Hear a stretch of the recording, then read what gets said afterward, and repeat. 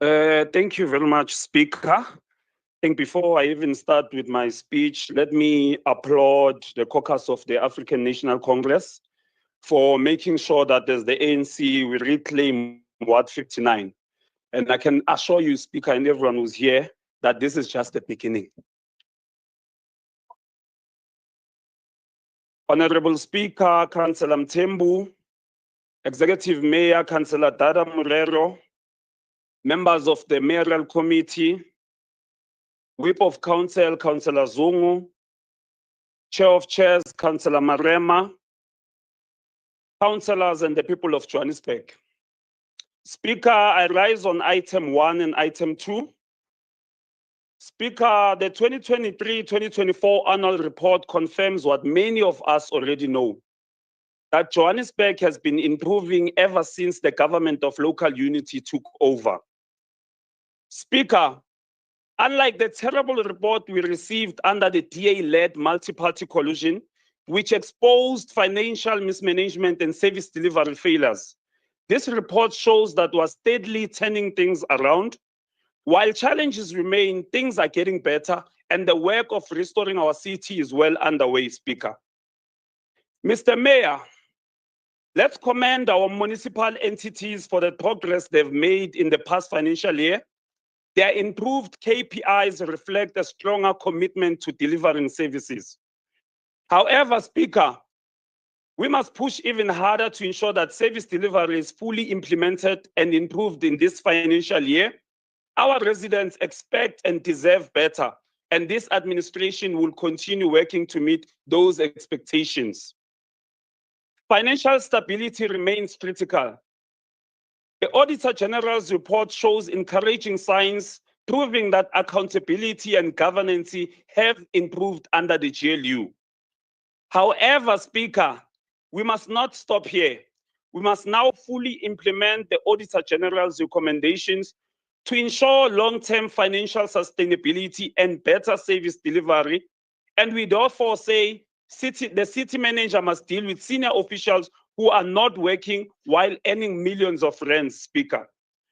Today, we approve the 2023-2024 annual report of the City of Johannesburg and the annual report of Municipal 127 of the Municipal Financial Management Act. We are on the right track, and the GLU will continue working hard to correct the failures of the past and build a city that works for its people. I thank you, Speaker.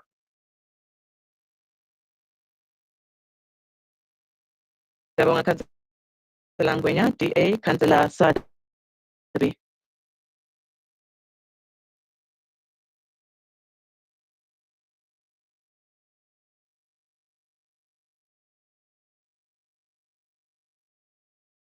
Thank you, Madam Speaker.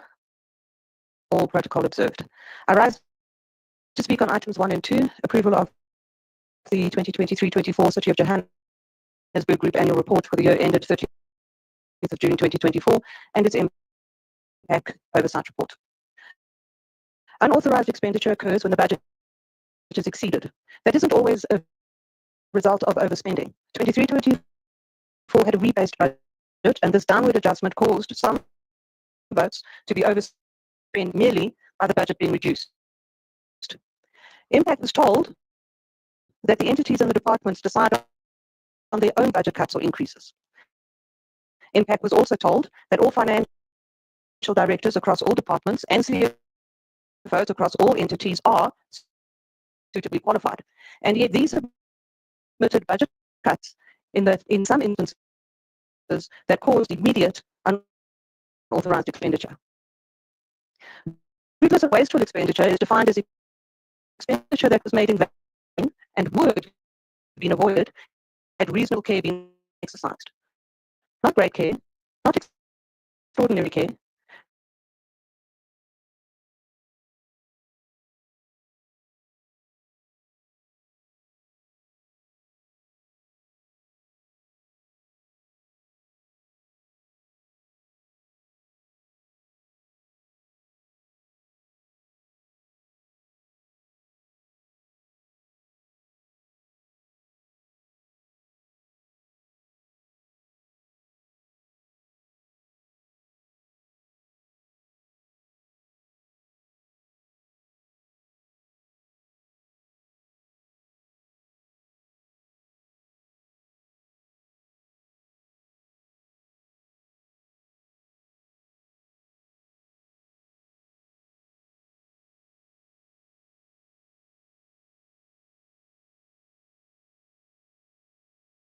a 34% increase in unauthorized expenditure to 8.9 billion rand, and irregular expenditure, even though marginally reduced, still comes in at a whopping 3.7 billion rand for the year.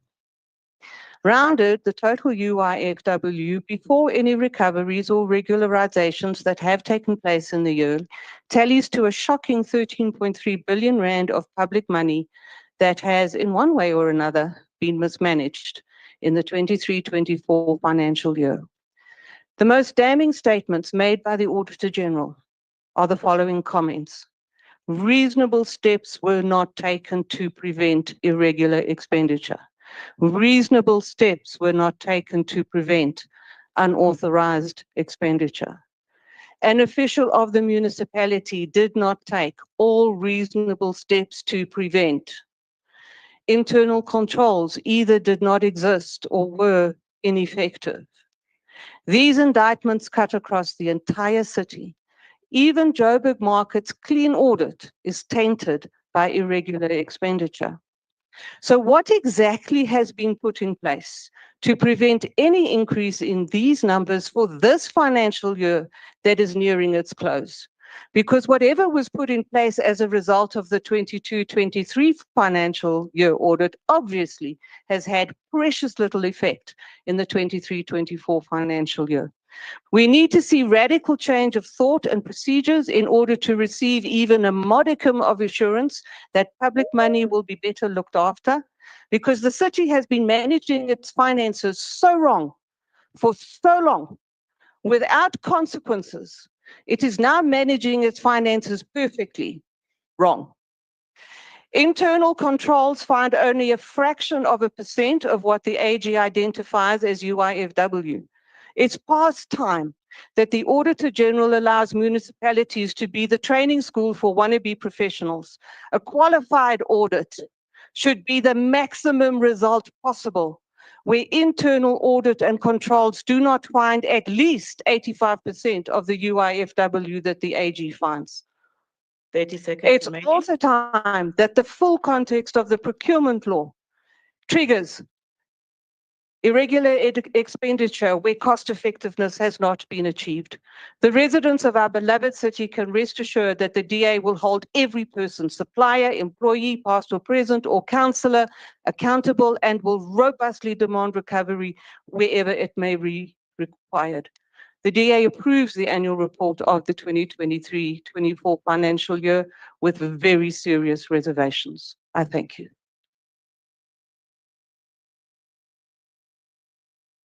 Thank you, Councillor Sadabi. EFF, Councillor Khatebe. Councillor Khatebe, you've been allocated 2 minutes. I need to share no Councillor Serrani Spegeni speakers list. He shared the time with Councillor Serrani, councillors.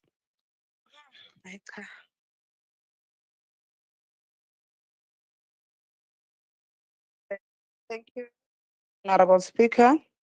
Greetings to the EFF caucus leader, the chief whip, our committed ground forces, fellow councillors, officials of the city, and most importantly, the residents of Johannesburg. The EFF rises in this council not merely to note or to observe the contents of the 2023-2024 integrated annual report. We rise to place the lived experience of the people at the center of this debate. The report, while recommendable in its layout and audit process, once again confirms what our communities have been shouting for years, that the city is not working for the poor and the working class. Behind the tables and the statistics lies the painful reality of inequality, poor service delivery, and missed opportunities. Speaker, let us start with the infrastructure. The report reveals that only 73% of the service delivery and budget implementation plan targets were met. While this is an improved from the previous year, it is not good enough. The city's capital expenditure performance continues to be undermined by poor performance from service providers, many of whom are not properly vetted or lack the capacity to deliver. The EFF has long said that entrepreneurship without accountability is a cancer in our municipality. Furthermore, we deeply remain concerned about the poor water quality and erratic supply across the city. The over-reliance on water tankers, especially in informal settlements, is a slap in the face of dignity. Speaker, this is not a wartime refugee camp. This is Johannesburg, the economic heart of Africa. Water must flow from taps, not trucks. The city must prioritize long-term investment in water infrastructure. Pipelines, pump stations, leak repairs, not short-term outsourcing to politically connected tankers. Yeah, Columbusburg? Oh, okay. On electricity, while the city reports progress, including 3,515 new electricity connections and improved embedded generation capacity, it continues to lag in addressing aging infrastructure and rampant cable theft. We ask, where is the plan to localize the energy economy? Where are the cooperatives and the township-based energy solutions? Speaker, the annual financial statements reflect a city struggling to manage its finances with a net deficit of 277 million for the group and consumer debtors ballooning to 9 billion. The city's fiscal sustainability is under threat. Moreover, UIFWs continue to rise. These are not just accounting terms. They represent the resources stolen from the poor. In conclusion, Speaker, the EFF approves the recommendation of the report, but does so with strong reservations and a clear warning. The people are watching. We demand that the city take the following actions immediately. 1, improve budget execution. Spend the capital budget in ways that directly benefits the communities. 2, accelerate informal settlement upgrades, including electrification, sanitation, and water connections. 3, unify law enforcement and the duplication and restore order. Zamile will extend the but we've run out of time, unfortunately. ANC, Councillor Mbengwa, because you shared your time also, you've got 7 minutes. Ndi macheloni vo dzomo la nyinga dorobo ya mudimulila ngoma wa Johannesburg. Madam Speaker, in the past week,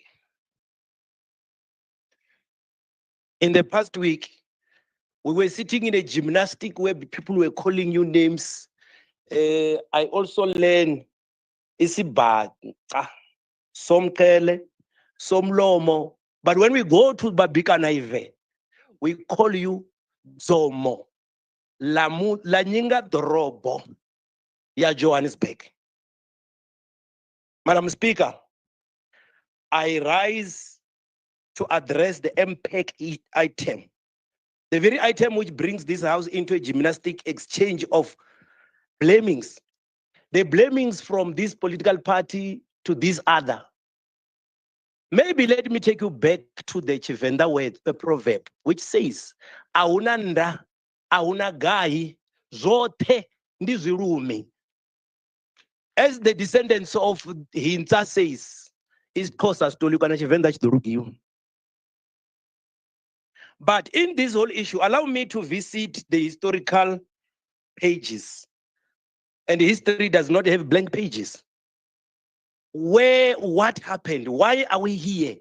It started in the period 2019 to 2021, when the then administration called multi-party. In that, the late Mayor Makubu, may his soul rest in peace, had left the city with a serious money, which Councillor Bur acknowledged the millions that was left. Now, what then happened?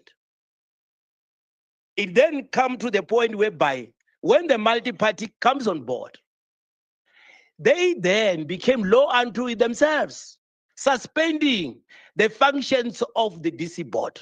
The DC board was not there. And that's where Inkatazo ya Velapia Kalakon.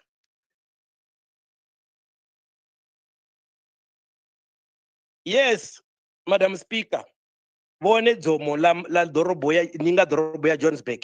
started, I share a Chivenda proverb that aunanda, auna guy is not in this room. We are always blaming each other.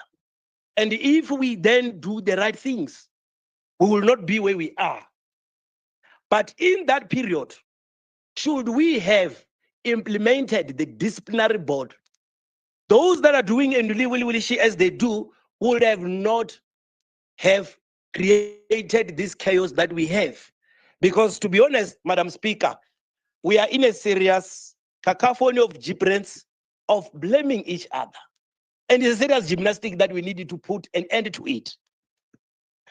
As I turn to another page, Madam Speaker.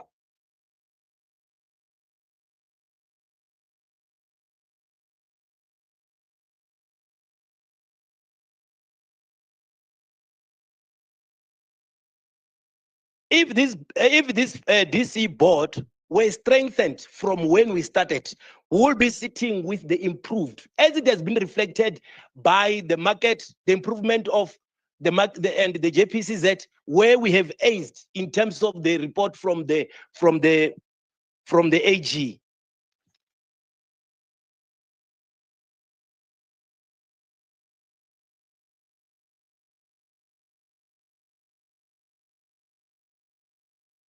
The ANC does not want to play a blaming game. The AG reports will definitely improve like what the market did. But now what we are calling for as the African National Congress is to say, let's have the consequences management be implemented. We don't care who is involved. Yes, we are agreeing and we are supporting what the other political parties are saying, that we must make sure that the law is enforced, so that we don't have all this continuous blaming and blaming and blaming, because it's a game that the residents of Johannesburg does not want. As I started with the lesson of indulging you into proverbs, allow me to also bring you to another ANC proverb, which is documented in their manifesto, to say, together we can do more. I am urging the people on the blue and the other people that are sitting there to say, as much as we can blame, Chivenda chijamba chiri munhu audhisumbi. Umunhu auzikumbi. Because everything that we have here, we can trace it to the historical history pages that they've created. And that was spearheaded by Mpopalatse, the former mayor. Even this issue of protection services, it is them that created it. Now, if we all come together, we can improve our finances, we can have a clean audit, we can steer this city, this golden city, to a clear direction. I'm appealing to them that as much as we are blaming, we need to stand firm and then work together. Because we've seen it, we can point it on the record.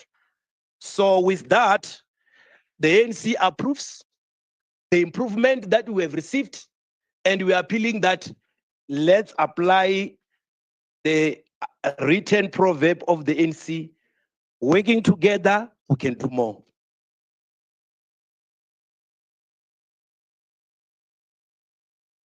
Thank you, Councillor Mbengwa. MMC Arnolds.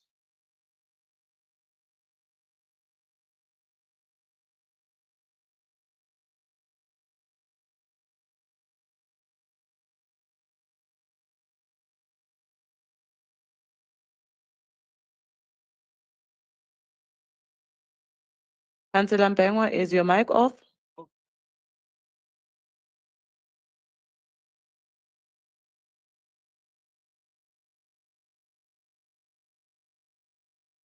No, I think it was something at the back. It wasn't Mbengwa.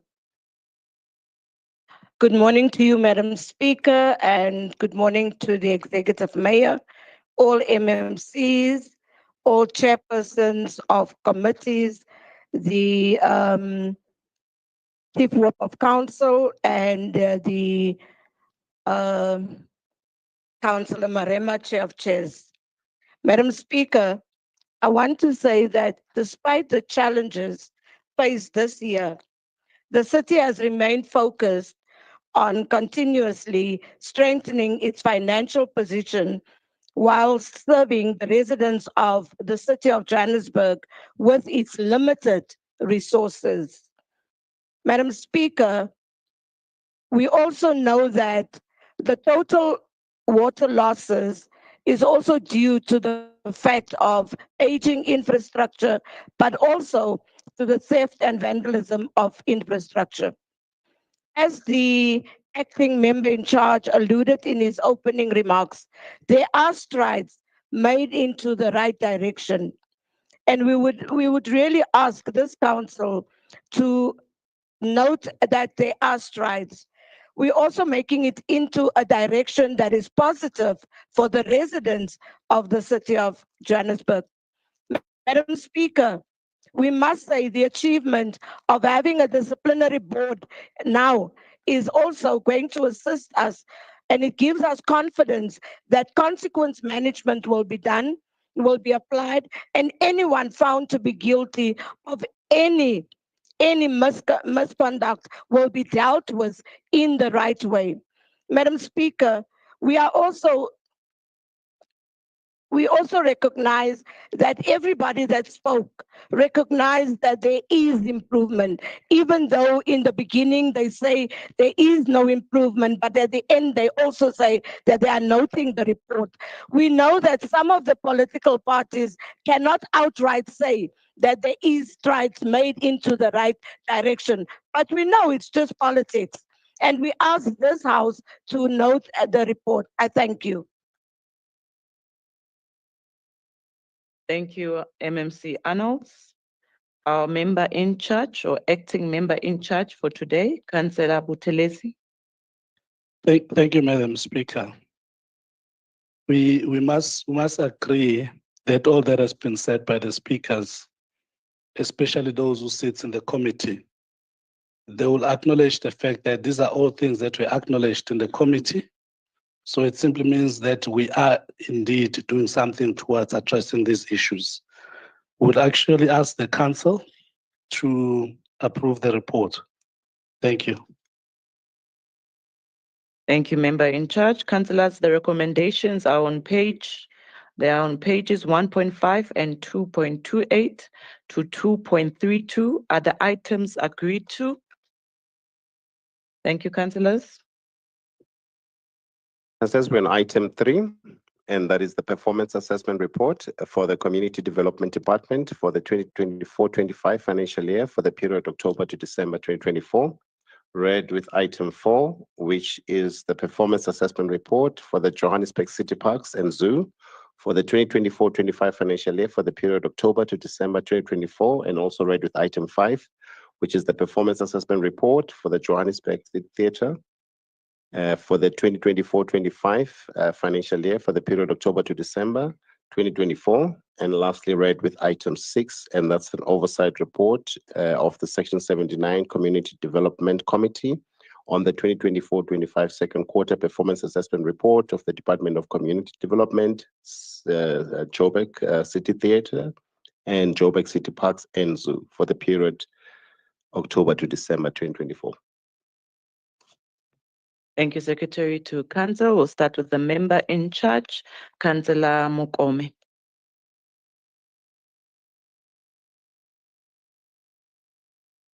Thank you, Speaker, and good morning. May I also uphold the protocol that has been upheld earlier on. Madam Speaker, in this House, I rise to present items 3, 4, 5, and 6 on behalf of Section 79 Development Oversight Committee, the second quarter oversight report for the Department of Community Development and its entities for the 2024-2025 financial year for the period October to December 2024. The overall assessment by the committee indicates that the midterm performance of the department remains satisfactory, but the rate at which repairs and maintenance are conducted at our facilities remains a concern, as it affects access to full utilization of the facilities. In the period under review, as as it was festive as such, it is encouraging to see that the number of visitors were more than 3 times the expected number.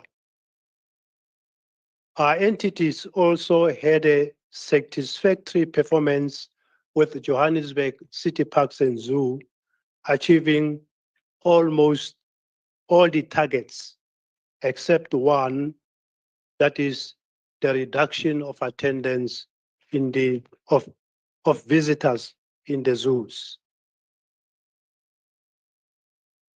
Madam Speaker, meanwhile, Johannesburg City Theatres achieved all its targets. The overall financial performance of these entities remains an area of focus for the committee in order to ensure reduced UIFW and adherence to SEM practices. In conclusion, Madam Speaker, I recommend that Council approves the aforementioned reports, noting the observations and recommendations therein. Thank you. I thank you. Thank you, Member in Charge. DA, Councillor Mthembu.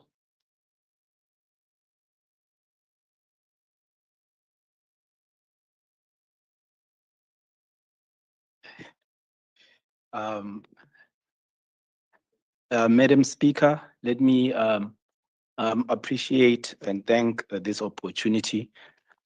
But on a lighter note, Madam Speaker, please allow me to actually join the pact that wishes Bafana well, our national team, on their decisive victory last night. And we also wish Bafana well on the road to qualifying for the FIFA World Cup.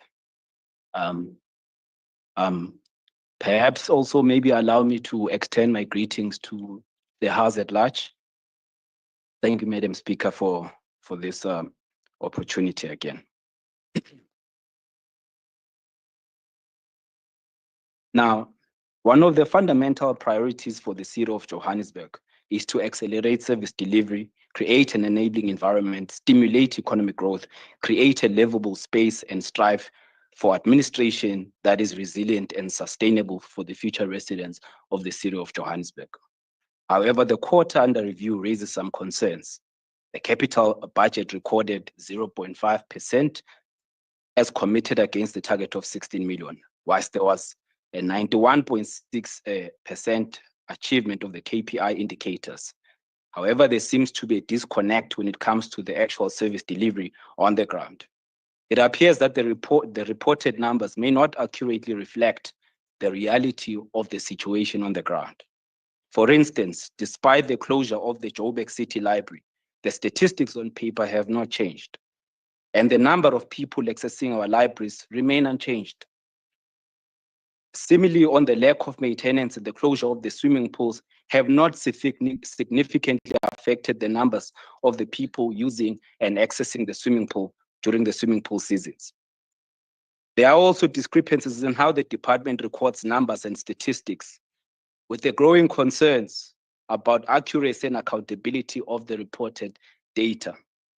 Furthermore, there seems to be an ambiguity regarding the service level agreement that exists between JMPD and the Department of Community Development. In several meetings, a direct response has been lacking, and the vandalism on our facilities is very much persistent. It is essential to have transparent understanding on the areas and facilities guarded by JMPD and the level of resources allocated to these tasks. Additionally, while some of the programs like e-learning initiatives continues to operate, there are concerns about the accessibility and inclusivity to these programs. The choice of the digital platform may exclude certain segments of population, especially considering the high number of unemployment or the high unemployment rate and the data cost in our country. There is a need for more comprehensive assessment for programs and impact and reach to ensure that it effectively benefit the community at large. Furthermore, I would like to draw your attention to the deteriorating state of the Johannesburg Arts Gallery. which houses a significant collection of modern contemporary art in the sub-Saharan Africa. The lack of transparency and proper procedures in the repairs and maintenance of JAG is concerning. These challenges included employees at JAG locking gates to physically keep us out of performing our oversight duties. And also having the MMC, Gogo himself, showing up during the said oversight, which is still yet to answer as to why he was even there from the first place and blocking the endeavor to actually holding the executive into account. The information shared about JAG's status is misleading and lack acknowledgement of the critical issues facing the cultural institution. Despite claims of normalcy and collaborative achievements, it is actually quite evident that there are significant challenges that needs to be addressed urgently. The lack of transparency and consultation regarding the repairs and renovation works at JAG is alarming. It raises questions about the motives behind the secrecy surrounding the process. The absence of critical details such as 30 seconds remaining, such as contractors and the scope of the repairs is a red flag and cannot be ignored. The Democratic Alliance remains committed in upholding accountability and transparency in government, and we will remain and will continue to advocate for the preservation of our culture, our cultural institution.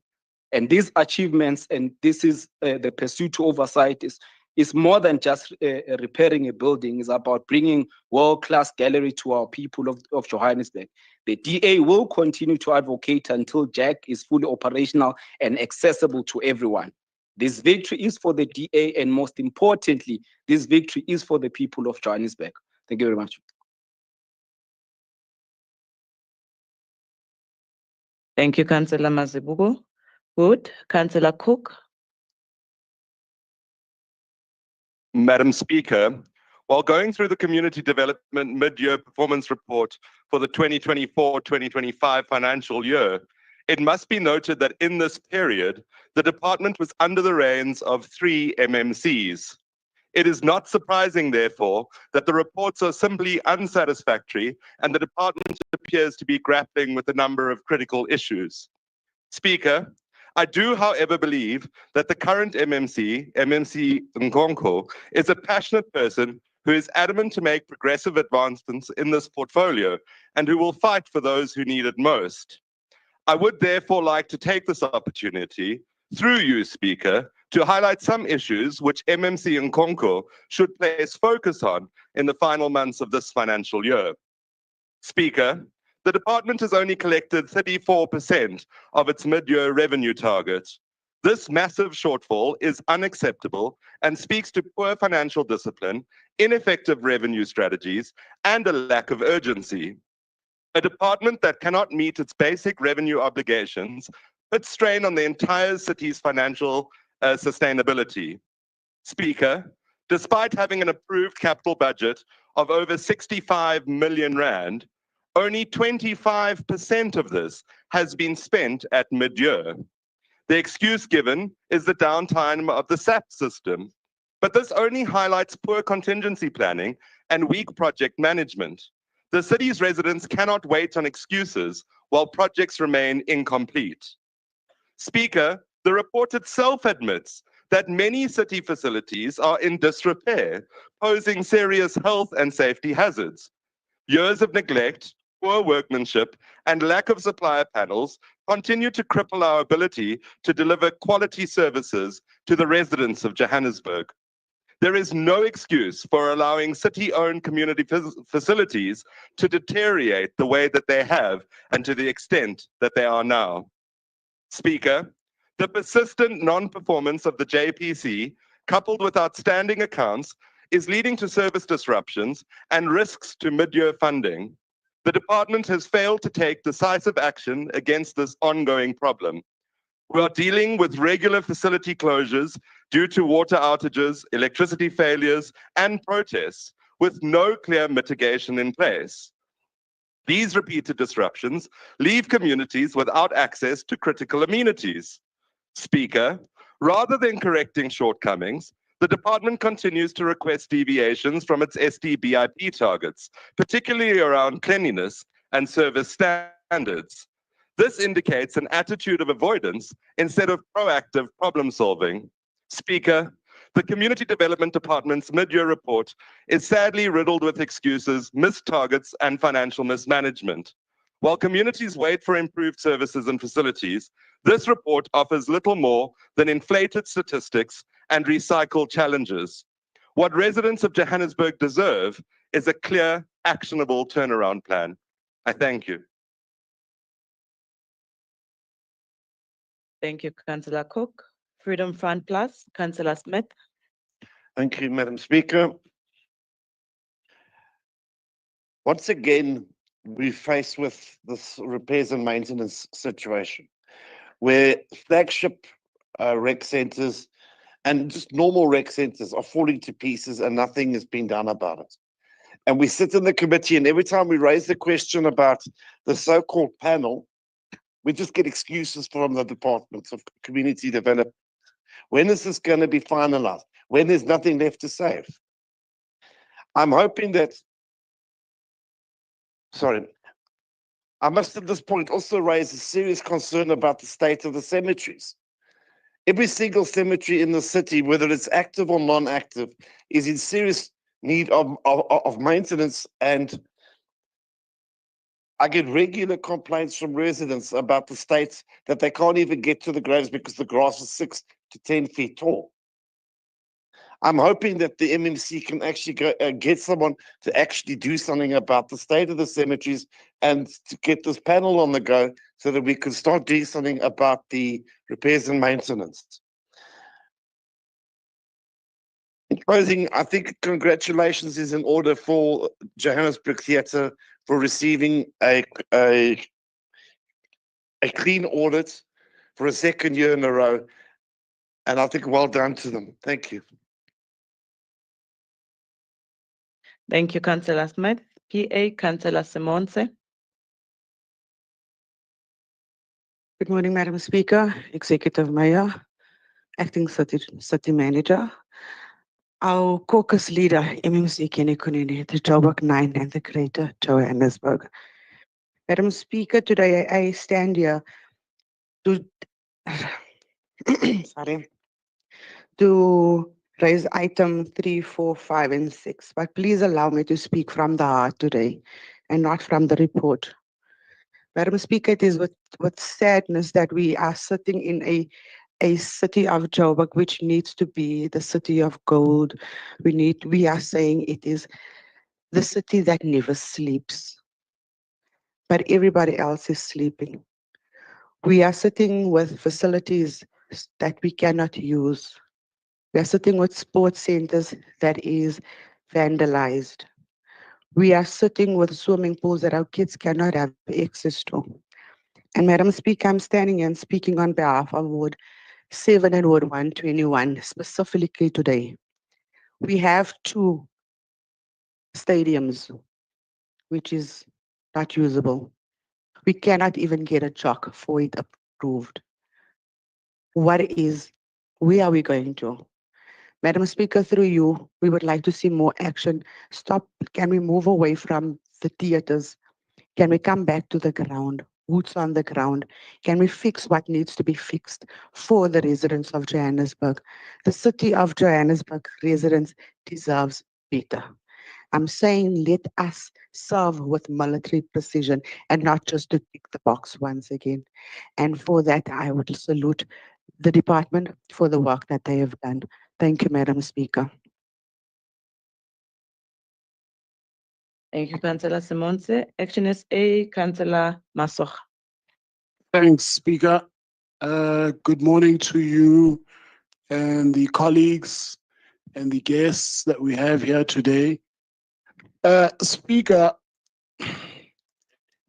I concur with the points my colleagues have put forward. And, the honesty of it is, this morning, if I just deviate a little, I was driving down into council and I passed the Phineas Park in Mayfair. and I noticed that they are putting up the Clearview fence. And right next to the work that was ongoing, I noticed that there's a recycler pushing a Clearview fence. And I'm asking myself, where's the sustainability in ComDev? I think the issue here with ComDev is that there's zero sustainability approach in the work that we're doing. And obviously, the repairs and maintenance, backlog. In the reports, we also noticed, Speaker, that there's a lot of incompetent reporting there. In the previous quarter, we saw that apparently we were able to raise, or rather, we were able to generate revenue of about 6,000 Rand, and that is not reality. In the following quarter, we raised 12 million. And, the incompetent reporting during this, important time in terms of our budgeting discussions is unacceptable from a reporting perspective. You expect that those reports are in order. Another area that I want to highlight in terms of generating revenue is, the group comms here in the COJ. ComDev has a lot of facilities. You're talking about, some 230 recreational centers. And the reality is that our group comms is not pushing the mandate to assist us in marketing these facilities.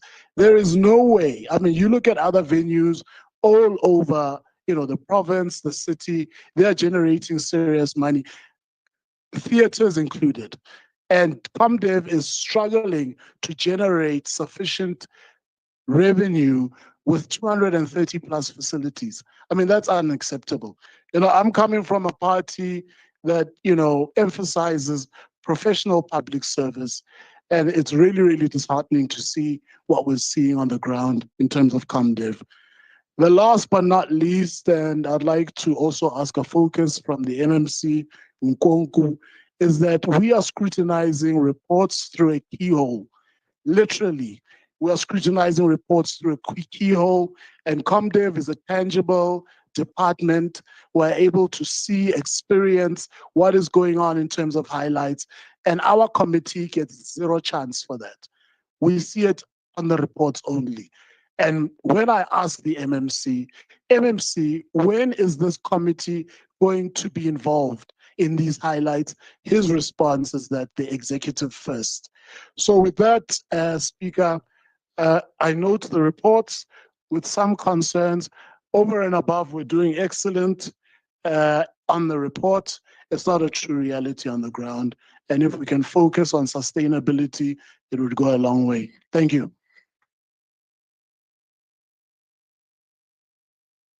Thank you, Councillor Masoko. DA Councillor Sefumba.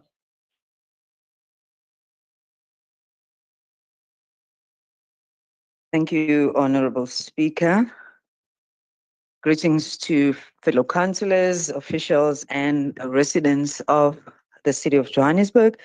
Speaker, allow me to wish blessings to our federal leader who celebrated his birthday yesterday, Mr. John Steenhuisen, as well as the legendary Mthembu, my cousin. Happy birthday and blessings to all of them. Speaker, I stand before you today with agency regarding the state of Johannesburg City Parks and Zoo. While the second quarter report highlights some achievements, we cannot ignore the glaring failures that undermine service delivery and public trust. Yes, Speaker, targets were met, trees were planted, public spaces were patrolled, and jobs were created. But numbers alone do not reflect reality. Our cemeteries remain overcrowded and unkempt. Our parks are unsafe, and our zoo is losing visitors at an alarming rate. A shortfall of over 130,000 visitors is not just a statistic. It signals declining public confidence in our recreational facilities.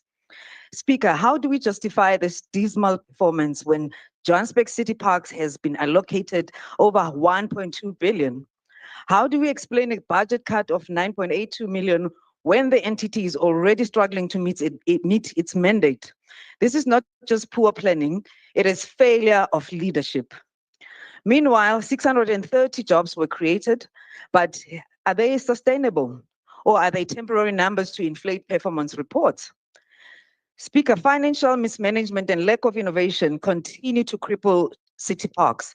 How do we justify spending 54% of the operational budget halfway through the financial year without visible improvements? If money is spent, it's being spent, the impact must be evident on the ground. I therefore, Speaker, urge the GLU administration to act decisively. We need real plans to increase revenue for the zoo, restore dignity to our cemeteries, and ensure our parks are safe and well maintained. How long will the residents of this city have to wander through overgrown cemeteries searching for their loved ones' graves? The cemetery digitization project, initiated in 2018 by the DA, remains a pipe dream. What kind of government allows its people to be stripped of their dignity like this, Speaker? Speaker, if all is well, why does Johannesburg feel more broken than ever? This administration finds comfort in statistics, but we, the residents, demand real change. History has proven, and today, it remains an undeniable fact that only the Democratic Alliance delivers effective governance. We do not rely on empty statistics. We deliver real service delivery, real economic growth, and real governance that puts people first. Like my fellow colleague Councillor Hadeba said earlier, the people are watching, Speaker. Come 2026, the people of Johannesburg will choose the only party with a proven track record of getting things done, which is the blue machine, the DA, as long as Speaker. Thank you.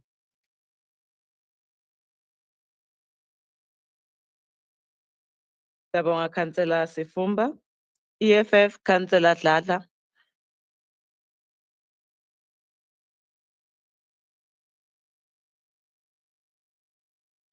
Greetings, Speaker. I'll be speaking on behalf of Councillor Zaza. Ke dume ke dumedise baeng ba rona ko gallery, our councillors, our mighty 29 battalion. Speaker, I will be making a mistake if I start my speech without acknowledging the good work done by the deployee of the EFF MMC of Public Safety, Commissar Mthembu, in ensuring the restoration of safety in the streets of Johannesburg. MMC, we know you did not find TRU, you formed it. You found no chief of JMPD, you appointed Chief Jaka. You arrived to the taking cars of JMPD. Look at them now, those GD6 and BMW series newest models. They are recently, let me start afresh. You arrived to the taking cars of JMPD. Look at them now. Those GD6 and BMW series newest models. You recently arrested the most feared and most wanted criminal from my area with many hijacking and murder cases. MMC, we see you. We see your work. Please, ungakhathali, ungapheli umoya. Siyazi abanye banomoya. Siyazi abanye bebephethe baze balanda those from Kong from China. Ebezidlela imali belele nje emsebenzini. Siyakubongela MMC. Caucus leader Mgcine Chwaku, the hardworking MMC of Public Safety Chief Whip Thabisa Mkhapi, the entire caucus of the EFF and councillors. We stand to note item 3, 4, and 5, and 6 with the following observation, that the MMC need to step up political with everything for the Department of Work effectively. We seem to be stuck on issues of pools, facility management, and general maintenance of our parks, cemeteries, and soccer fields. Because we are able to place security officers in some of our parks, we should then consider the same with other departments' facilities to deal with the theft and vandalism happening in our facilities, and has claimed too much of our hard-earned revenue. Let's build. Salute.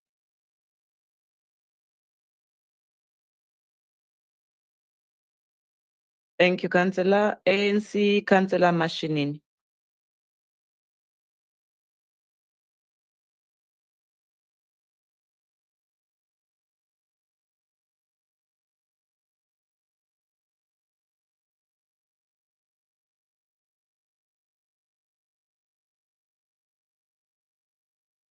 Oh, thank you, Speaker. I'll start by greeting the Honorable Speaker and the Mayor and chairpersons of Section 79 committees and researchers and members of the community. Speaker, campaign season say people are campaigning here and misleading the House.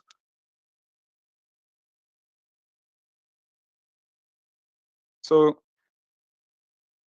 first, let me extend my deepest appreciation to the Mayor for his unwavering leadership and commitment in particular in driving the Joburg Library Phase 1 project.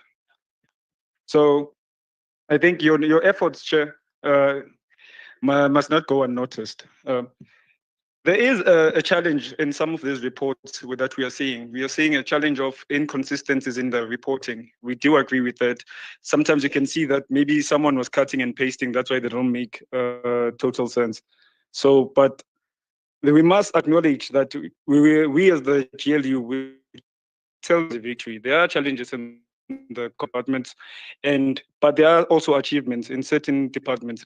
We must also remember that for ComDev to function properly, we also have to tell our people to start paying rates and taxes, because this low collection, it's a direct result in us suffering like this.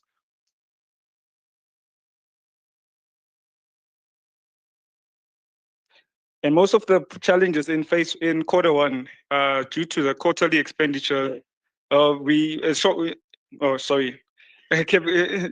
financial stability remains a challenge in quarter one. Capital budget expenditure stood at a shocking 0.4 due to delay in invoice payments, which is a challenge if the invoices are not paid in time. And we do acknowledge that. But in quarter two, we saw an improvement of 25% backlog, which remain 25% backlog, an improvement of 25%. The backlog remains a concern. Moving forward, we must prioritize invoice payments and actively engage key stakeholders such as JOSCO and JDA to ensure projects and executing them efficiently. Despite these challenges, the department has achieved an overall service delivery performance of 88%.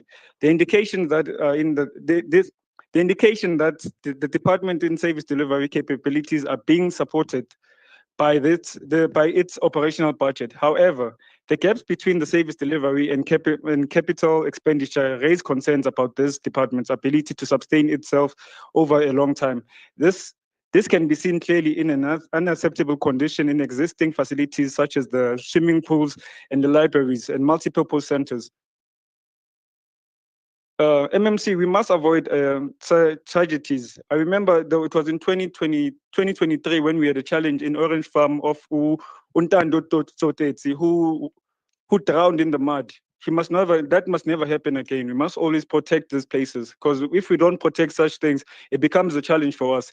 And we must always protect these facilities. We must remind our communities that they must always protect these facilities because they belong to them. This vandalization is a challenge. I hope Councillor reported the person who was stealing that Clearview, because it's a challenge if he did not report it. Because if you don't report, then you are accompanying him to steal that fence. So while moving on to the city parks and zoo, while the report highlights a strong KPI achievement, the budget expenditure, the situation on the ground tells a different story. Many parks, open spaces, and cemetery remain neglected. This raises concerns. MMC, I know you're going to deal with this one. Beyond the KPI metrics, it ensures our green spaces truly reflect a vibrant, well-maintained city. And Councillor Mashinini, please hold on. Councillor Masucha, on what point of order? Yeah, no, I just wanted to clarify. Councillor Mashinini, I did not say that he was stealing the Clearview. Councillor Masucha, you can't respond. I just wanted to clarify, Speaker. Thank you. You can't respond. You cannot respond. It is time to deliver his speech, just like you had your time to deliver your speech.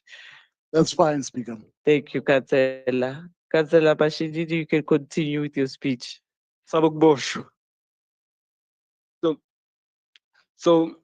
Lastly, we cannot overlook the vital role played by Johannesburg City Theatres. Their work is inclusive. Youth empowerment and edutainment fosters social cohesion and cultural development. We commend their dedication and urge them to continue and their work in arts. Then, oh, sorry about that. You know when I'm not wearing my spectacles. We condemn their dedication in to continue, and I'm sorry about that. We commend their dedication, and we urge the city to invest in the arts as it is a vehicle for social transformation. As one of my favorite writers, Maya Angelou says, do better, do the best you can until you know better. Then when you know better, you do better. Close quote. Our city deserves better, our people deserve better, and we as the leaders must do better. Let us ensure that every report and every budget and every project translate into a reality and a visible change for our communities we serve. Thank you. Siyabonga Councillor Mashinini, MMC Nkonku. Thank you very much, Madam Speaker. Greetings to our Honorable Mayor, Councillor Gatamrero, Chief Whip for the Council, Councillor Zungu, Chair of Chairs, Councillor Marema, Mayoral Committee members, chairpersons of secretarial committees, all the councillors and the residents of our city of Johannesburg is really true. Madam Speaker, I have noted all the concerns raised by the councillors in this house. And also, I would like to extend my appreciation for the constructive criticism. As a leader, as a liberator, as an Africanist, we really, really appreciate constructive criticism because it helps us to improve where we lack. Madam Speaker, allow me to touch on last week you were commemorating Sharpeville Langa massacre. As I'm sitting here as a leader, sitting here listening to our fellow Africans and how they articulate, I see that now it's a liberation is a process. We need to really, as a liberator, we really need to work hard to help them, to colonize their mind, because I cannot understand, there was this day where I was in a bank and the people came and robbed the bank. And I saw a victim who's supposed to be hidden. When the police came, went and protect the robbers. Please don't kill them. She even cried. So when I asked, they say that disease, they call it a Stockholm syndrome. So I want to address Stockholm syndrome from our people, the oppressed. But I'll address it in this way. As a liberator, every generation has its own purpose. Ours is to reveal the truth and reverse the brainwashing. There are only 3 types of Africans amongst us in terms of Black liberation. Those who have insight to see through the veils of white mentality enslaving lies, therefore inherits duty to teach our hidden truth to those of us that don't know. Number 2, those who have the mental fortitudes and insight to ingenuity know the truth when it has been presented. Therefore, then inherits the duty to share the truth. And there are those that are like fruits that have fallen from a tree and roll so far away from its root that it's no longer a part of the tree. The hard fall and the long journey profoundly changes the fruit. And there's nothing that you can do to return the fruits to the tree. By saying that, Madam Speaker, I therefore ask the Council to approve the audit reports is ready to.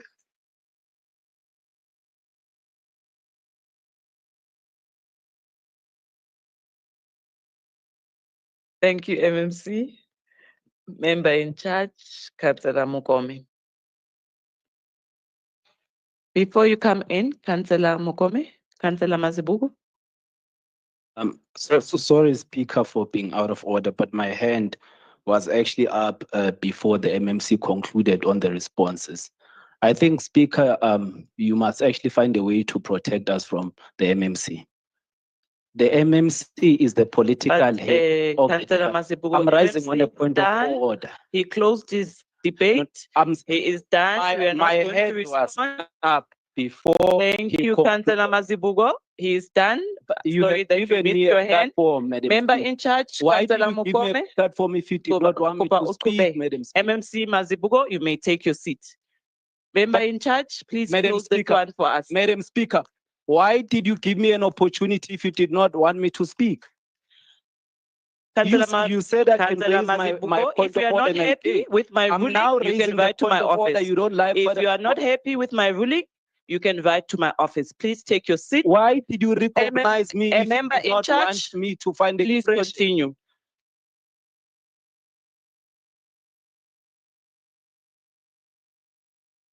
Thank you, Madam Speaker. Madam Speaker, the concerns that have been raised by our colleagues are keeping us awake at night. We acknowledge the fact that our public facilities are being vandalized. During weekends, Madam Speaker, we interact in our social activities, whether it's cemeteries, whether it's sports field, all public facilities around our city. We are there and we hear the complaints that are coming from our people. And indeed, we are awake to these challenges. Councillor Mazibuko, we appreciate the fact that you lamented once again about the Johannesburg City Library. But on Saturday, thank you, Executive Mayor, the library was partially opened until the final phase in August. Thank you, Executive Mayor. But also, may I hasten to add the fact that Johannesburg Arts Gallery is also on the radar. Thank you once again, Executive Mayor. Councillor Cook, yes, we have had 3 MMCs within a very short period of time. But now we are at a situation where we can say under the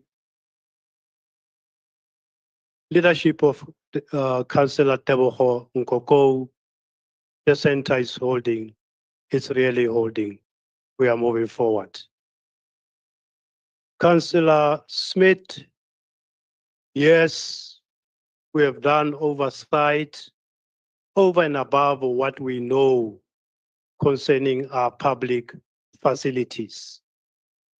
And indeed, in some other instances where we want to give credit, like you mentioned, Johannesburg City Theatres, we are saying, JCT, thank you for a job, well done.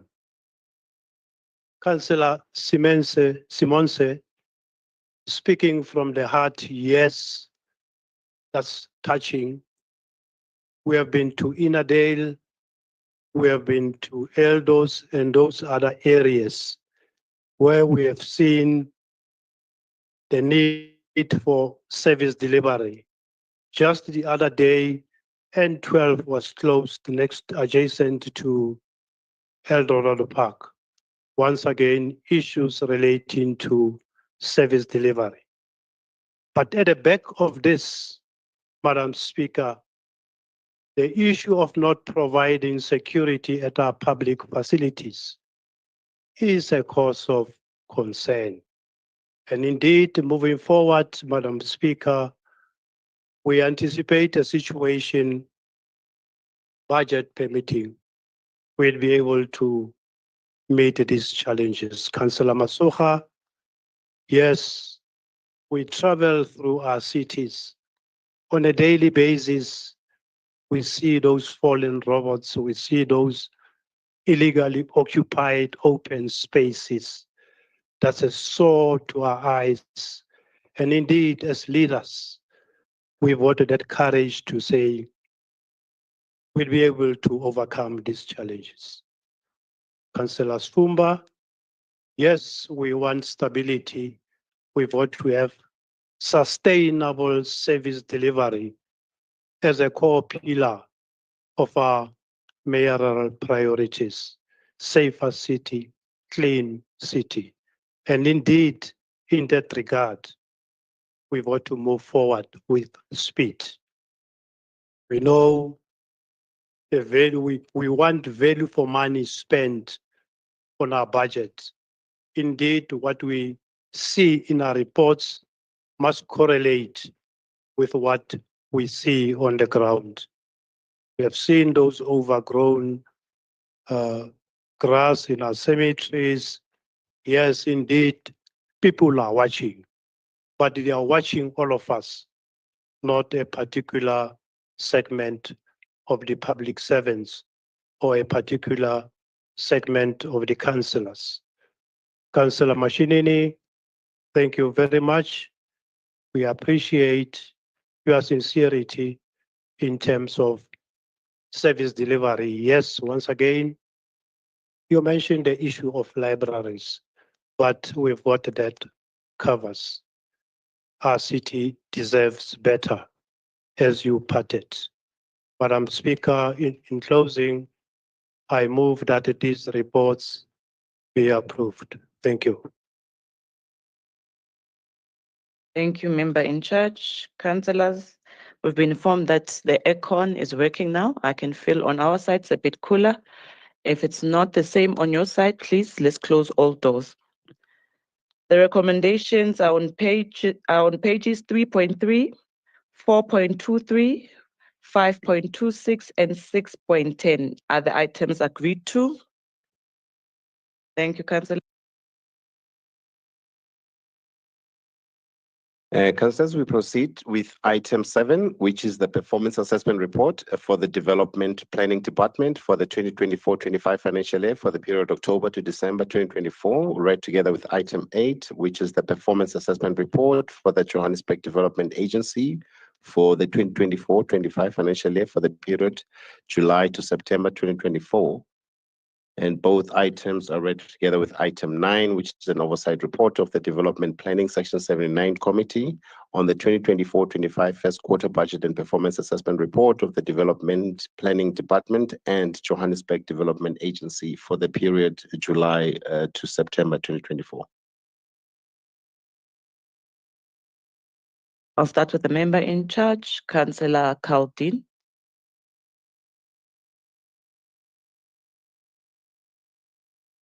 Chair of Chair, I did not see Councillor Caldin today, who's going to be the acting member in charge. Morning, Speaker. I'll be standing in for Councillor Caldin this morning. Speaker, I rise to table the performance oversight report of the Development Planning Section 79 Committee on the 2024-2025 second quarter performance reports of the Department of Development Planning and the Johannesburg Development Agency.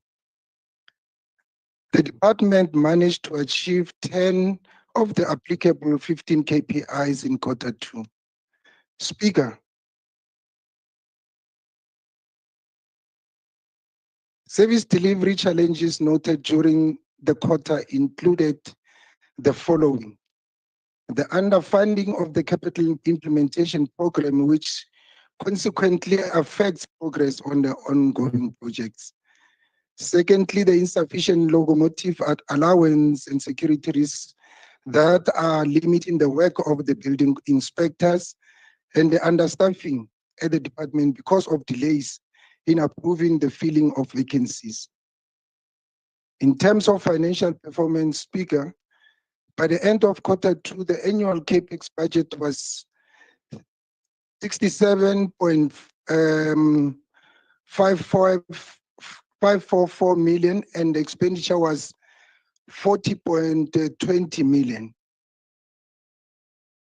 OPEX expenditure incurred was 220.59 million, which is 44% against the targeted 248.6 million, which was supposed to be 50%.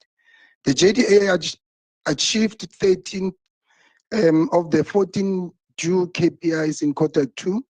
By the end of the quarter, the entity had spent 418.8 million, which is only 45% of the annual 934.4 million capex budget.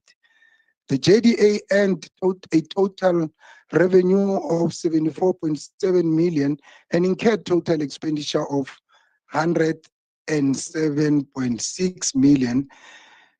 This resulted in an overall deficit of 32.9 million. An interest charge of 39.7 million on the sweeping account was included as part of the operating costs. Service delivery challenge during Q2 included the following: poor performing contractors. Secondly, the city's cash flow issues. Speaker, in terms of recurring committee concerns, we have the poor pre-planning efforts by the project's management team to ensure that supply chain processes are concluded on time. The city's financial constraints, which have negatively affected department and entity performance and related targets. The poor performance performing contractors due to cash flow issues and inability to resource projects. The ineffective funding model for the JDA, which continues to put substantial financial pressure on the entity and contributes to the majority of overall deficit. The delays in implementing the outdoor advertising audit and the inability to enforce an updated outdoor advertising bylaw. Lastly, Speaker, the committee recommends that council notes and approve the Section 79 Development Planning Committee Oversight Report and the second quarter performance reports of the Department of Development Planning and the Johannesburg Development Agency. I thank you.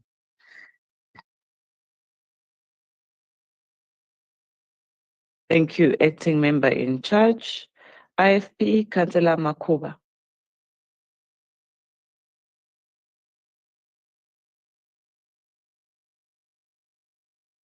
Greetings to the Speaker, the Executive Mayor, members of the Mayoral Committee, councillors, leaders of different political parties. Noting that on the 21st of March 2025, the IFP turned 50 years since it was founded by the late His Excellency Prince Mangosuthu Buthelezi, marking a milestone of its existence. I rise to speak on items 7 and 8. We have noted all the highlights. I'm not going to go through all of them, but we just have a few concerns that we want to raise on the performance of the department and JDA as the entity.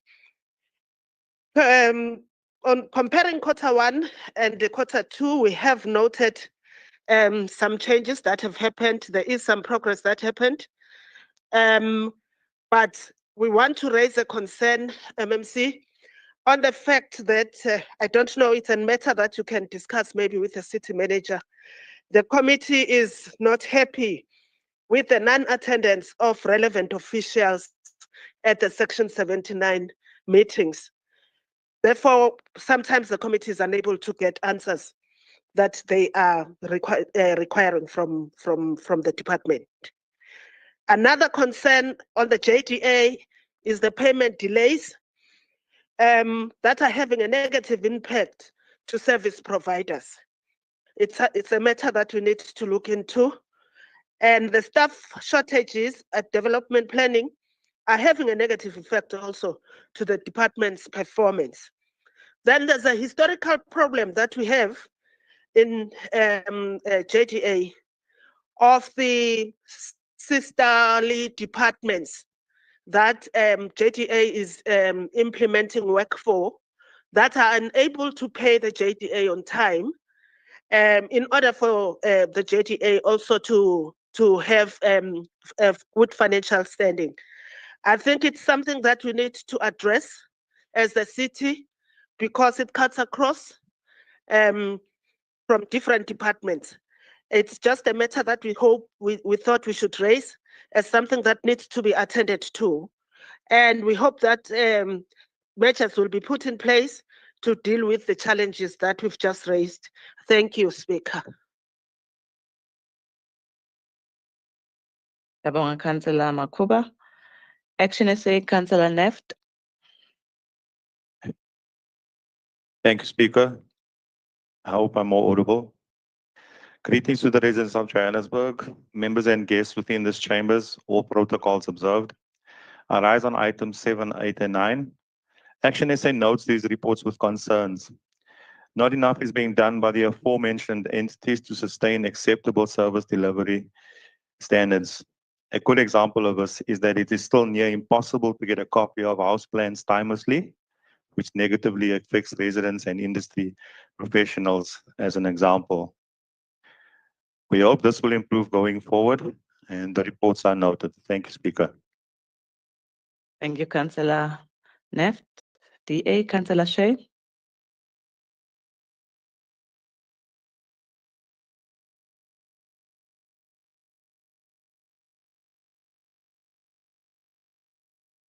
Good afternoon, Speaker, to the councillors who spend every single day fighting to rescue this great city, aka my DA colleagues, and of course to everyone else.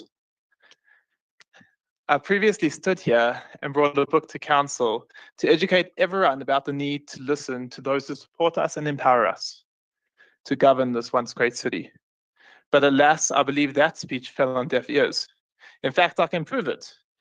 During that address, I gifted the then MMC of Finance, who is now the mayor, with a JoJo tank, as we warned about the impending water crisis in Johannesburg.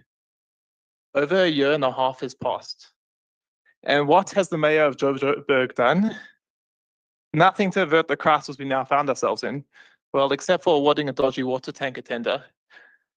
But let me not digress from the matter at hand, as I rise to discuss the second quarter performance report of both the Development Planning Department and the JDA. There's a common theme that runs through every JDA quarterly report that we've seen in council for years, and this report is no exception.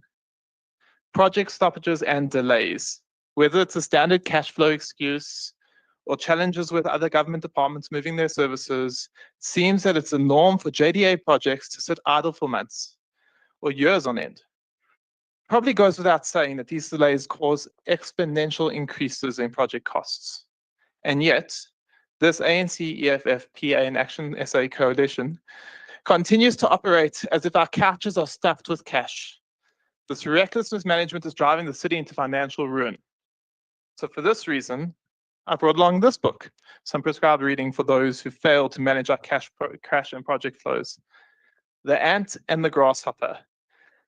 Now, while there are surely many on that side of the aisle that behave like grasshoppers who've turned into a swarm of locusts and have stripped everything in their path bare before moving on to decimate their next target. I think we should learn the same lessons that the grasshopper in this book has learned. That it is the importance of securing resources necessary such that you can complete your project without unnecessary stoppages. Don't worry, there is a great Coco Melon video on YouTube for those of you that don't read.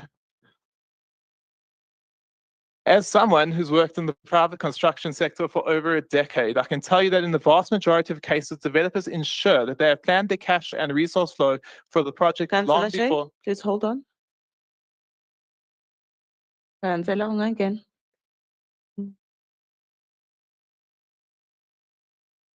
Thank you, Speaker.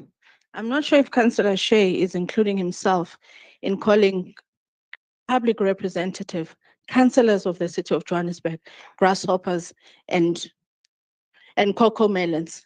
He must really include himself in that statement and withdraw that statement.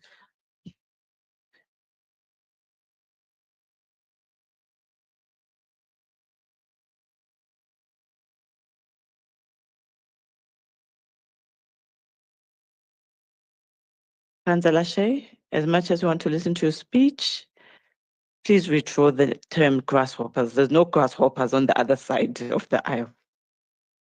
Speaker, The with all due Cocomelon, you didn't say anyone, but the grasshopper part.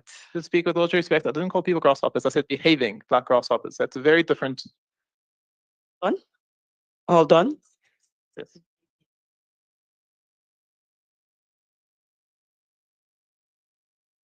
Okay, so should he? Councillor Shay have been advised by legal that it means the same. They are making an example that you wouldn't also like it when people would say or use such a term as you are acting like a dog, for example. That would offend you, so it's the same. So please withdraw. In the interest of continuing, I withdraw. Thank you, Councillor.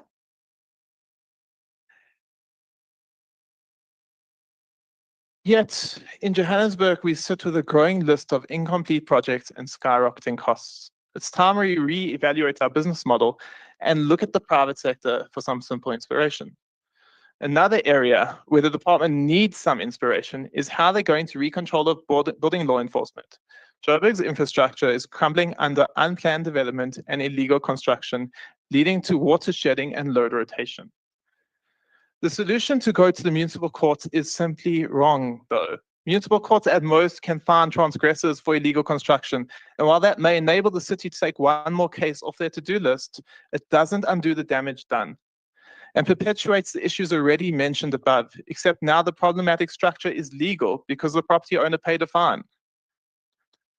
Another common complaint regarding the city and litigation is the lack of transparency into what's happening with complaints and the perpetuity of unresponsive officials at the regional level. A prime example of this. Councillor Shay, please hold on. Councillor Rapadu. Thank you, Madam Speaker. I'm rising to ask a question and to get clarity, because this insignia that this person continually does, it's bothering me. So can you listen to my point, Madam Speaker? What question? Yes, can you listen to my point? Can we get a determination if this is allowed in council so that I stop? Because it just bothers me. Please, can we get a ruling around that thing? He must remove the South African with the Israeli thing. But I'm asking for clarity. Councillor Rapadu, my councillor on the other side is also wearing his own. So Councillor Shay, please continue with your speech. Thank you, Madam Speaker. Tolerance. Thank you. Tolerance. No, yes, but I needed clarity if it's allowed. Fair. Now, Speaker, this is the third time Councillor Rapadu has questioned your order on this. He is disrupting council. You are empowered to remove councillors who insist on disrupting council. If he wants to carry on with this, use your prerogative. Thank you. And another councillors, please hold on, Councillor Shay. Councillors, we're not going to touch on this because you officially wrote an email to complain about this. And we did respond that we are handling it with legal. So let's leave it at that because you officially did write to complain. So Councillor Shay, please continue with your speech. Councillor Mosetla.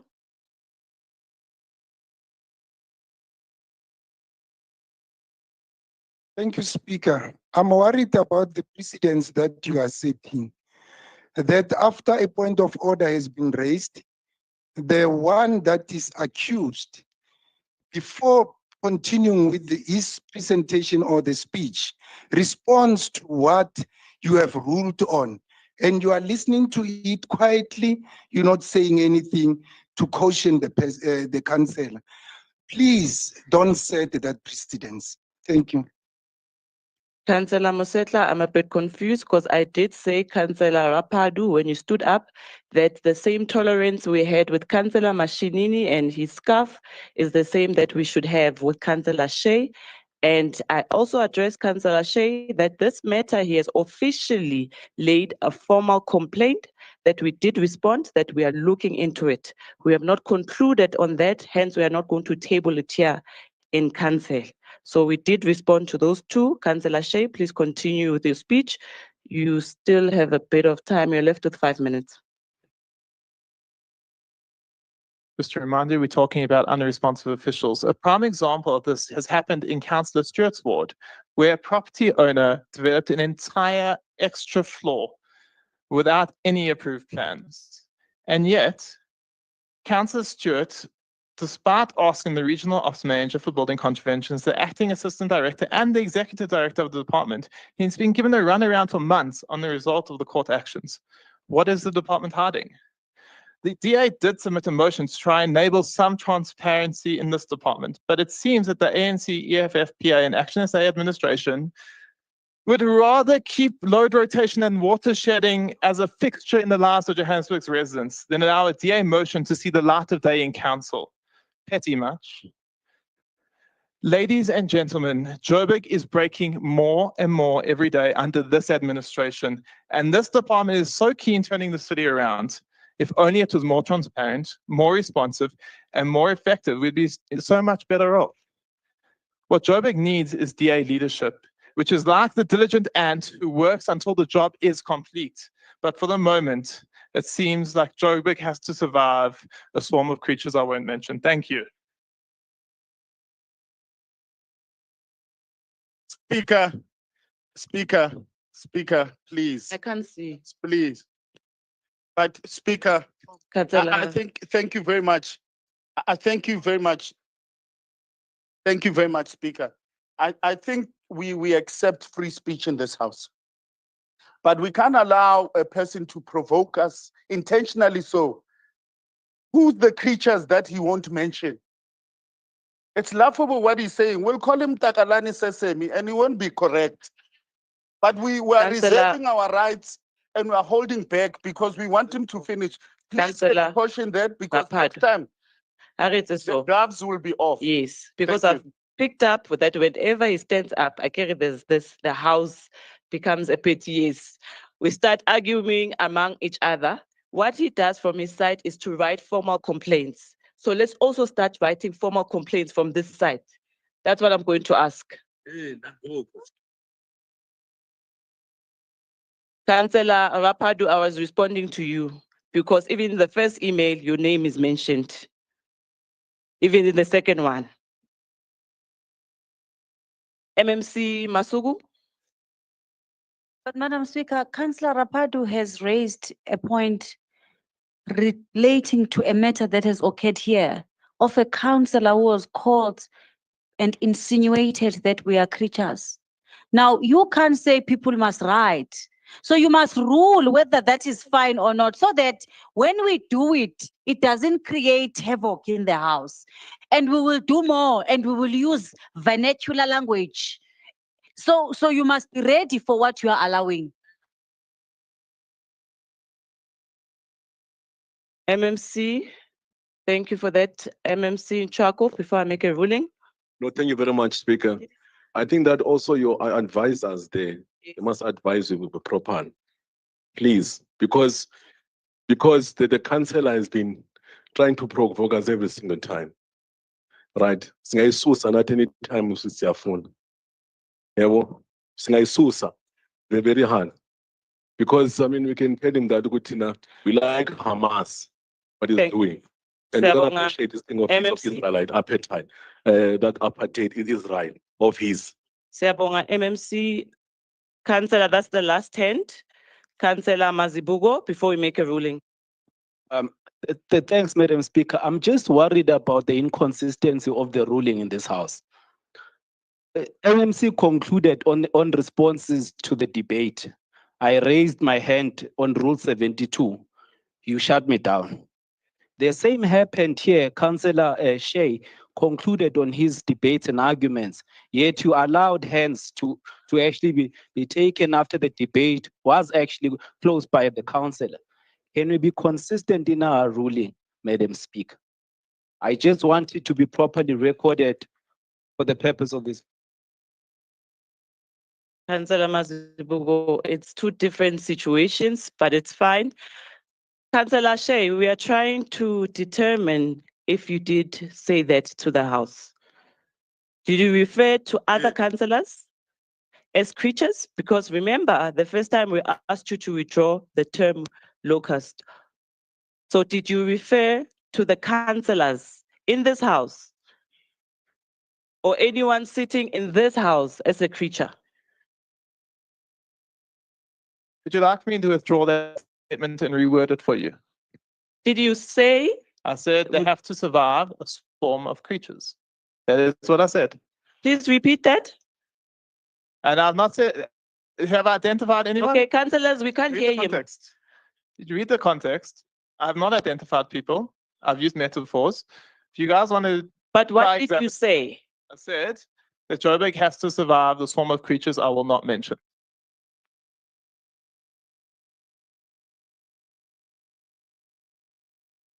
This is Councillors, exactly okay. the same thing that Israelites are thinking about the people of Councillor Shay, Palestine, all right, undermining councillors, them. it's fine. This Let's guy make a is really ruling. undermining us.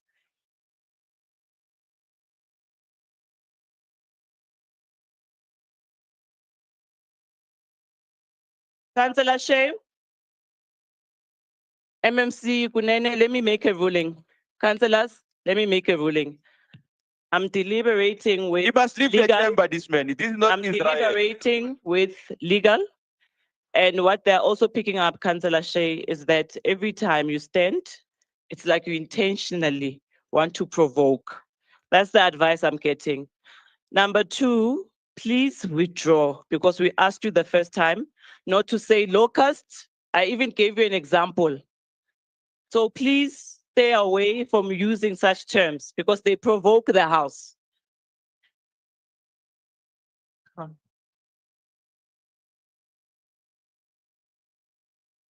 Councillor Shay, we are all waiting on you. I will withdraw. I will withdraw the term creatures. Joburg has to survive a destructive administration. Thank you. Morales, Councillor Shay, please withdraw. We didn't hear you withdrawing. Just withdraw. Just withdraw. Councillors, please switch off your mic. We want to hear him. We Speaker. can't hear him this side. I withdrew the term creatures. And I fully withdraw the term Thank creatures. you.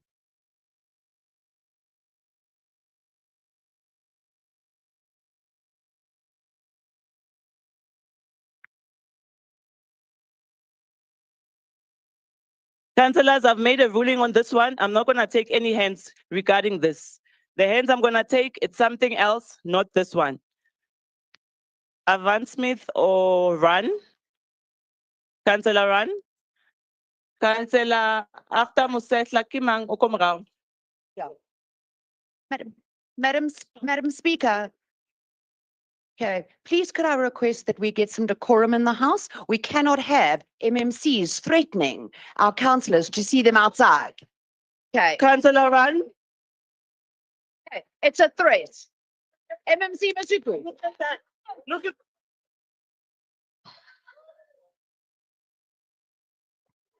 councillors. I go.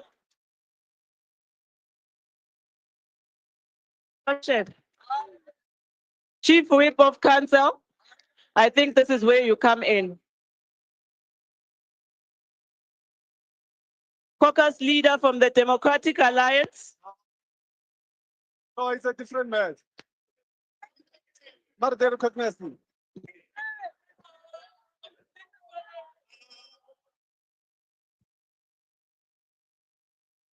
My problem. Councillor Musehla, I can't see the councillor at the back there. He raised his hand. There's a councillor. He raised his hand. It's Councillor Muyepi. Councillor Muyepi. Thanks very much, Speaker. Can Councillor Cave withdraw the keys as well? We don't appreciate these keys here. What keys? Our councillor Muyepi, put sepile so. It's a councillor Rapadu. It's not about the ruling. Okay, we are done. No. It's not about. Councillor Rapadu, I've already made a ruling. Yeah, Please I'm not. respect. I'm not. Yes, standing I've on the- already made a ruling. That one is closed. If it's on other item, it's Thank okay, you. but not the ruling I made No, I'm just not. now. Speaker, I respect you and I won't challenge your ruling.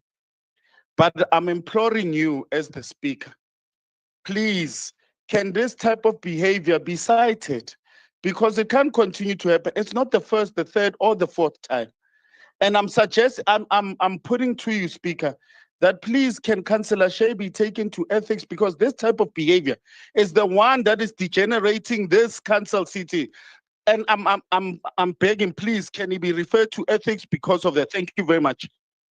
Thank you, Councillor Rapadu. And you know, the formal way of doing it, I've been advising you personally, please formalize the process. Councillors, Councillor Echizonjoku. Madam Speaker, thank you very much. And thanks for making a ruling on that. Madam Speaker, can I request protection for all DA councillors?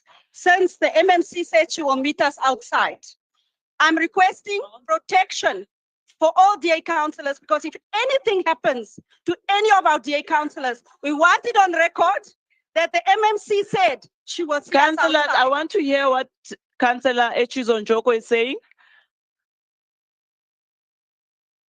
Madam, oh, do you want me to repeat? Sorry. Yes, I didn't hear what you were saying. You can go ahead. Speaker. Thank you very much for this opportunity. I know you've closed the debate, but I want to put on record, Madam Speaker, Councillor Masuku. No, Councillor MMC, I thought MMC Masuku has I just thought said, you were going we'll to meet speak you about outside. security Can issues, we get but protection? that item has Can been we closed. get protection for all DA councillors? If anything happens to them, it is on record Protection from? that the MMC said she will meet us outside. Are you Can saying- we put it on record? Okay. If anything happens to any DA councillor, it will be on the head of this house. So she's saying that the MMC threatened. Councillors, I'm not going to take any more hands. We are moving along. We've got 2 full days of council business. And I think this item, we have covered it thoroughly.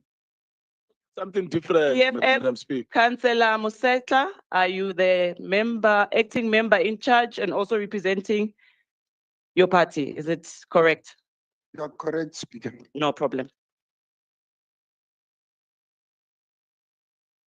Honorable Speaker, EFF Party Leader Dr. Mthembu, Chief Whip of the EFF, Councillor Thabisa Mogapi, the EFF's 29 Red Battalions, the GLU partners, and the residents of Johannesburg.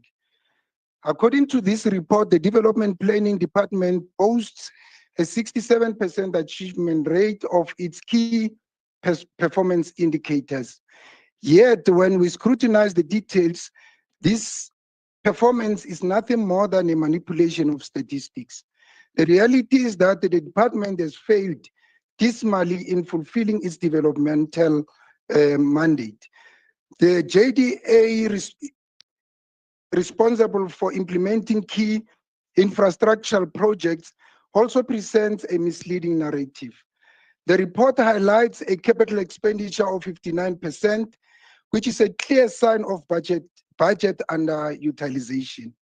Underspending in a city riddled with potholes, crumbling infrastructure, and informal settlements without basic services is a betrayal to our people. What excuse do the department have for failing to spend the money allocated to improve the lives of our people? The financial patterns reflected in this report paints a worrying picture of either incompetence or intentional neglect. Funds meant for development projects are either misdirected, underspent, or utilized, or not utilized at all. Meanwhile, irregular expenditure remains unaccounted for, and budget allocations don't reflect the economic transformation agenda that the EFF has always championed. This is in direct contradiction to the EFF's founding manifesto, which calls for the complete overhaul of the spatial and economic patterns of apartheid. One of the most serious issues in this report, Speaker, is the failure to pay our SMMEs on time. Black businesses, particularly those in the townships, are being systematically destroyed by the city that refuses to honor its financial obligations. The MFMA's 65 2E is clear. Service providers must be paid within 30 days. Yet this administration continuously fails to comply. This is because we have an incompetent CM in the name of Mr. Nobuhle, who since his appointment has been sleeping on duty. What message is being sent to emerging businesses when they are forced to shut down because of non-payment? The EFF will not allow the deliberate economic sabotage of black businesses to continue unchallenged. The report highlights several projects that remain incomplete, yet no concrete action plan is provided to address these failures. Community halls remain unfinished, road projects are abandoned, and housing developments are moving at a snail pace. Development to create jobs and improve economic productivity as well. As the EFF, we demand the following immediate interventions: the immediate settlement of all outstanding invoices owed to the SMMEs. No black-owned business should collapse because of the city's inefficiency. A full report on incomplete projects, timelines, and accountability measures must be put in place to ensure completion. Reallocation of unused budgets to priority areas. The underspent funds must be directed towards informal settlements, road maintenance, and housing. A radical shift in planning priorities. Development must prioritize townships and informal settlement in historically neglected areas. The people of Johannesburg, Speaker, deserves a government that works for them, not against them. We thank you.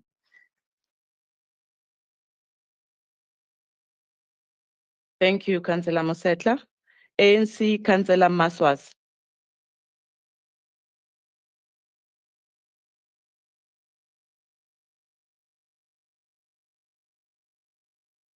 Thank you, Speaker. Greetings to yourself and greetings to the leader of caucus, Comrade Adam Rero.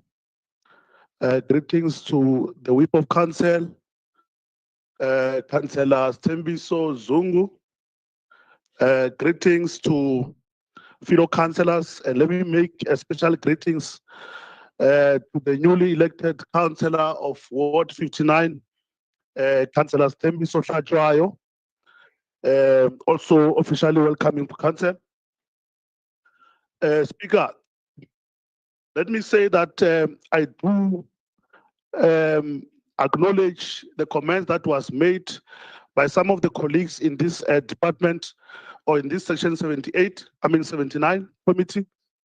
Indeed, what they've said is a true reflection of what is happening.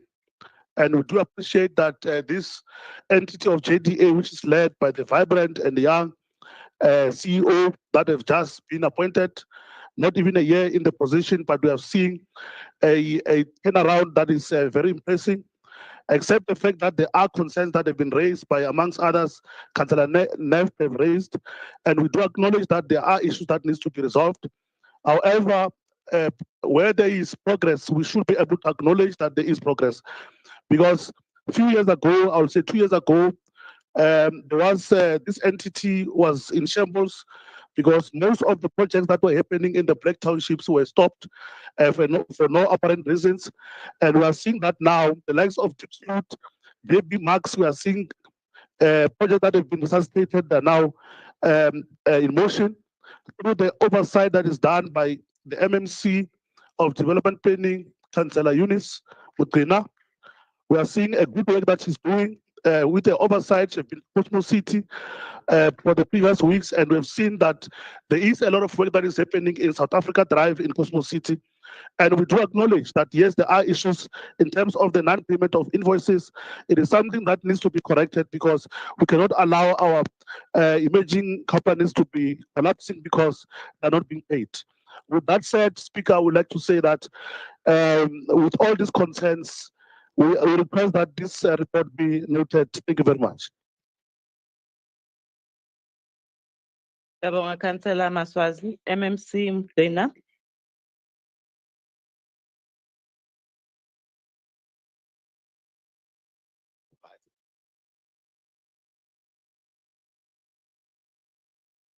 Councillor Maswazi, can you check your mic?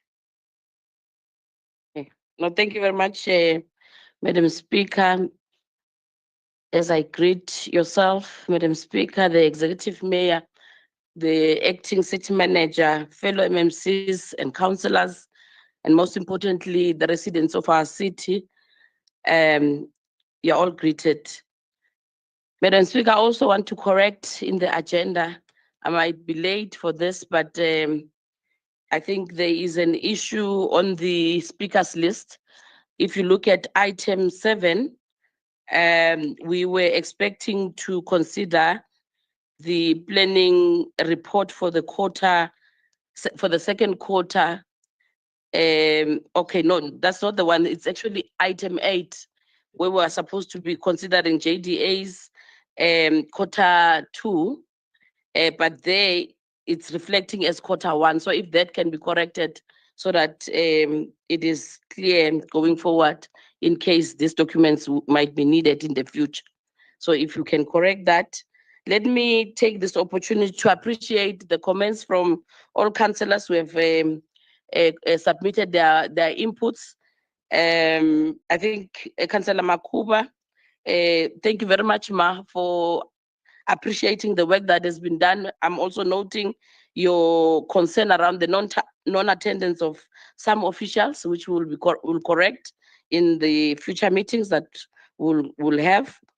The issues around payments, I think many councillors raised it. We are noting that as well, and we'll continue to raise it with the relevant structures within the city. Councillor Neft, I think your issue is also noted, and I hope that the issue of office space will be expedited through the Executive Mayor and MMC Nisi. We hope that will be addressed, and they actually heard what you also raised as a concern in this meeting. Councillor Shea, you know, you confuse me sometimes, but I think the laptop that you use, you must stop using that laptop. It's really confusing you, my friend. But I'm noting the issue that you have raised around the stoppages of projects, which is as a result of a number of challenges that we faced in different projects that we're doing in different areas. It is noted, and we hope through our engagements with different stakeholders, that matter will be addressed. We are doing all we can to try and address the issue of stoppages of projects throughout the city, all the projects that we're doing. We will continue to do that, engaging people. We believe that when you engage people in the importance of having the projects being done and completed, it always works in our favor as the city, and we'll continue to do that. The issue of the municipal courts, we believe that this is a process that will allow us to prosecute those that are doing wrong things, those that are doing illegal things in the city. But if you still feel strong that the municipal courts process is not working in our favor, it's a discussion that we can continue to have. I don't think it's a train smash. Let's continue to have that discussion so that we can all be in agreement of what needs to be done going forward. I think Councillor Musehla, I was confused because you were member in charge, and again you are representing the EFF. Mukoni go na le confusion gona mo. A re lokishe. But I'm noting all your points that you have raised. Let's agree that o re tshwere ka two, o re tshwere ka mo re le banyane gona, Speaker. But we note what you have raised, Councillor, and you continue to raise those points in at section 79 as well. We really appreciate.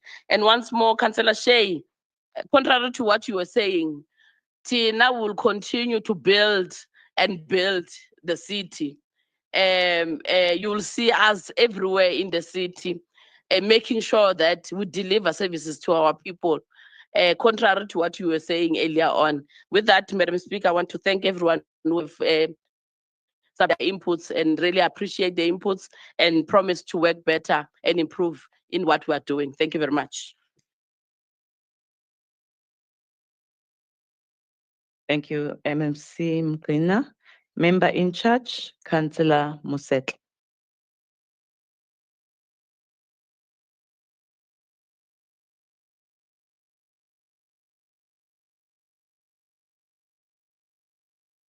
Ntshwarele kgaitsedi yake. MMC Mthembu. Re tseba mebereko ya gago. Le batho ba o berekang le bona. Re tseba mebereko ya gago le CEO wa JDA, the young Mthembu Matibe. Le ka mokgwa o le lekang gore dilo di lokishwe ka gona. Re nyaka gore speaker, and I'm going to lobby Councillor Marema. Gona le code yo felang o e berekisha ya the naked emperor. And I think one day when you get the chance, you must give it to Councillor Ski or Councillor Shi. O ka ra itsebe go ba ile mo re gabotse. So, Speaker, re to leboga committee ka moka ga yona for depoliticizing it, or the committee. Berekishano ba nang le yona in the committee, and the way they are taking issues in the committee, attending in their numbers every time and not sparing anyone.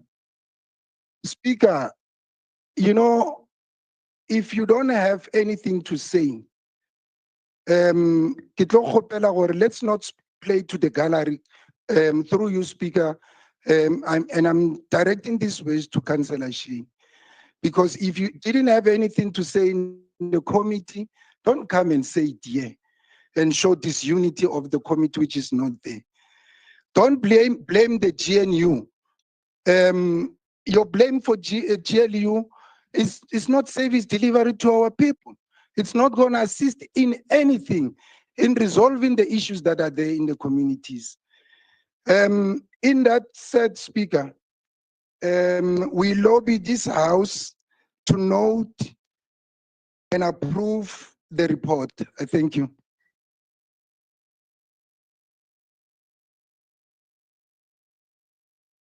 Thank you, Acting Member in Charge.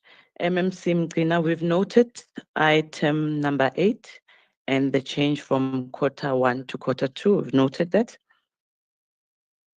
Councillors, the recommendations are on pages 7.7, 8.4, and 9.12 to 9.13. Are the items agreed to? Thank you, councillors. Councillors, we proceed with item 10.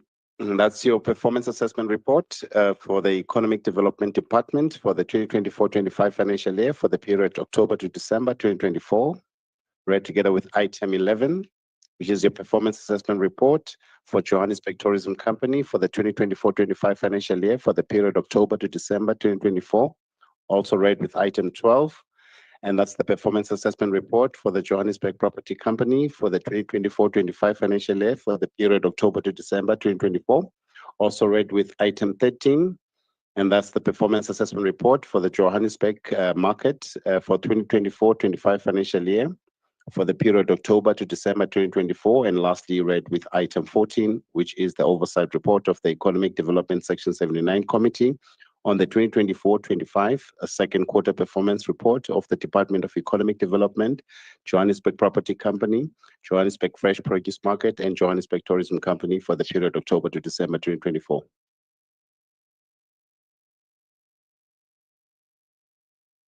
Thank you, Secretary to Council. We'll start with the member in charge, Councillor Mhlongo. Thank you very much, Madam Speaker. Madam Speaker,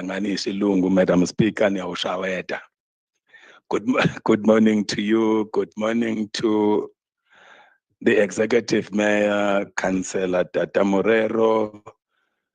Good morning to Chief Whip of Council, Unyamagai Shizungu, Chair of Chairs, Councillor Marema.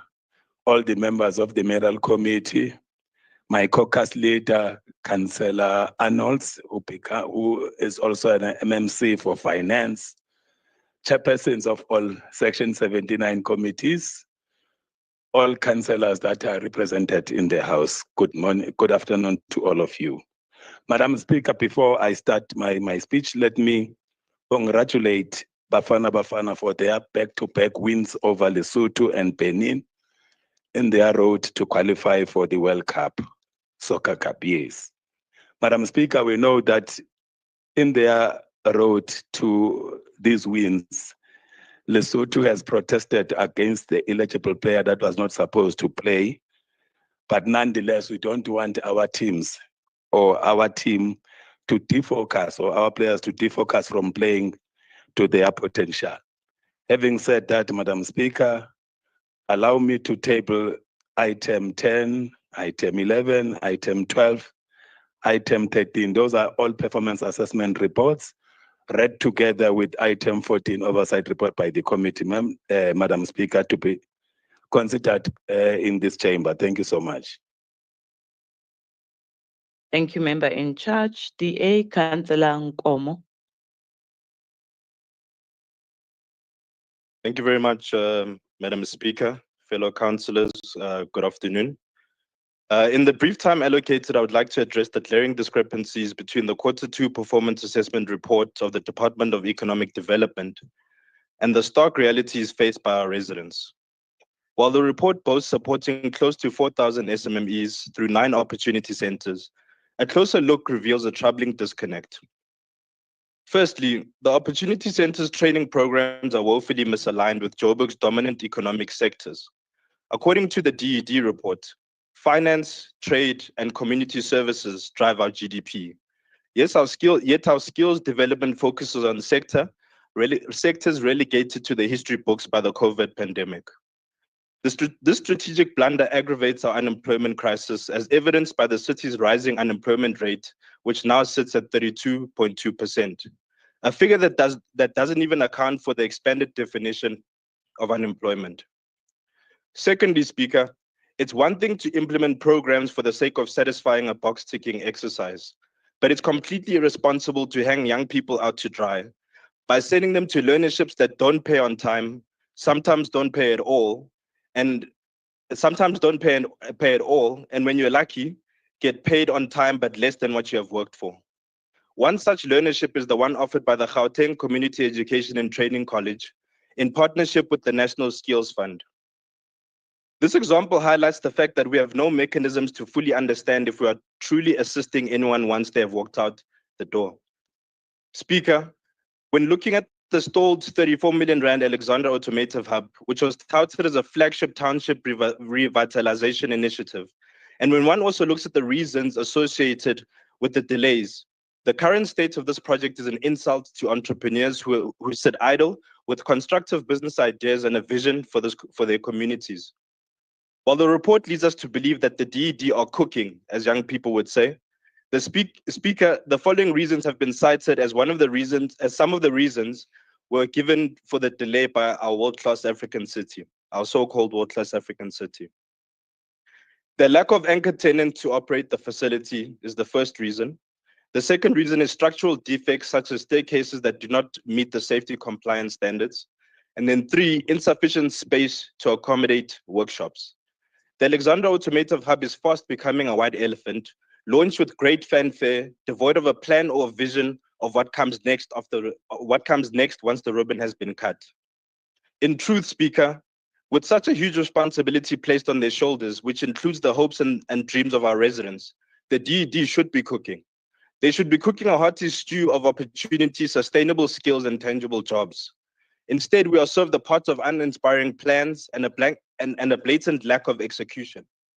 This is not the meal that Joburg deserves. Finally, Speaker, as much as I would like to dive into the issue of spaza shops and the ongoing efforts to regularize this industry, the absence of any kind of report or status update leads me to believe that the long-neglected spaza shop sector remains unregulated, unsupported, despite evidence highlighting the urgent need to do so. Madam Speaker, Johannesburg deserves better. We need transparency, efficiency, and real delivery. The Democratic Alliance stands ready to partner in solutions, and we will continue to hold the executive accountable in the spirit of serving the true needs of our residents. I thank you. Thank you, Councillor Nkomo. UDM, Councillor Zikebe, you have 4 minutes. Madam Speaker, the Executive Mayor, Chief Whip, Chair of Chairs, the Executive, Chairpersons, fellow councillors, guests in the gallery, amongst them are Abandona Bekalo Moya, Ubanoyolo, and Ustivovo SA. Speaker, I'll start by saying the revival and restoration of African indigenous spirituality demonstrates the resilience and enduring power of ancestral wisdom, crucial in today's rapidly changing world. Congratulations to the Revelation Spiritual Home on 16 impactful years. TRSH's dedication has profoundly restored spiritual identity, fostered healing, and deepened connections between the seen and unseen, affirming spirituality as a core way of life. Central to this achievement is Imbonu Dr. Uzuleza Khadebe, whose visionary leadership has rejuvenated African indigenous spirituality. His commitment has transformed countless lives, restoring pride in our sacred traditions and guiding communities towards spiritual and cultural awakening. Beyond spiritual leadership, Dr. Khadebe's work in community upliftment, social justice, and economic empowerment through the Dr. S.B. Khadebe Foundation and Trillion Cut Initiative addresses the critical socio-economic issues, education, youth empowerment, job creation, and sustainable development, fostering both spiritual and material prosperity right in the heart of the city of Johannesburg. And now that has expanded to the whole country, the African continent, and globally. The revival of African indigenous spirituality corrects historical injustices caused by colonialism, oppression, and forced religious conversions. It reconnects us with identity, promotes harmony with nature, and restores balance in society. TRSH work ensures future generations inherit a legacy of empowerment and spiritual truth.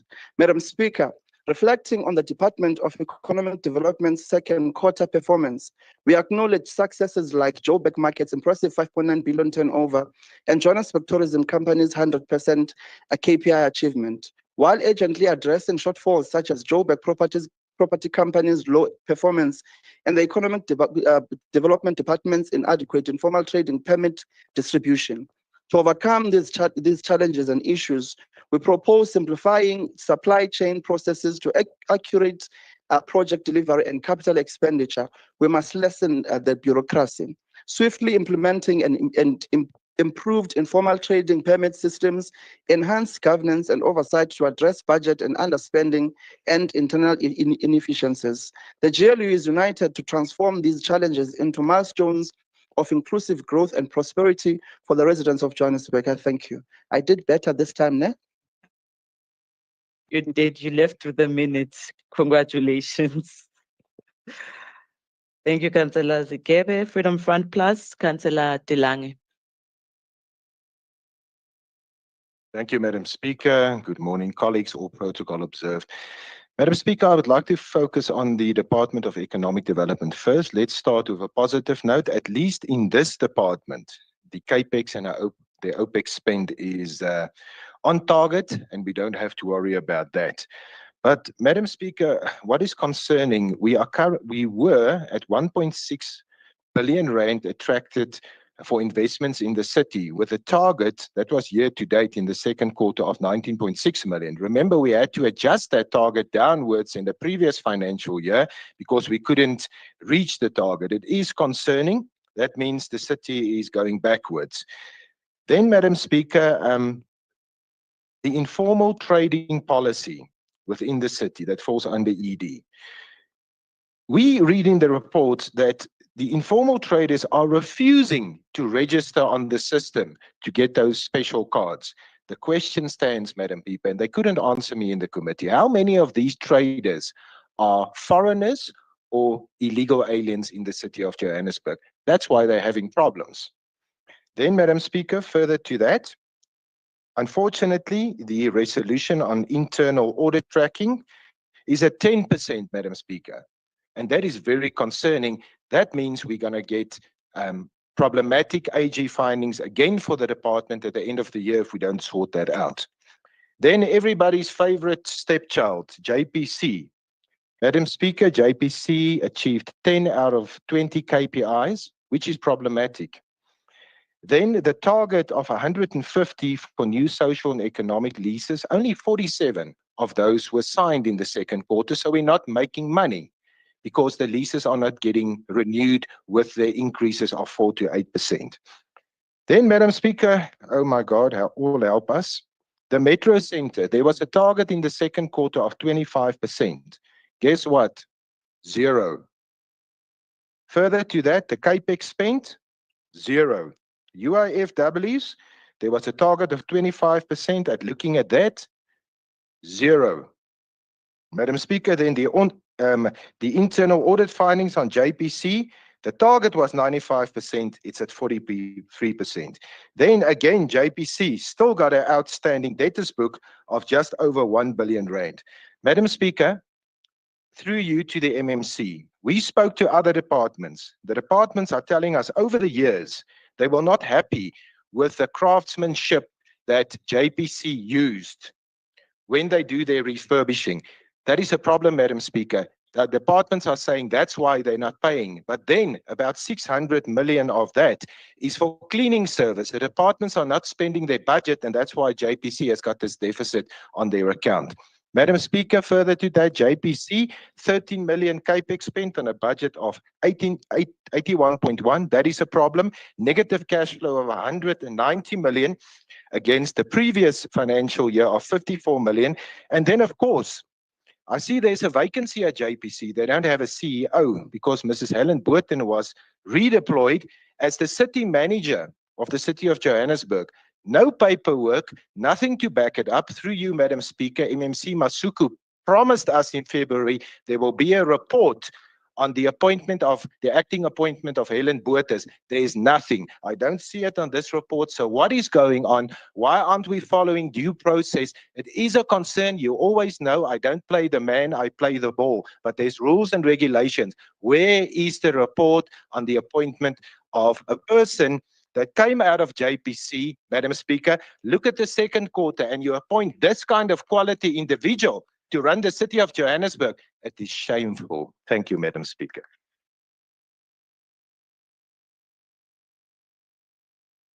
Thank you, Councillor Telange. UIM, Councillor Abdul.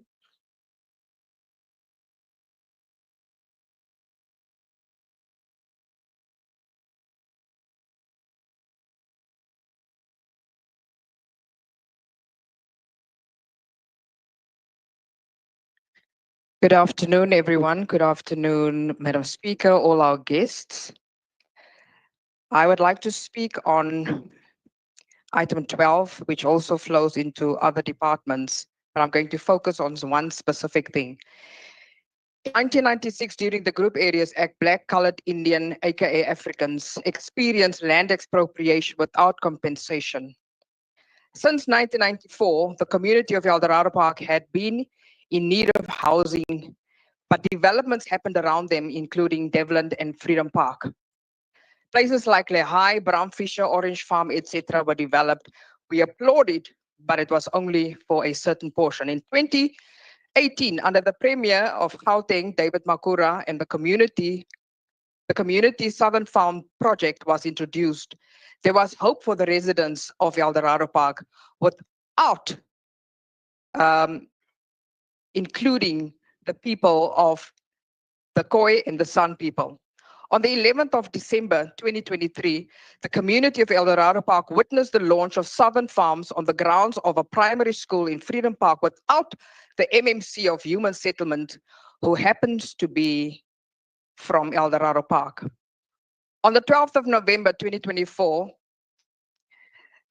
emotions ran high at the Don Maidman Hall because of the exclusion of economic development and the exclusion of the process at Southern Farms development. On the 30th of January 2025, the community of Eldorado Park protested for the inclusion economically as well as the Southern Farms project. And the equality discriminatory allocations at the mega housing project in the city of Johannesburg. The handover of the memorandum to the MMC of Human Settlement and the mayor up until now has brought no fruit. That community is not about land grabbing because it's not part of their Councillor makeup. Abdul, please hold on. Councillor Pitso. Madam Speaker, there's someone recording in the gallery there. Which side? On my right. Oh, protocol team. Okay. Nendlandla. Mbonile. Uphume naye ke. Thank you for that, Councillor Pito. Councillor Abdul, you may continue. In ending, I would just like to say the following. The community of Eldorado Park has become an inclusive community. It is no longer just one race there. So when people stand up and speak for themselves, one should not look at this is colored people, this is black people, because we are almost now all black. We are almost now Councillor all Abdul, South please Africans. hold on. Councillor Njoku. Thank you, Madam Speaker. I just need a bit of clarity, Madam Speaker, because we are on a live feed and media is at the top. We're in an open sitting. I'm a bit concerned that we are talking about people recording when we're in an open sitting when it's already streamed live. I'm just asking. Remember, when people come to the gallery as guests, protocol informs them about the use of cell phone. So I think everyone here sitting as a councillor knows that. That protocol informs all our guests about the use of cell phones. Councillor Abdul, you can continue. JPC, please remember the community of Eldorado Park does not want special treatment. However, they are entitled to the inclusion and not the blatant exclusion, which has become the order of the day. This needs to stop. Thank you. Thank you, Councillor Abdul. We'll move over to good. Councillor Cook. Thank you, Speaker.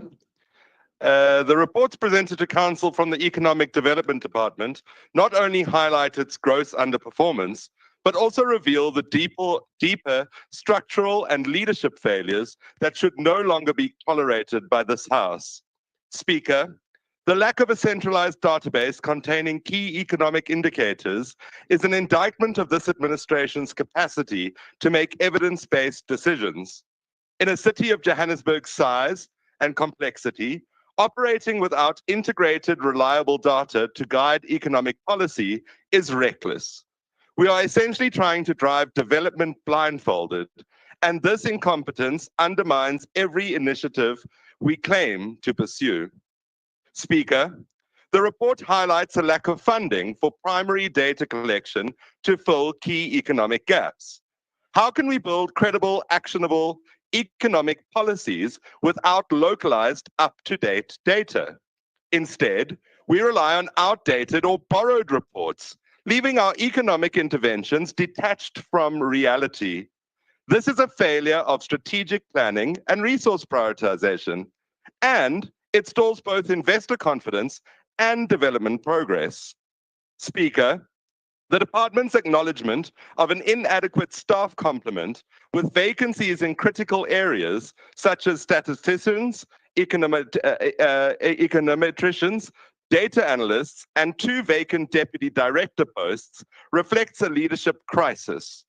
For a directorate charged with driving Johannesburg's economic development, these vacancies are not minor oversights.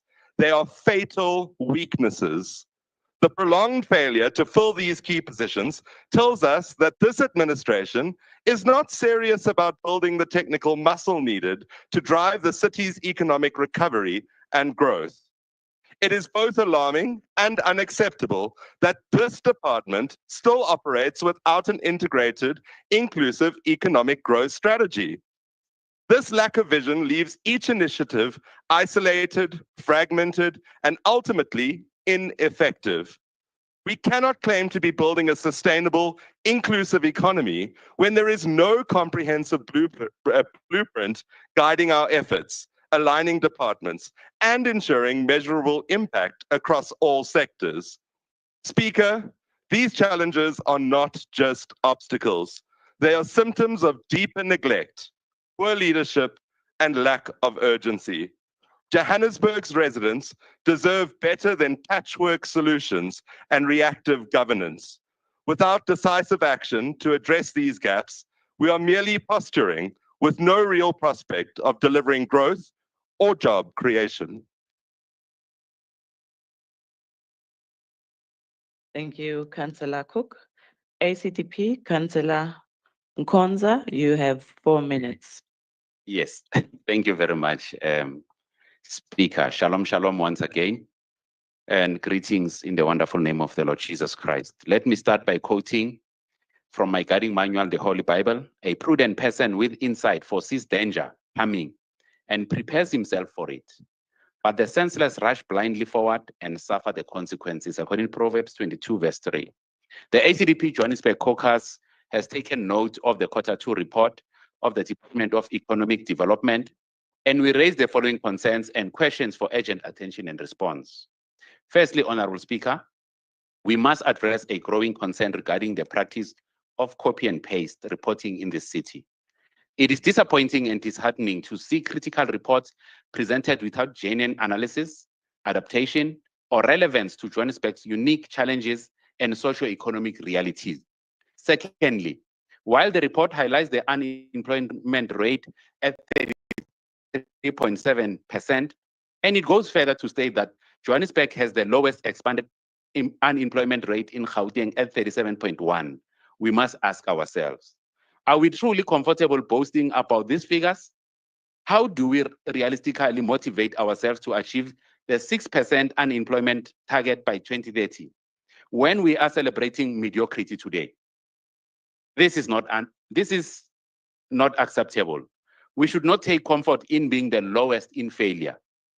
Rather, we must push for excellence and bold action to bring real economic growth and job creation to the city.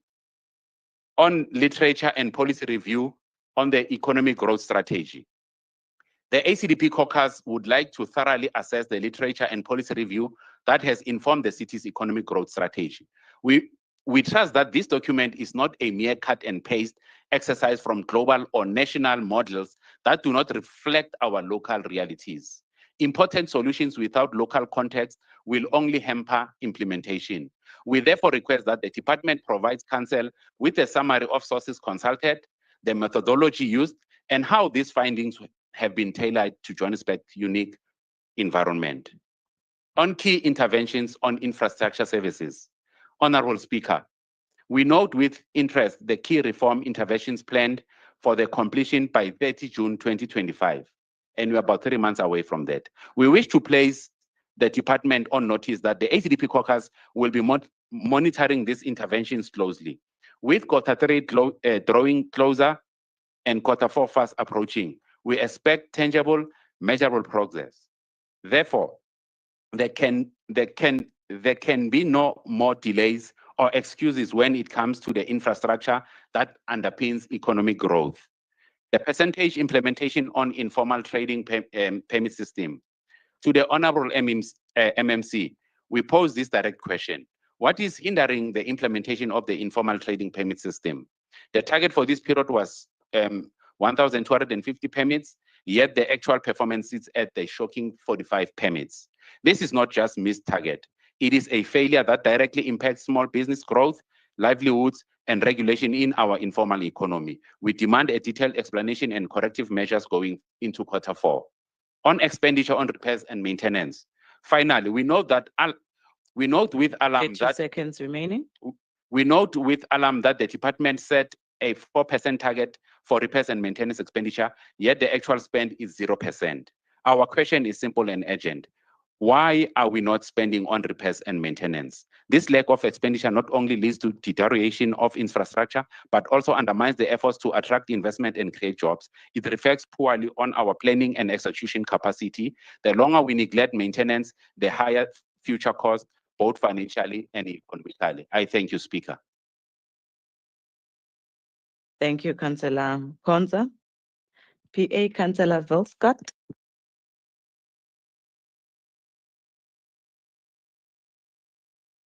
Greetings, Madam Speaker, Executive Mayor, Chief Whip of Council, PA Joburg 9 councillors, 10 is loading. Under the capable leadership of MMC Kenny Kunene, all councillors and everyone in the gallery. Madam Speaker, I rise to speak on the performance assessment report for the Economic Development Department for the period 2024-2025 in a financial year, the period of October to November 2024. Madam Speaker, economic development plays a major role in society. We are challenged and deeply saddened that buildings that is in our state. Madam Speaker, we are in trouble with undocumented foreign nationals. We are tenants in our own land, a land that belongs to South Africans. Madam Speaker, the Patriotic Alliance know this report, but we need to ensure that as the government of local unity, we put South Africans first and ensure that the safety of all our councillors in the representative wards and deployed regions when it comes to foreign nationals, more so undocumented foreign nationals. We are in danger. We remain a disciplined collusion partner. Ons baie Salute. Thank you, Councillor. DA, Councillor Reddy.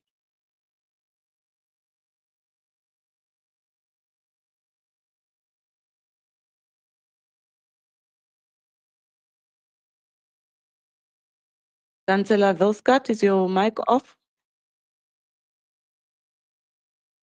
I rise to speak on the second quarter performance assessment report for JPC for the 24-25 financial year. As was in the case in the previous quarter, JPC has underperformed again, showing a massive deterioration in performance. We have over 50% of KPIs not met, a 3% decrease from the first quarter, a reduction in SMME supported to only 44, no repairs and maintenance conducted for the period, no income generated, no any capex spent. This is because JPC relies on the windfall at the end of the financial year to make up for all these KPIs not met. Metro Center is listed as KPI, but this target is yet again not achieved. But in reference to this, we know this isn't really true, as item 78 proves so. There's also lots happening behind the scenes that we are not being told about at Metro Center. Metro Center in the interim has been left to deteriorate, allowed to be vandalized and stripped bare. Why, one may ask? Is it because the administration wishes to pursue an agenda, one of redevelopment? The only performing department within JPC is outdoor advertising, which we are given a percentage of targets of 25%, not a hell of a lot. But this should be revised upwards and value targets set. Outdoor advertising is a cash cow that should be tapped into aggressively, given the proliferation of illegal advertising that we currently see in the city of ours.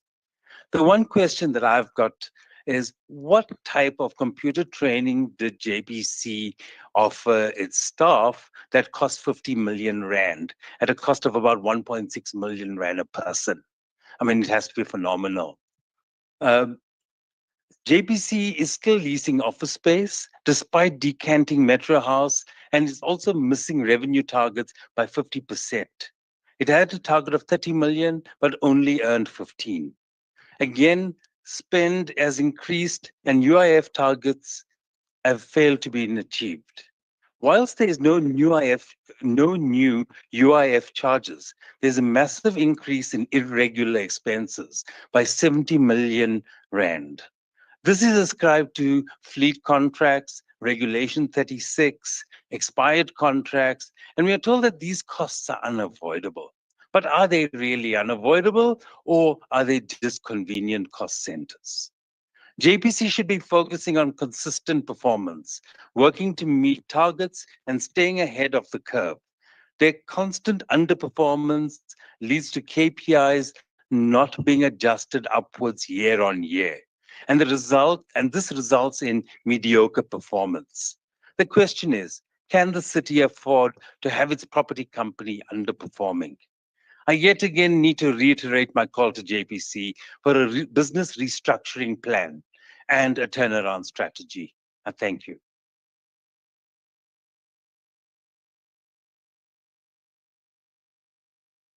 Thank you, Councillor Reddy. Action SA, Councillor Mohlala.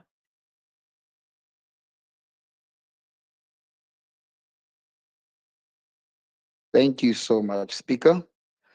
Greetings to you, greetings to the fabulous 44, greetings to the guest in the gallery. Most importantly, greetings to the residents of the city of Johannesburg. Speaker, I rise to speak on item 10 to item 14, which are performance assessment reports for economic development and its entities. Speaker, we are well pleased with the overall performance of the department and Joburg market for meeting its KPIs by more than 80% to 96%. Speaker, Joburg market is the epitome of the department. We applaud the entity with its clean audit outcome from the Auditor General and a 1 billion turnaround. Speaker, as I continue, we cannot sit, Speaker, without addressing the elephant in the room, which is JPC. JPC needs a serious intervention, Speaker. They always lag on their KPI metrics, with over 50% not met for the second quarter. Speaker, since the closure of the Metro Center on September 2023, till to this day, there's no implementation to refurbishing of the Metro Center. 0%, but however, there was a plan. Mohlala, Yes. please hold on. Councillor Ran. Madam Speaker, your ruling earlier was that we do not make any references of people to animals. Could we please keep to the sticking of consistency? What did he say, Councillor Ran? He referred to the elephant in the room. JPC. Councillor Ran, we can see you want us to stay here the whole day. You want us to stay here the whole day. JPC is not a human being. It's not in council. Councillor Mohlala, you can continue. No, thank you so much, Speaker. Speaker, since the closure of the Metro Center on September 2023, till to this day, there is no implementation to refurbish of the Metro Center.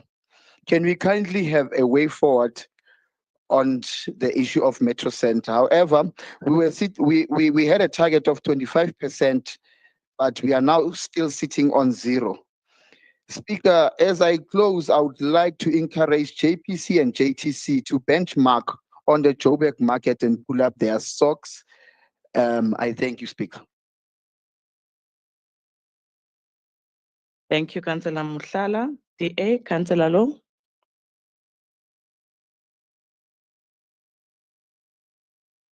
Thank you, Madam Speaker, and good afternoon to everybody. Madam Speaker, I don't think my time is correct. It's 9 minutes, but we'll argue about that after I've spoken. Yes, it's not 9 minutes. I spoke to Councillor Van Smith. You had 4 speakers. It dropped down to 3. It's no longer 9 minutes, it's going to be 6. It was shared with the other 2 That's fine. I won't even necessarily take the 6, but thank you very much. I'm going to be speaking specifically on JPC and in particular on what is happening behind us with the Metro Center. And I want to start off by saying that what is happening with the Metro Center is a manifestation of what is happening in the city of Johannesburg at the moment and vice versa. Mismanagement, poor administration, ineffective leadership, inadequate management, maladministration, inter alia, are all adjectives which are applicable to what we are having to go through in the city of Johannesburg, both as residents and as councillors. Because we're residents before we councillors. The decanting of employees of the building, and in an instance where the departments and entities were already fragmented and divided, and were already working in silos, has exacerbated this in the instance that we've now had people who've been moved out of a centralized unit across the city in various buildings, and in some instances are working from home. That is not good management.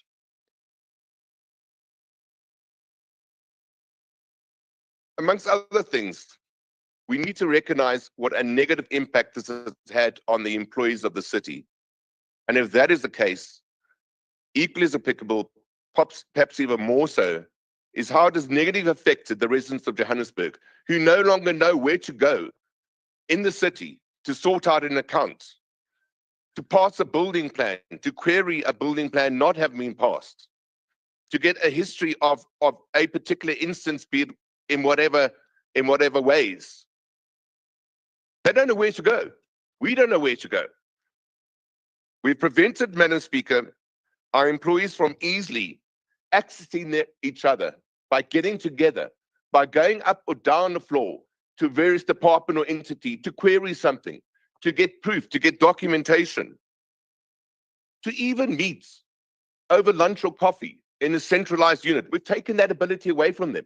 We've fragmented our employees. The city is fragmented. The administration is not working.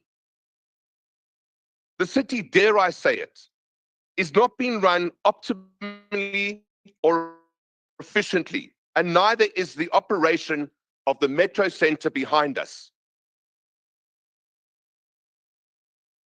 It's an abomination, is what it is. Terrible word to use, but that's the truth. And I wish we could do something about it. Let me end by saying that I think we can do something about it. And I would suggest that those who have been involved in the lack of progress in the building behind it, and my councillor, my colleague Councillor Reddy will be speaking more on this when it comes to item 78, but those responsible for what has happened behind us or what has not happened behind us in terms of what should have happened should be held liable. They should be indicted and held accountable and charged accordingly. I thank you.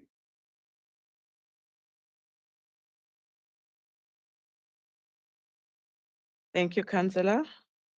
EFF, Councillor Teleko.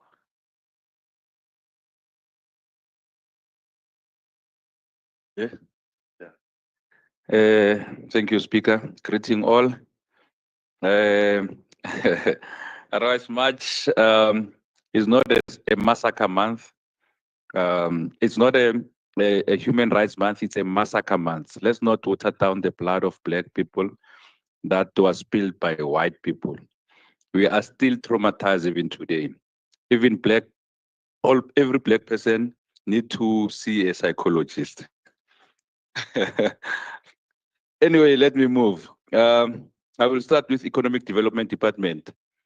DD is supposed to be leading drastic economic changes in the city. It should be funding small businesses. It must change the strategy. Our businesses, Black majorities are struggling in the current system. The system must not change. It's still the apartheid system which intentionally exclude Blacks in the supply chain. So as the city, we must find a way of localizing funding and uplifting our people that we claim to represent. Why we say localized? National does nothing in terms of funding to our people.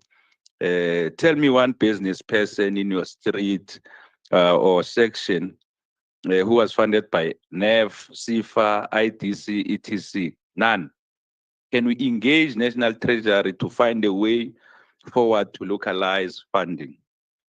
On Joburg market, I want to agree with fellow councillors, an epitome of excellence when it comes to diligent work. They have really done their best under the circumstances. They work as a team. Many are supposed to learn from them. Joburg market must support disadvantaged farmers. As you all know, there's those who are advantaged and are busy flirting with Elon Musk. They should go and our people be ready. Food security should be in the hands of the indigenous because they are not settlers. Therefore, they got nowhere to go. Expropriation of land is imminent. On Joburg tourism, current strategy of JTC needs to be reviewed. Currently, we are unable to measure the impact of JTC in our day-to-day running of the city. To have a way forward, we must come with a tourism offering that tap into the niche market. We should have something like Joburg Tourism Forum, where members that have tourism-related businesses subscribe to our forum. They can pay membership, or when they get business from us, they pay a certain percentage. This is superior logic from the EFF. We provide upper echelon advices. We need to grow interest in cultural tourism. Most travelers seek authentic cultural experience. We should identify also municipal land that can be used for hiking, develop hiking trails. It will bring city man and bring more local tourists. We should open Joburg Athletic Club that run almost every week, and athletes pay for partaking in the marathon. We have resources, e.g. Metropolis, nurses, roads, Maralaibona superior logic again. Yeah, maybe we have council. Maybe when we have council, we should have a senior officials so that they take leave out of EFF councillors. Because this is more like a strategic session. Just imagine sitting there listening to me or to the EFF giving them advices like this. We will be moving, you see. So, Speaker, we should note my request for officials to come to the gallery. Or maybe should I put down a motion, Speaker? Let's promote township tourism by identifying music icons, political icons who used to live in the city of Joburg. In the instance, we should work closely with the Department of Community Development.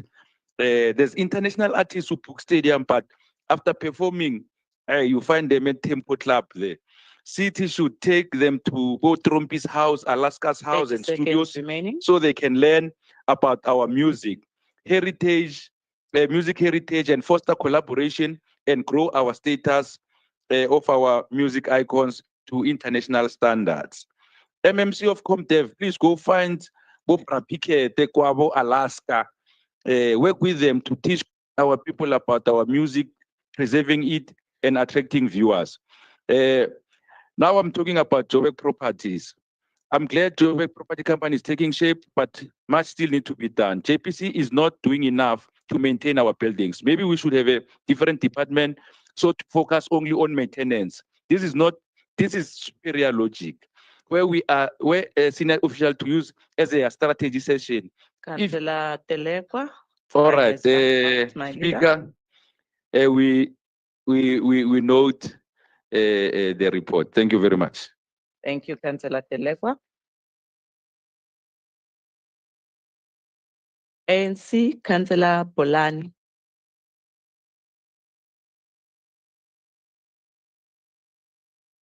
Greetings, Madam Speaker. Greetings to the Executive Mayor, Comrade Dada Morera. Greetings to Chief Whip, Somahashi. Greetings to the MMCs and greetings to progressive councillors. And greetings to the residents of Johannesburg. We commend and celebrate the people of Western Cape for the loving welcoming ceremony that they dish out to their last people's-oriented Premier Comrade Ibrahim Rasool.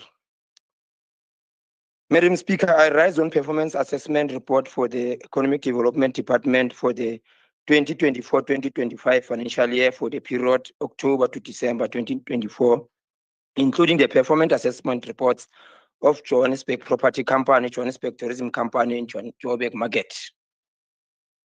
As it is procedural to outline high-level progress on the Department of Economic Development performance for the financial year in compliance with the Section 41 of the Municipal Systems Act, number 32 of 2000.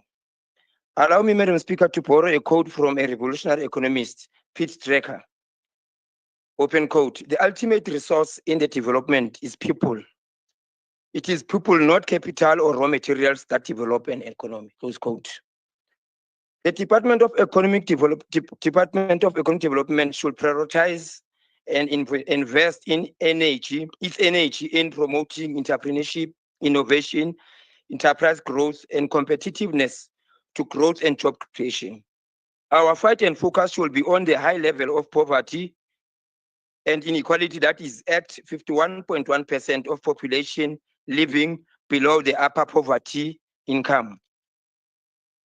Any applied modality or strategy should be around township enterprise revitalization, inner city revitalization, and the resuscitation of the industrial parks. We can't leave out the resourcing and supporting of all our opportunity centers as they play an important roles in improvement and empowerment and economic and social transformation of our communities. On JTC, this entity is the face and lifeblood of the marketing the city of Johannesburg. They should correct their recorded financial expenditure with a surplus of 10.4 million. They should fill the occupation vacancies as they promised because it impacts and affects the performance of this entity. The entity should speedily resolve its issues with Google Analytics, and the entity must first fast-track its collaboration with GICT, Microsoft, and National Tourism to provide reliable website analytics for future capturing and reporting. Social media plays an important role and give it insight into followers and engagement dynamics, especially the troika of Facebook, Twitter, and Instagram. On JPC, Madam Speaker, outdoor advertisement plays a very critical role in the revenue generation. The management of JPC should fast-track the approval process management fees. JPC should make available a list of service providers from the previously disadvantaged communities and give us a transformation strategy on how they are going to fast-track the empowerment of the disadvantaged communities on outdoor advertisement. There should be a concerted effort from the DED, JPC concerning handling of traders occupying stalls not registered in their names, particularly where the original owner lives and outstanding debts, and should be a comprehensive verification process of informal traders. Southern Farms, Soweto Gateway, Inner City Revitalization in conjunction with the Metro Center as its catalyst, because these projects are integral in growing the economy of the city of Johannesburg. Madam Speaker, allow me to say all these entities, Joburg Market, Joburg Tourism Company, Joburg Property Company, and the Department of Economic Development have showed a drastic improvement after the taking over of GLU. I think even councillors from Action SA and TA could attest to that. After the distractions of these entities and the department by a former MMC known as Nkululeko, aka Whiskey Mbuntu, who make it sure that it destroys anything. And it was for the first time after the inclusion of MMC Mnisi in the economic development that the department started to shaking up and moving forward.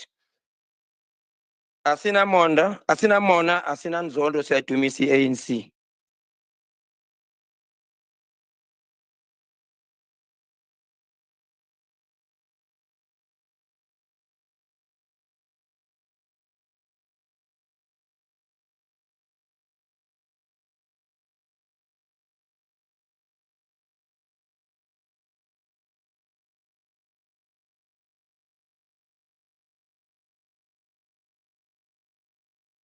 Councillor Polani. MMC Mnisi is not here. Which MMC will be the one that will be representing her today? MMC Masuku, okay. Thank you very much, Madam Speaker. Good afternoon once again. Madam Speaker, we have noted all the comments from the respective councillors. As you would know, the executive mayor and the MMC did deliberate publicly and deal with the issue of the Metro Center. And there is also a report relating to that later in the agenda. And then on Councillor Cook's point, I think you make valid points, Councillor Cook. in your input, particularly as it relates to the need in driving economic development, and also bringing the specialists, filling the vacancies that you mentioned is of great concern, particularly that deal with the drive of actually economic development. So I think that's a point I've noted to make sure that the MMC has got that, because it's actually saying let's expedite the filling of vacancies.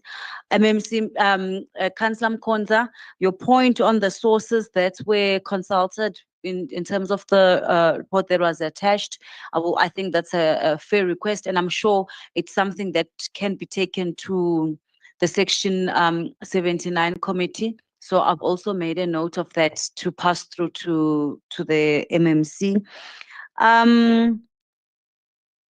The proposal, you're right, Councillor Thabiso Telekwa, there are numerous points you made and how we should look at the proposal and push for localizing proposals for funding to make sure that the issue of economic development is not only left for the city to fund for itself. And I think we will also look into the tourism proposals that you made. And I think Councillor Dilange also touched a bit on that.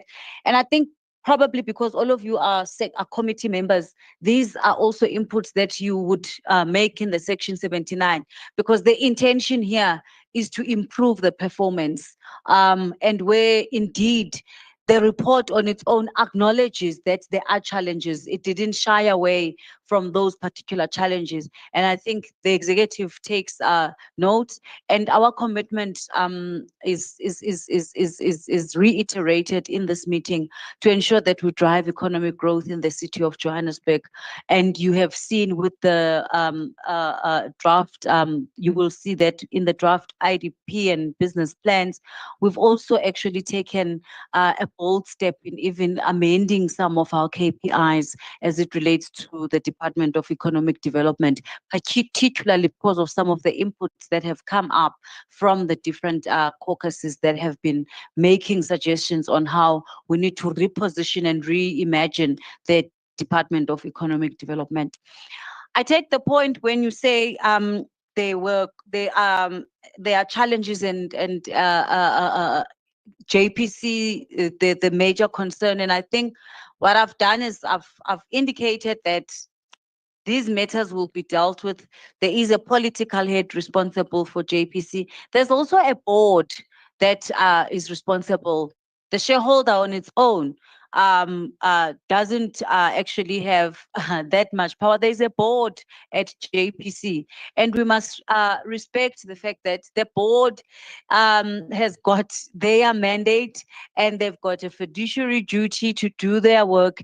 And for us, it is to make sure that we also have that oversight role that we play.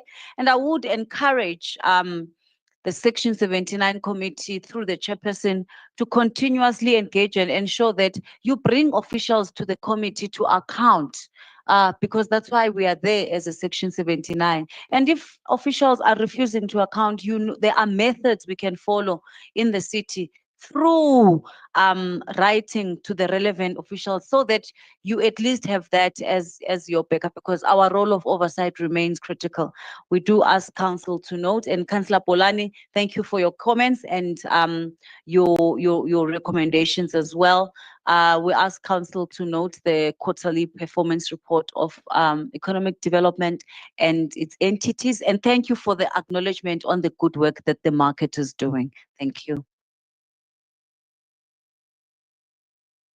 Thank you, MMC Masugu. Member in charge, Councillor Mhlongo. Thank you very much, Madam Speaker. I think the MMC has just made my job very, very easy, because she has already asked the council to note and recommend. But for me, before I land, I would like to thank all the members of the committee for their splendid work that they are doing in the committee, and they play their role as the oversight committee to the executive.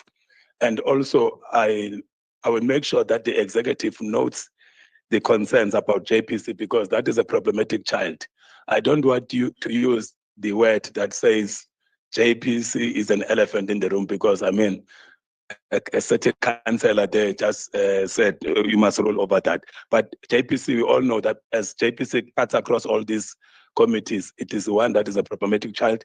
I think the executive must look at JPC. How should we turn around JPC so that JPC could do what actually is supposed to do? And before I land, Madam Speaker, let me just take you back a little bit and through you and address Councillor Shay and say he must thank his ancestors to be in the country that is.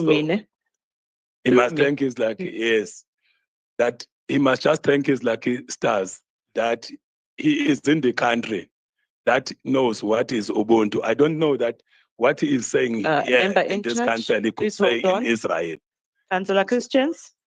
Oh. There's a point of order. Thank you, Madam Speaker. Madam Speaker, two rules have been broken as I rise on a point of order here. Firstly, the member in charge is not addressing a councillor through you. That's the first one. The second thing is he is now doing exactly what you said Councillor Shay was doing, yet he's not been reprimanded. Councillor Shay was not even speaking. Yet she's been spoken about by a member in charge, which is unethical and undue in this process. Thank you.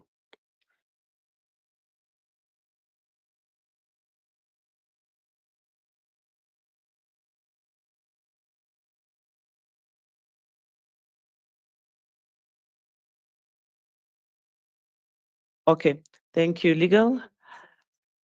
Councillor Christians?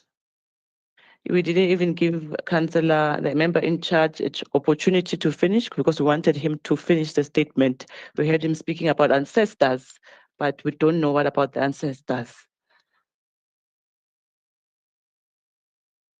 Thank you very much, Madam Speaker. Maybe he was not listening when I started to say, through you, Madam Speaker, I wanted to raise. Yeah, he was not listening. I know him. He always raises up on rule number 72. Member I don't know what that. I think said true. I said let me member in charge. Councillor Shay, true, Madam Speaker. That is why I said he must thank his ancestors. I know that there's a certain race that has been offered a refugee status somewhere in the world. They must leave. They must leave. I Councillor member in charge, no. Member in charge, no. Councillors, the direction we are taking now, it's out of order. We are going, I think we do need to go and eat because the direction we are taking now, it's not the right one. Councillors, the recommendations are on pages 10.4, 11.14, 12.21, 13.5, and 14.10 to 14.11. Are the items agreed to? Thank you, councillors. It's 13:55. Can we all come back at 3? Let's just go for our lunch break and come back with better attitude, please.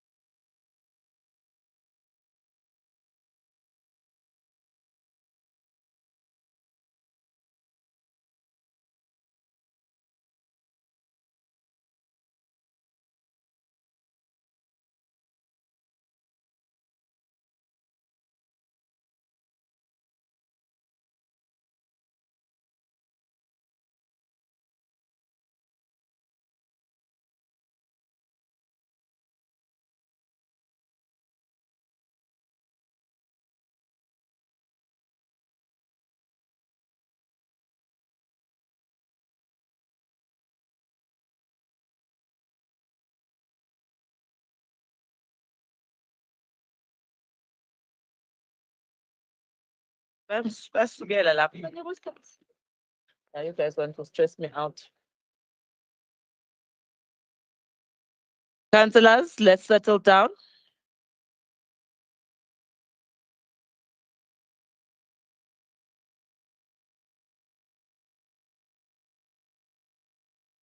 Councillors, welcome back.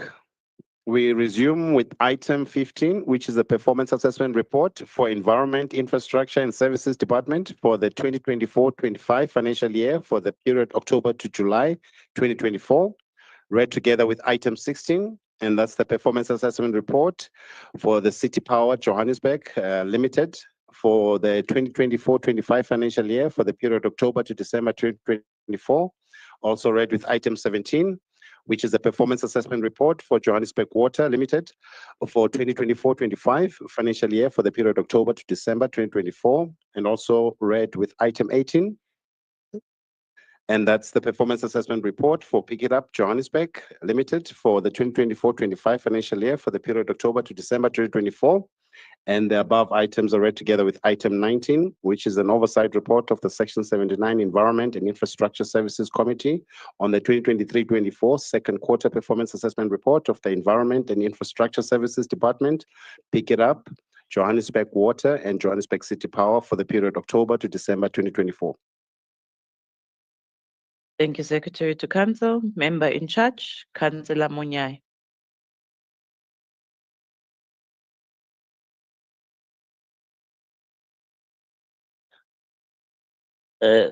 Greeting to you, Madam Speaker, and also greetings to the resident of the city of Johannesburg, and also greetings to my own political party, Action SA, who have deployed me as a chairperson. I would like also, Madam Speaker, to extend the invite and greet also the representatives from Ward 50, who they are here today, Madam Speaker. They've joined us. They are requesting the following from the city that please, since they are South Africans, they say, can the city of Johannesburg please formalize their informal settlement where they can able to get water, electricity, and also refusal collection.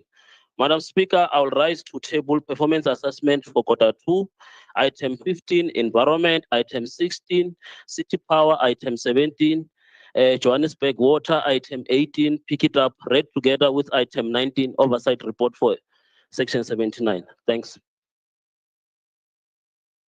Thank you, Member in charge. DA, Councillor Kukemo.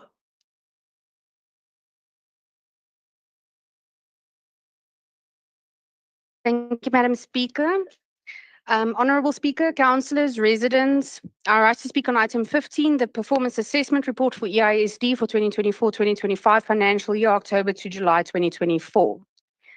I stand before you today, not just as a councillor, a ward councillor from the leafy green suburbs, so-called, but as a representative of every resident of Johannesburg who has ever been let down by the environmental mismanagement of the city.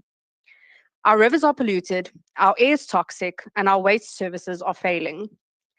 As we speak, the Alex Water Warriors remove more waste from rivers in a single project than COJ does citywide in a month. Raw sewage polluting the Crom River wetlands in Bryanston, and noise pollution has gotten so bad that many common Joburg urban species, like the Cape robin and Korea thrush, are on the decline. And if birds tell us anything, fellow councillors, it's where we don't want to be. The truth is, behind the glossy reporting statistics and the selective reporting, we find a city in environmental crisis. 15 million allocated for waste sorting facilities remain unspent. Invoice payments to suppliers are severely delayed, leading to grounding of fleets and services that directly impact on our residents. The Environmental Department has a concerningly high vacancy rate. The city received a Section 28 directive due to the environmental issues at the Zandspruit pump station. Several sewer lines projects are causing water pollution. Out of 22 monitored projects, only 6 of them were found non-compliant, whereas only 2 of them are fully completed. Several unauthorized developments within wetlands and improper waste disposal activities were identified. And most astonishingly, the department recorded 100% underperformance in key capex projects due to procurement delays. Now, for the residents watching from home, that means projects were not completed, not because of a lack of funding, but rather due to red tape and inefficient supply chain management. This is not just negligence, it is governance failure. As a city, we must invest in sewage infrastructure upgrades to stop pollution of the XK River and enforce strict penalties on Joburg Water and other entities that fail to comply with environmental regulations. We must put an end to environmental non-compliance by speeding up procurement processes for climate and environmental projects to ensure budget is spent effectively and fill vacant environmental management positions to ensure proper oversight and accountability. Additionally, we must ensure all infrastructure projects undergo rigorous environmental impact assessment that aims to safeguard natural resources instead of developers' wallets. 30 seconds remaining. Thank you. The city deserves an administration that values clean water, fresh air, and a sustainable future. And the Democratic Alliance stands ready to bring this competence, transparency, and accountability that Johannesburg so desperately needs and deserves. The residents of the city should not have to endure filthy streets, toxic rivers, and mismanaged public services. The people of Johannesburg deserve better. We note the report with grave concern. Thank you, Madam Speaker.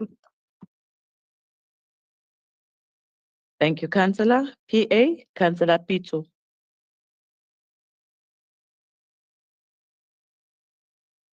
Madam Speaker, the Executive Mayor, Acting City Manager, the Joburg 9 councillors under the effective stewardship of Caucus Leader MMC Kenny Kunene, fellow councillors and residents, I greet you all.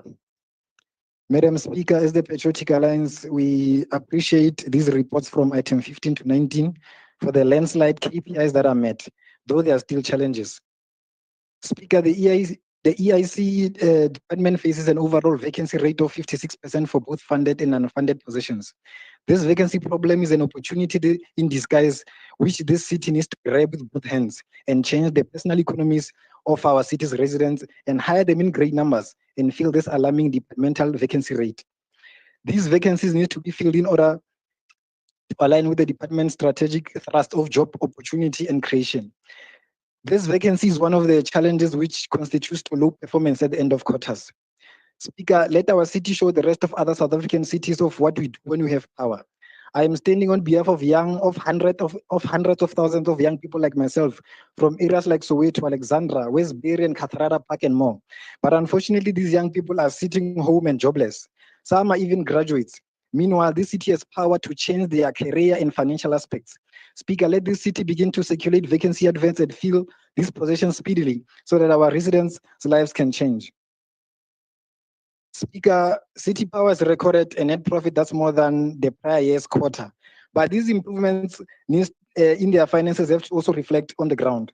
We still have City Power officials who are refusing to work and communicate tirelessly with councillors. What they are indirectly doing is to endanger the lives of councillors unnecessarily. The city's residents know where we live as councillors, but they do not know where City Power officials live. And when residents are having unscheduled power off, City Power officials and not City Power officials not communicating with us, residents come to our houses to relieve their frustrations, not to the houses of City Power officials. Speaker, we are still having live electricity cables running on the ground, electricity cables running on tree stems instead of poles in places like Sepisong West. Speaker, this city calling itself a smart city is not merely a title, but it must be a weight of responsibility carried out into the lives of our residents. Speaker, as a point of constructive criticism, I am also a concerned resident with the amount of illegal dumping sites in our city. Pick It Up removed close to 100,000 tons of illegal dumped waste. I understand that some residents justify illegal dumping because of waste collection disruptions. But the distinction between someone who illegally dumps and one who chooses not to illegally dump is just a mindset issue. The report says that cleanup education and awareness campaigns have been conducted in different regions. But the question is that, are these cleanup campaigns effective?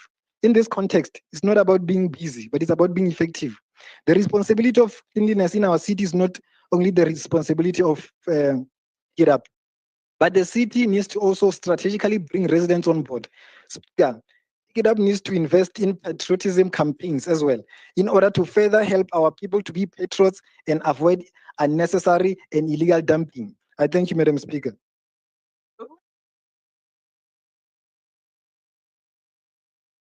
Thank you, Councillor. Freedom Front Plus, Councillor Boer. Thank you, Madam Speaker. Good afternoon. I'm raising on item 16, City Power, and item 17, Johannesburg Water. City Power had a pretty good quarter in quarter two. They had a good performance regarding revenue, up 15%. They even managed to generate a surplus of a small 5 million, but at least it was a surplus. The overdraft reduced from 15.87 billion in the first quarter to 14.5 billion in the second quarter. So there was an increase as well. The biggest encouraging sign is, however, the drop in the electricity losses. And that is down from 37.49% in quarter one to 29% in quarter two. In fact, they claim that in December 2024, the electricity losses was down to 24.16%. And that is a very encouraging sign because electricity losses are costing us dearly in money. On the stats on the crime, it also shows that the crime on illegal connections and bypassing and tampering was down, and the arrests and the convictions were up. So there are positive signs. We are still a very, very long way from where we should be. On the negative side, however, the meter readings was down from 87% in July to only 54% in December 2024. And this is for domestic meter readings. One cannot bill residents and expect residents to pay for services if we don't do actual meter readings. So that is a very big point of concern. And then what we did miss in the report, we will all remember by the end of last year, 29th of November last year, there was that dispute with Eskom where the city said Eskom owed them 3.6 billion and Eskom said no, the city owes them 3.6 billion. There was a panel, an independent panel appointed to sort out this problem, which had to give feedback on the 6th of December last year. Nothing is mentioned in this report. Is this dispute sorted or is it still ongoing? I'm moving over to Johannesburg Water. City Power gets a collection rate of 93%. Johannesburg Water's collection rate is 75%, although the budget is only 72%. But this is way too low. We cannot give essential services if we only collect 75% of our revenue. Actual meter readings in Johannesburg Water, they're doing very well on that topic. They're doing 89.6%. There is no statistics in the Johannesburg Water report about water losses, so I can't comment on that. And I think that is something that Johannesburg Water needs to put into the reports to see where are we going with our physical water losses. Attention is given to the leaking reservoirs. There's budget available to start doing them, although there's much funds needed to implement it. I want to close off on the employment equity, and this is really concerning. In South Africa, we've got all those racial laws of affirmative actions and BEE and all those type of things. According to City Johannesburg Water's own employment equity, the white employees should be 11% of the total workforce. In fact, it is only 0.02% for the male white people. For white females, it is even worse. We are supposed to have 11% target as well. We got in the whole department 6 white females representing 0.005%. And if the city still wants to affect affirmative action, then they must do it properly. The white employees, especially in Johannesburg Water, are very, very much underrepresented. And the Freedom Fund really suggests that we do away with all those affirmative action and BEE laws. So to close down, City Power is doing very bad on meter readings. Joburg Water is doing well. Thank you, Madam Speaker. On the collection rate, City Power is doing well. Johannesburg Water is doing weak. Reduction in losses, City Power is doing very well. Johannesburg Water is not getting anywhere with preventing the losses. Thank you, Madam Speaker. Thank you, Councillor Wu. ACDP, Councillor Harris. Good afternoon, Madam Speaker, EM, MMCs, colleagues, residents. I rise to speak on items 15, 16, 17, 18, and 19. In keeping with the regulatory requirements of the Municipal Systems Act, these reports must be commended for being technically well structured. The devil is in the detail, though. Councillors, we can hear some chatting going on. Can we please respect the councillor on the floor? Thank you, Madam Speaker. The supply of water consistently through taps is not through taps and not through water tankers must be Joburg Water's priority. Water leaks are an ongoing problem. Despite the length of pipes replaced, the collapse of the sewer system especially is an ever-present danger. Repair and maintenance of pressure-reducing valves in the reticulation system could be a contributing factor towards the residents of wards 68, 69, and 82 not receiving a consistent supply of water. Supply pressure is reduced, diminishing the frequency of burst water pipes. But residents are bearing the brunt of this strategy because they have to fight to obtain every liter of water. This is a violation of their human rights and it has to be curtailed.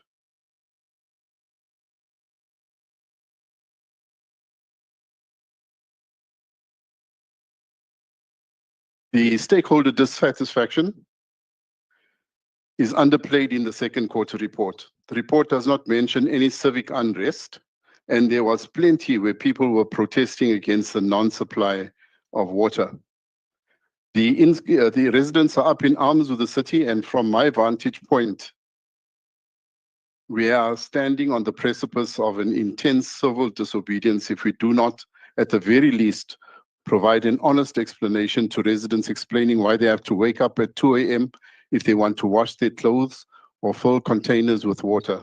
Sending out tankers with water is inhumane and a sign that Joburg Water is not interested in providing water at the right pressure and consistently to the aforementioned wards. The ACDP calls on Joburg Water to reconsider their inhumane water conservation and water demand management systems. If there are daily water supply restrictions, report on this. If there is a permanent reduction in the bulk water supply and Rand Water is choking the city, report on this. If there are permanent restrictions of water supply to deemed high consumption areas, report on it. No mention is made of the progress and the status of the Brixton and Hursthill Reservoir where repairs and upgrades are supposed to be taking place. Financially, expenditure certified as irrecoverable and approved by the board for write-offs is 2.151 billion rand. There is no mention of a single person being held accountable or any steps being taken in a consequent management process. The hard-pressed ratepayers will ask why this is permitted while rates for water are skyrocketing. As reported, the major contributors towards the irregular expenditure incurred arising from incidents identified are the panel of engineering contract, the panel of contractors for sewer projects, and transportation of potable water. This delivery system strips citizens of their dignity, and we trust the following reports will stipulate how this tanker system is being phased out. President Ramaphosa was shocked by the state of our city. This should not be a shock to us because we see this failure daily, but we are impotent to deal with the root cause of this pandemic. With 2,000 plus minus 2,176 illegal dumping spots, have we given up on stopping this antisocial behavior, or are we going to increase bylaw enforcement? On a positive note, we applaud the establishment of a buyback center in El Dorado Park. We trust this initiative will be rolled out to other wards at risk of being overrun by ad hoc recycling initiatives. The ACDP notes these reports. Thanks. Thank you, Councillor Harris. DA, Councillor Steenkamp.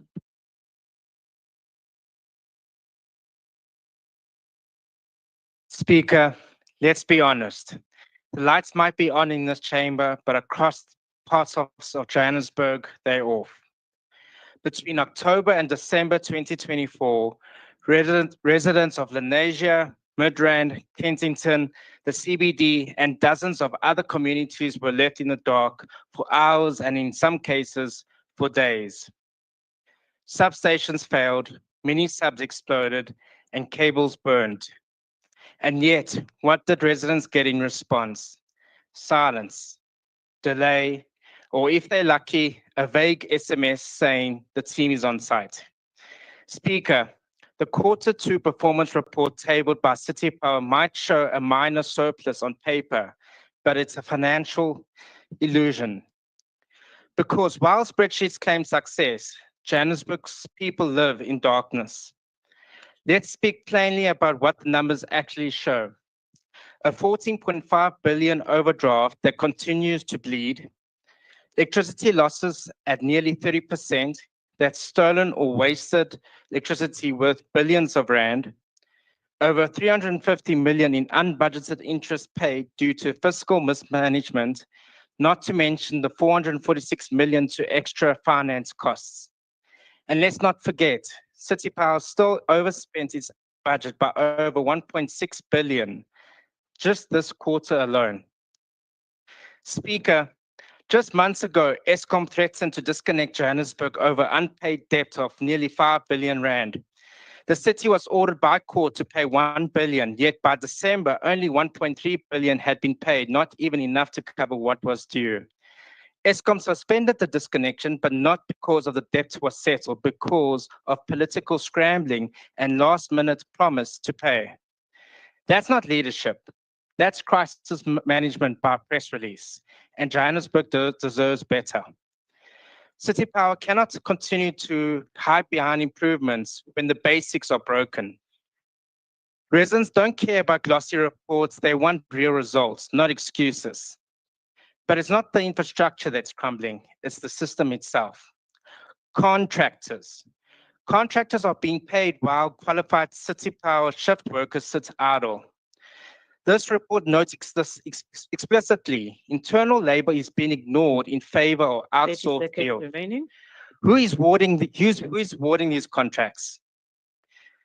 Speaker, the Democratic Alliance warned this coalition again and again that without credible turnaround strategy and decisive leadership, Johannesburg would fail. And today, failure is exactly what we were living through. This House must ask itself, how long can the city continue to ignore 14 billion rand overdraft? Speaker, Johannesburg is a city built by its people, but it's broken by political arrogance and greed. City Power is not failing in isolation. It is failing because the political leadership behind it is failing. I thank you. Thank you, Councillor Steenkamp. Action SA, Councillor Mudukaneni.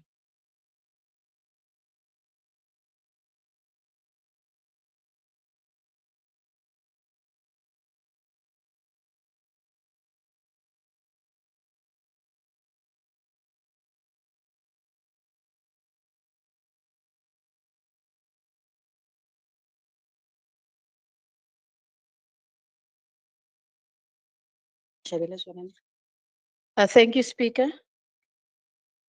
Speaker, I rise in terms of on items 15, 16, 17, 18, and 19. Speaker, Action SA notes these performance reports, but I must mention that true performance is measured by the daily lived experiences of the residents of the city. The city has been facing significant water challenges, which are mainly caused by infrastructure backlogs, non-revenue water losses, and at times power outages at pumping stations were also attributed to those water outages. Residents of Robertsham in Ward 55, South Hills, Ward 57, Landmeyer 56, and Fisherville, Ward 49, Plumville, Ward 22 and 25, Orange Farm, Ward 1, Maria Highlands Road, Ward 64, Snake Park, Block 1, and the Old Age Home in Ward 55 are areas best known to be troubled by these water outages. Some of the solutions to consider is to drill boreholes in non-dolomitic areas to supplement water supply during water outages, and not only drill those boreholes in informal settlements. Repair the decommissioned Mayors Hill Tower to lessen the burden from South Hills water towers. Ring fence the revenue from the sale of water to fund water-related infrastructure projects. City Power has also been, having its own challenges when it comes to electricity supply. These challenges are due to infrastructure backlogs as well, unlawful disconnections resulting from billing disputes, which in turn resulted in punitive court orders against the city. Metering problems, illegal connections, and cable theft.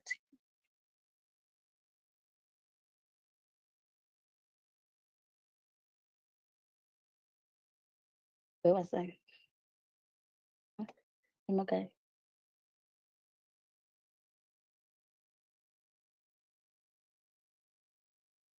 Illegal and cable theft are also contributors to these challenges. Some areas in Marshalltown only had powers for 6 days in December. They spent Christmas and New Year in the dark without water, as well as they need power to pump water to the top floors of their apartments. The same goes to areas such as Horizon, Discovery on Deckers Park, as they also experience water outages as they need electricity to pump water at their pumping stations. Not forgetting Wat 97, which experience weekly power outages, especially in Valgehevel and Honeydew. Outages continue for 12 hours to 6 days. The utility needs to implement bold and unconventional solutions to resolve these challenges. For instance, we can resurrect or reform the infrastructure protection unit so that they are equipped to guard the city's infrastructure when it comes to cable theft. We also need to streamline our processes within the entity to optimize and improve the efficiency of city powers processes and develop new techniques, modify and coordinate process improvement projects. Pick it up it also has its own challenges. It is faced by recurring illegal dumping, insufficient bylaw enforcement, and cash flow challenges. They also have compliance and criminality challenges, especially at their landfill sites. A typical example would be Kaya Sands landfill site. But at least we're getting something right there because our ever hardworking chairperson, Councillor Munyai, has been working very hard with the support of the MMC and Chair of Chairs, of course. They've been there, and after that, we've seen great changes at Kaya Sands. Tickets up underperformance is mainly due to budgetary constraints and fleet issues. And if those issues are not attended to, we can forget about the vision of a clean inner city. Thank you.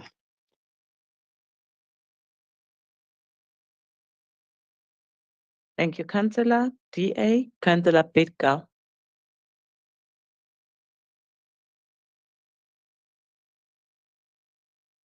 Hearing that. Ooh, okay.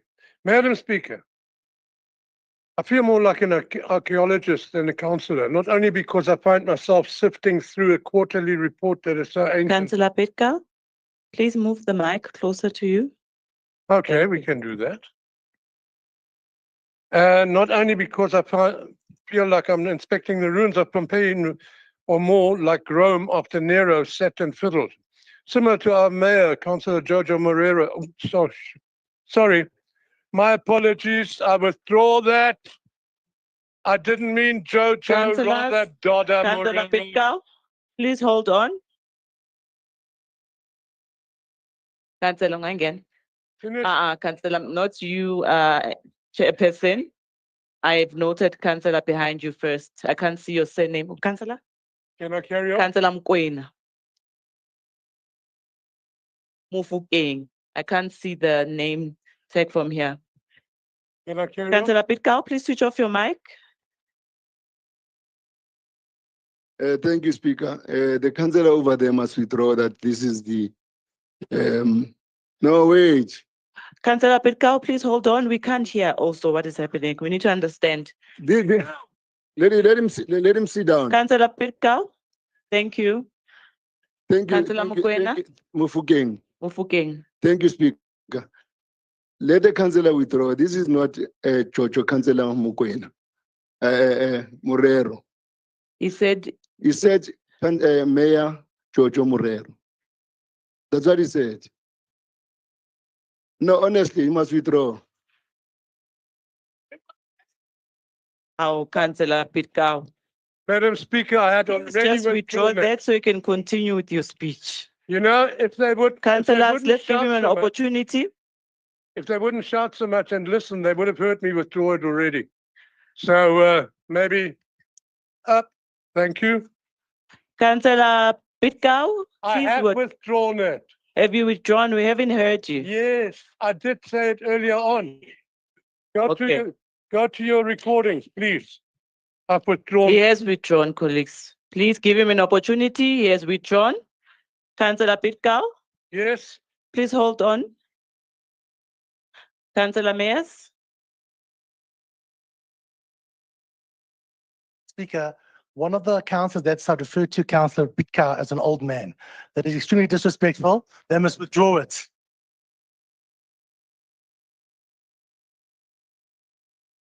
No, if we want to stay here until midnight, we'll stay here until midnight. But we did not hear it. Councillor Rapadu, you are the last hand before we hand over back to Councillor Pitkau.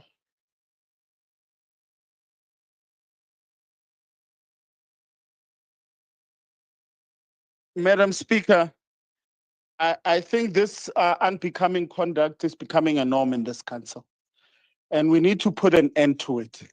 It can't continue that people continually provoke. We understand free speech is there, but free speech has responsibilities to it. Let me quote a rule as I'm standing here, Madam Speaker. In terms of Rule 70, 1C, ne? Okay. Rule 7, let's start. Councillors may not discredit the council by using disrespectful or offensive language. That's number 1. And these councillors, these honorable councillors are continually wanting to collapse this council.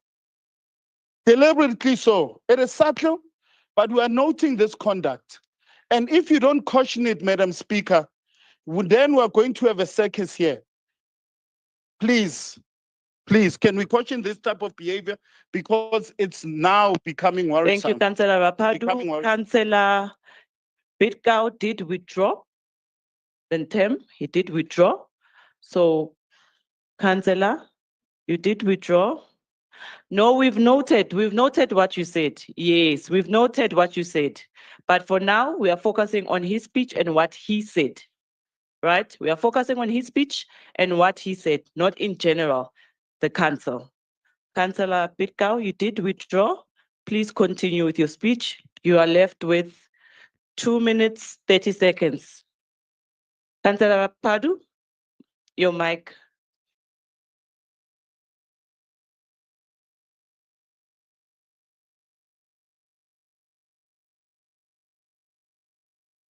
No, it's not Councillor Rapadu. His mic is off. I can see his mic is off. Councillors, please switch off your mics.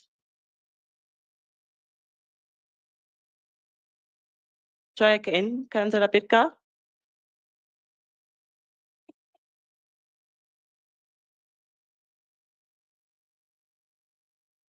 Councillor Pitkau, the one next to you is red.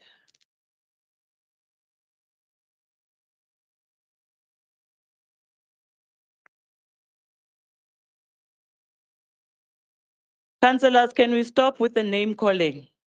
Can we start to respect each other? We're doing so well. Councillor Pitkau? Finally. Madam Speaker, just on a point of order. You're not supposed to be taking points of order on top of a point of order. Okay, thank you.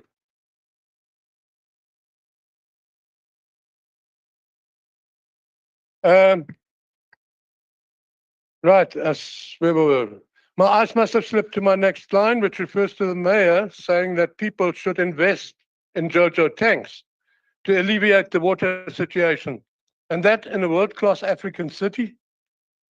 Regarding the fiddling, do not worry, help is on the way. After all, we have a director on the high-powered board of directors with a perfect education. According to Google, he's a musician. I wonder whether somebody was thinking of Handel's water music when they recommended him for the position. Madam Speaker, this man is the perfect example why we've been calling for the immediate resolving of this totally inept board of directors with not a single person from a technical background. Proven also by the flawed contract for tankers for 263 million awarded by this board of directors. Even the senior management needs to be given notice. The workmanship and overall attitude of the workers shows a total lack of pride and dedication in their work and workmanship. This, however, is a reflection of a failure by senior management to instill the pride in them. The main function of any manager is to motivate their employees and instill a pride for their work in them. Unfortunately, this is a total failure in Joburg Water. The result of this is shown clearly in the percentage of non-revenue water and technical losses. The amount of water lost at burst due to the lack of urgency is frightening. At the other end of the water cycle, the pollution caused by our failing sewer system is absolutely shocking to observe. The test results in our rivers showing E. coli levels between 400,000 and 2.2 million are a disgrace, especially when the accepted level is 200. This is a recipe for a possible cholera epidemic, especially as we are on a watershed and are polluting the rivers going southwest and those going northeast. I sincerely hope that we wake up on time and are not remembered as the ones that destroyed the entire ecosystem way beyond Joburg and 30 Gauteng. seconds remaining. Another shortfall that is always in our quarterlies is the lack of reinstatements. Again, something that's not showing any improvement, even though it has been moved to JRA. But JRA is being owed 54 million by Joburg Water, according to the latest information received. And thus, they are not doing any reinstatements for Joburg Water. How many failures must I cite before this executive wakes up and rectifies the situation? Start by removing the board of directors and top management and see to it that there are no more dry taps in this city. Thank you. Thank you, Councillor Pitkau. EFF, Councillor Nkasi. Thank you very much, Speaker. Revolutionary greetings to our caucus leader, Commissar Dr. Mthembu, our courageous Chief Whip, Councillor Thabisa Mohapi, the 29 formidable ground forces deployed by the economic freedom fighters and organizations that exist beyond South African borders. Fellow councillors, residents of the city of Johannesburg, receive our revolutionary greetings. Speaker, the EFF maintain a strong stance on building internal capacity within municipalities, which would ultimately lead to the abolishment of tenders. We firmly believe that this policy position is the most sound and has the potential to create thousands of sustainable jobs while eliminating the corrupt elements that continue to destroy our entities.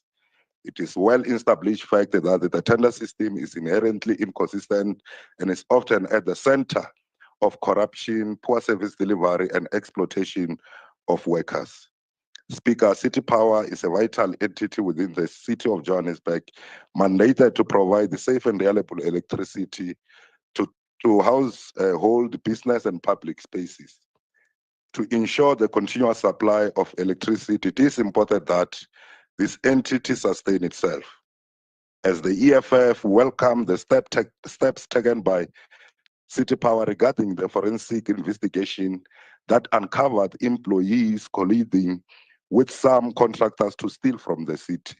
Those employees must be fired and arrested for their fraudulent activities while city power is struggling. Criminals must be isolated and be punished harshly. We are pleased with the improvement made by city power in net surplus increase during the reviewed quarter. The rise in revenue collection is a sign of our resident commitment to paying for the services provided by the city. We thank our residents for ensuring they pay city power. Additionally, we noted that one mechanism that contributed to improve the financial stability is the collection of service charges, which amount to 701 million.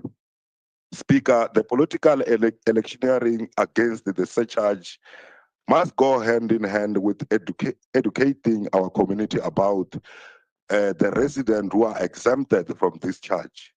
It should be a public knowledge that all our elderly residents are excluded from this charge.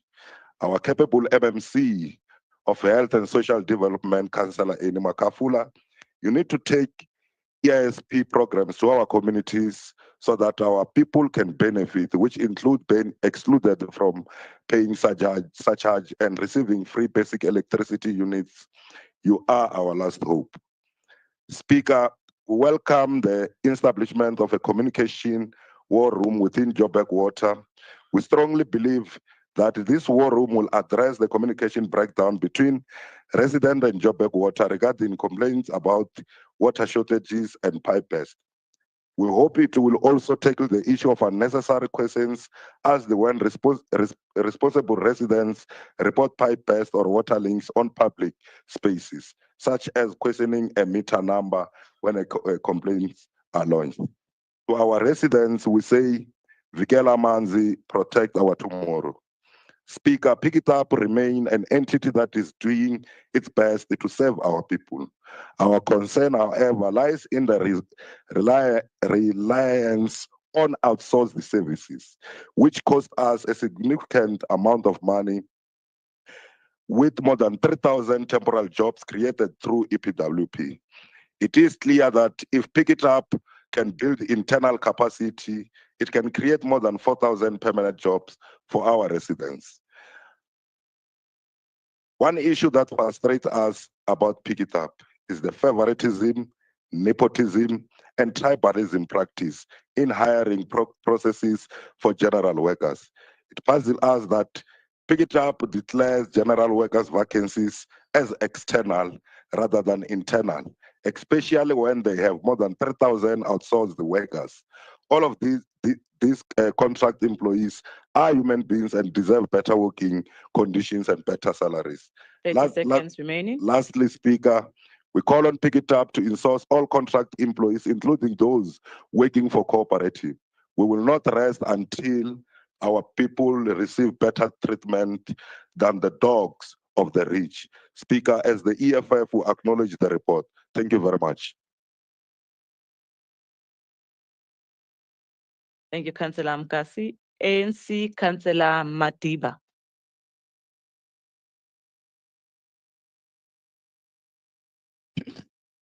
Thank you, Madam Speaker.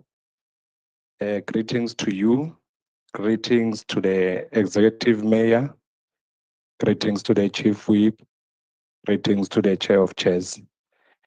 Madam Speaker, let me also greet and welcome the newly elected Councillor of Ward 53, or Councillor Shat.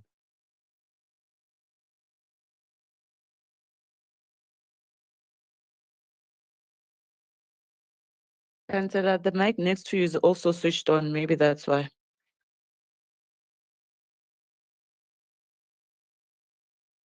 Thank you. Let me also greet and welcome the newly elected Councillor of Ward 59, Councillor Shatwai. We thank all residents of Ward 59 for honoring the late Councillor Nonkumbi by voting the African National Congress. Surely where he is smiling. Speaker, I rise to speak on item 15, 16, 17, 18, and IT, can we check the mic? Because I've noticed that the mic next to him also keeps on turning red. Speaker, I rise to speak on item 15, 16, 17, 18, and item 19.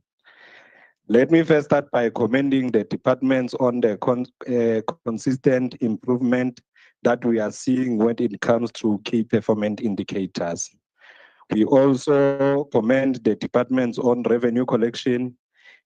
This improvement, we are requesting for departments to intensify on collecting where private and government departments that are owing the city.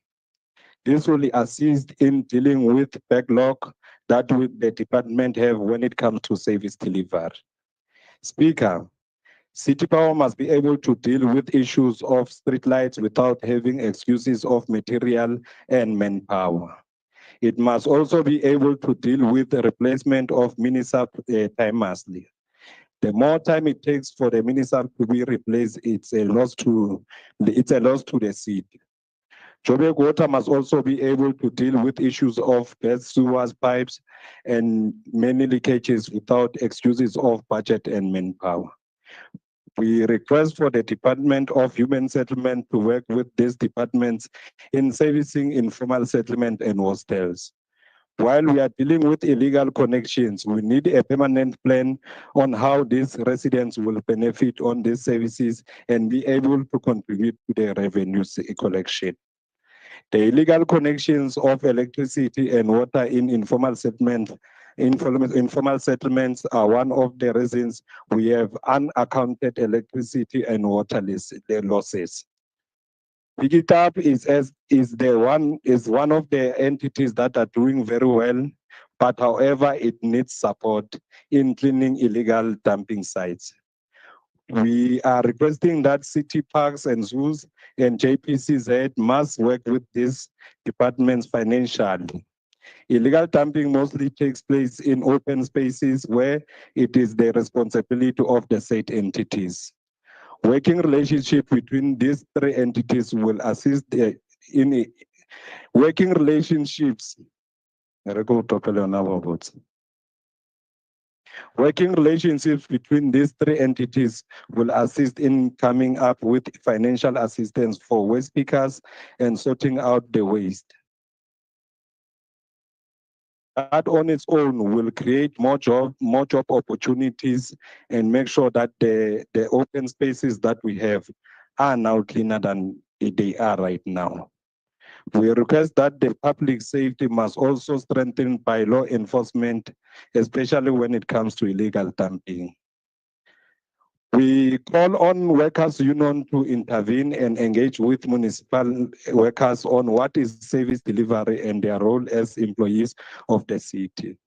It does not paint a good picture to the residents when they see workers boldly and proudly wearing the logo of the city, sleeping under trees while grass cutting is a challenge. It doesn't look good for workers. It doesn't look good for workers to be seen with municipal resources in places where they do not have business. Yet residents walk in dark streets where their safety is compromised. The rights of workers should be protected at all times, but the responsibility to give services to the residents must also be protected. With the challenges that we have identified, let us also commend all the departments and thank the MMC together with the mayor in committing that come the G20, the city will be in a better state. With the assistance of the province and national, we believe that the next reports will be way better than when it comes to service delivery. As the ANC, we note the reports. Thank you. Thank you, Councillor Madiba. MMC Squile.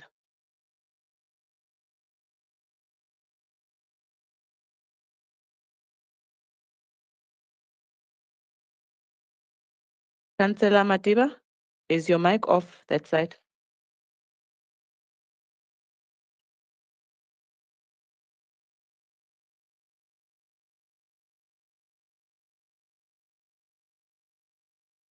MMC? Is it on? I can't see you with your. Thanks, Speaker. Good afternoon to you. Good afternoon to the Executive Mayor in absentia, colleagues, MMC, councillors, all protocol observed. Speaker, let me actually take this opportunity to thank councillors for the criticism that would have given the departments and entities, both positive, I think we'll take them. And I must indicate that Councillor Kukemur, you're correct. My biggest worry is the river pollution that is happening across the city. You look at Bruma, you go to Alexander, it's the same. And the work that we're doing currently in Alexander is beginning to bear fruits. We're just there just a week ago, just to monitor the developments there. You are correct. I think we're also concerned about the high vacancy rate within the entity or the department, which will be working very hard to in fact deal with that particular high vacancy rate. You'll understand that you've also noted that others are unfunded, and I think those that are funded should be in fact attended to. Quite correct. Some of the failures of departments will rely on other sister entities. You've mentioned the long processes that is happening around the procurement departments, which actually impact negatively on other departments for them to perform. I think Councillor Pitso, thanks a lot. I think we will take home. Quite correct that city is experiencing a lot of quite illegal dumping across the city. So I think we would have converted ourselves within pick it up. Some of our security officers to be and train them were trained by public safety just to monitor and patrol the city and make sure that there is no illegal dumping. Well, slowly but surely we'll get it correct. I think I noted with concern the matter you have raised that there are officials of the city, I think you said around city power, where they're refusing to work with councillors. I think their primary function is that. I mean, councillors should be assisted at all times when they raise matters that affect their own communities. Colleagues, I think Councillor Bull again, I'm glad you have highlighted the revenue generation by city power lately improving, which is a good actually thing, but again, we still experience a drop. It is lost somewhere. Meter reading, again, we still need to do good again. We are working through an IGR that we have established with the Department of National Government, engage the Minister of Electricity, that we met around that time. There was an issue with ESCOM. So the reason why I think that matter was dropped is because of that particular IGR meeting that we had with the Minister, which we rely on in dealing with our issue with ESCOM time and again.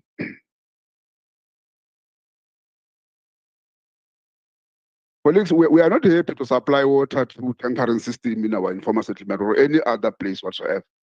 It's because of the situation that is prevailing is there. People in community electricity now, which we must, in fact, find within our means to provide such. I think up until the proper processes that are followed, especially around informal settlement, where there's issue of audit and other matters that must be done before us bring about the process of water and electricity provision. I agree with the fact that we need to do something. I think quite a number of councillors would have raised a matter around communication within Joburg, whether it must be improved.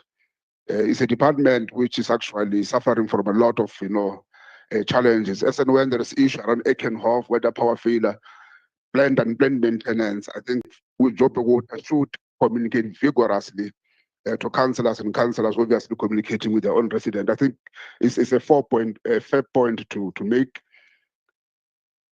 Councillors didn't come, but I think the challenges of power around Observatory, Kensington, Bedrams and surroundings, if you drive around this road that goes to Eastgate via Uvel, you'll realize that currently we are doing or installing the second pipe, cable, to complement the one we've did around December. Because that power failure that happened around December, it took us a very long time to solve the problem. Because it's an aged infrastructure, over 50-year-old cable, oil-infused cable, which is no longer in the market. At some stage, our team had to dig the old one that has been decommissioned underground to go and replace that particular pipe. It was a very difficult job to do. Very recently, there was a cable that bent for over 4 meter plus, 4 kilometer plus, from that point again towards that spar up there, Kensington, toward Councillor Darocha there. Our guys are still currently doing that work. I drive most of my time in the inner city at night just to monitor that particular situation. But I think we'll get it right since our guys were able to stabilize the power network around that area. I think because if you don't do that, it will also affect the Joburg reservoir up there. Joburg reservoir, then subsequently when have water downwards, that's the side. So it's very much important. At some stage, the time there were electricity restrictions and so on, I've even spoke to my team not to restrict areas where there are reservoirs, because if you restrict such, obviously it will affect the water supply, and water supply is not 30 necessarily seconds remaining. Oh. I think we will work hard, Speaker, to resolve the Kayasant matter. It's a thorny issue, it's a problem that must be resolved as a city. When we went there, you realize that there's anarchy happening there, all sort of illegality happening. In fact, when we got out of the cars, we were told not to walk in because it's not safe. That tells you that you can't have a situation, it's a no-go zone in our own city. That particular landfill will be visited, closed by, pick it up. I think in a week or two, we should be able to go to market in terms of the security to secure the place and allow pick it up to handle it in such a way that brings dignity and in fact to the city itself. We will work hard on the street lighting, especially solar powered, Speaker, across the city. In our view, it in fact assists us in terms of saving the network and burden of electricity network. We also unveil in this coming week areas where informal settlement will be unrolling solar powered mechanism to power our own informal settlement, to take them off the grid of Eskom and city power, so that we save some of the challenge that councillors are raising here of the banned power station that very much expensive to actually fix. Apology for that. Let me just say, request council to note that. Thanks. Thank you, MMC.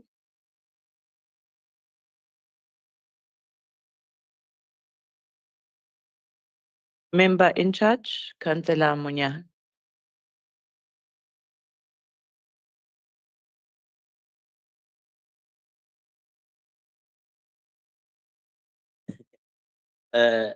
Thanks, Madam Speaker. I would like to take this opportunity also to thank the member of the committee who indeed through their effort, who can see some of the results.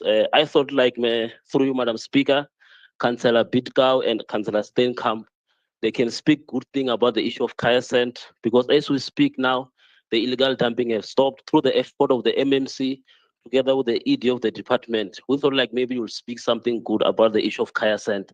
Finally, maybe you'll speak better about this government when you go back to the residents. Madam Speaker, I'll request the councillors to note this report. Thank you. Thank you, Councillor Munyai. Councillors, the recommendations are on pages 15.5, 16.27, 17.3, 18.4, and 19.10 to 19.11. Are the items agreed to? Thank you, councillors. Councillors, we're on item 20, and that's the performance assessment report for the Human Settlement Department for the 2024-25 financial year for the period October to December 2024, read together with item 21, and that's the performance assessment report for the Johannesburg Social Housing Company for the 2024-25 financial year for the period October to December 2024. And both items read together with item 22, which is an oversight report of the Human Settlements Section 79 Committee on the 2024-25 second quarter performance assessment report of the Department of Human Settlement and Johannesburg Social Housing Company for the period October to December 2024. Member in charge, Councillor Mpolo Bosho.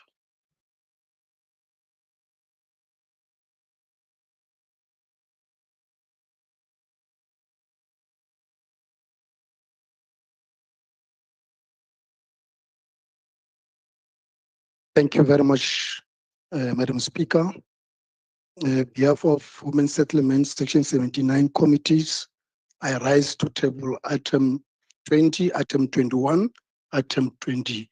Thank you very much, Speaker. Thank you, Member in Charge. ACDP, Councillor Harris.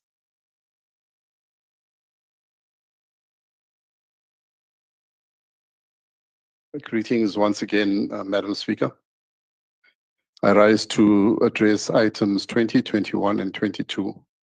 The Housing Act 107 of 1997, Section 9, states that every municipality must, as part of its process of integrated development planning, take all reasonable steps within the framework of national and provincial housing legislation and policy to ensure inhabitants of its area of jurisdiction have access to adequate housing on a progressive basis, and that conditions which are not conducive to health and safety of the inhabitants of its area of jurisdiction are prevented from attaining,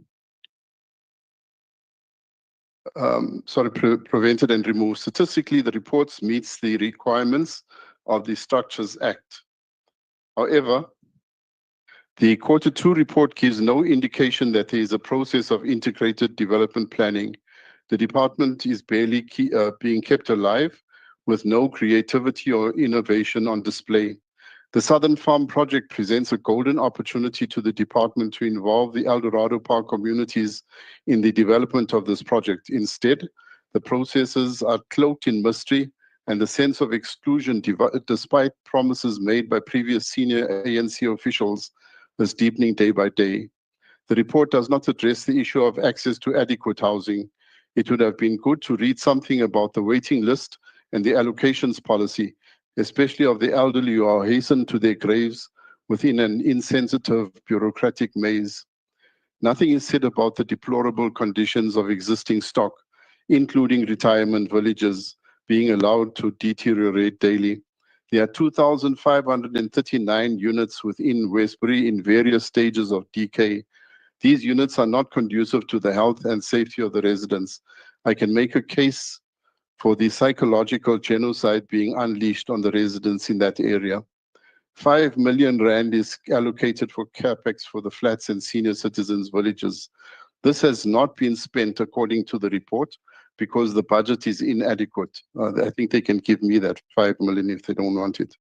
No title deeds were issued to residents in Westbury, Claremont, New Clare, Bosmont, and Riverlea. These are among the oldest estates owned by the city. Whilst this process is fraught with complexity, ignoring this initiative to give dignity and an economic hand up to people does not speak of social justice and economic justice. The deficit on revenue collection is 216.5 million. That is for the JOSHCO. This is a serious concern. The proliferation of social housing movement and tenants committees who want to redefine the parameters of social housing provision can have repercussions for revenue collection. This should not have an impact on service delivery though. Basic security and maintenance must be continued. I appreciate the work done by Chairperson Paulo Bosho and the Section 79 committee. I urge you to take a closer look at the stock owned by the city and to put on the agenda the redevelopment of Westbury and the surrounding areas. I thank you. Thank you, Councillor Harris. Councillors at the back there. Chief Whip. The Chief Whip is not. Councillors at the back there. Please, let's take the discussion outside. We can hear you all the way from here. It's very disruptive. Thank you, Councillor Harris. UTM, Councillor Zikebe. Somlomo, njengoceba ebelibhunga lomasipala Tumbaca wase-Gauteng, uxanduva lwethu extends beyond routine governance. It demands diligent oversight, thoughtful analysis, and strategic foresight to ensure our decisions today create lasting benefits for generations to come. Siyayibulela imizamo Mdungwa nemiphumela emihle yesebe lezindlu nophuhliso lweendawo zokuhlala kwabantu. Notably, that strategic and impactful investment of 190 million towards informal settlements upgrades in Region G, which significantly improve the living conditions of over 913 households, moved from Mpumalanga to Vlakfontein. Further exemplifying our commitment to efficient service delivery, the Riverside View Phase 3 project was successfully completed ahead of schedule, delivering 184 affordable rental units at an investment of 116 million. These milestones represent not just figures, but real-life changes in the daily experiences of our residents. We also proudly recognize the Johannesburg Social Housing Company for its notable successes in the past quarter. JOSCO exceeds its employment targets, creating 330 EPWP job opportunities against a target of 250, thus directly contributing to the economic empowerment and stability of our communities. Furthermore, JOSCO maintained a commendable 98% occupancy rate, reinforcing our collective commitment to providing sustainable and dignified housing solutions. As we celebrate these achievements, we do so acknowledging that our work remains ongoing and our aspirations are always aimed higher. Our review today highlights opportunities for continuous growth and improvement. It invites us to thoughtfully consider solutions to address financial sustainability challenges that we are faced with.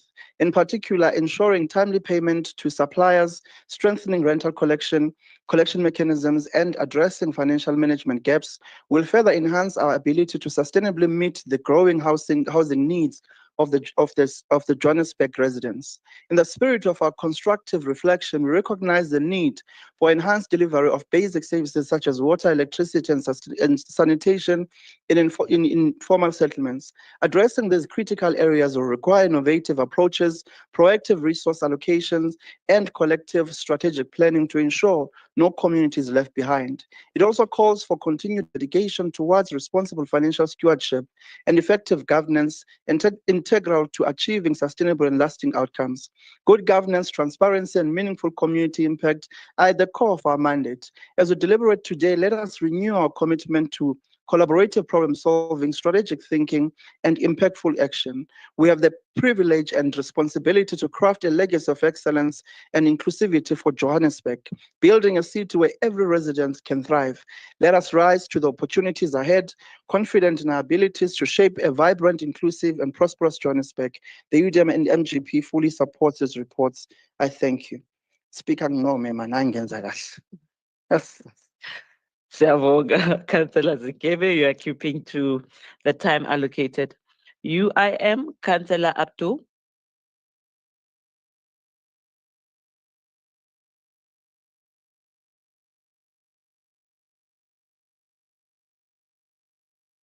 Thank you, Speaker. I am just going to do a short introduction in terms of the background of what I'm about to say. A short drive south of the city, some 10 kilometers outside of the CBD, are remnants of Joburg's first settlement of the Khoisan, South Africa's oldest people. They are found at the Eikenhof Khoisan farms, consisting of 247 hectares of land immediately south of the Cllr mountain on the banks of the Cllr River. The site has been occupied by the Khoisan for 100 years. According to the Constitution, in Section 217, it clearly states that when an organ of state in the national, provincial, or local sphere of government, or any other institution identified in national legislation contracts for goods or services, it must do so in accordance with a system which is fair, equitable, transparent, and competitive, and cost-effective. All this is superimposed in Section 197 of the Constitution, which is basic values and principles of public administration. Most importantly, Section 152 of the Constitution speaks and reminds all the objects of local government. It is against this elaborative preamble that I wish to draw this House to the attention of economic inclusion of the indigenous residents onto the Southern Farms mega development project. And I just want you to note that I will harp on this each time I come into this building if this is not addressed. Based on Section 17 of the Public Procurement Act of 2024, they have the right to be subcontracted on a set-aside basis.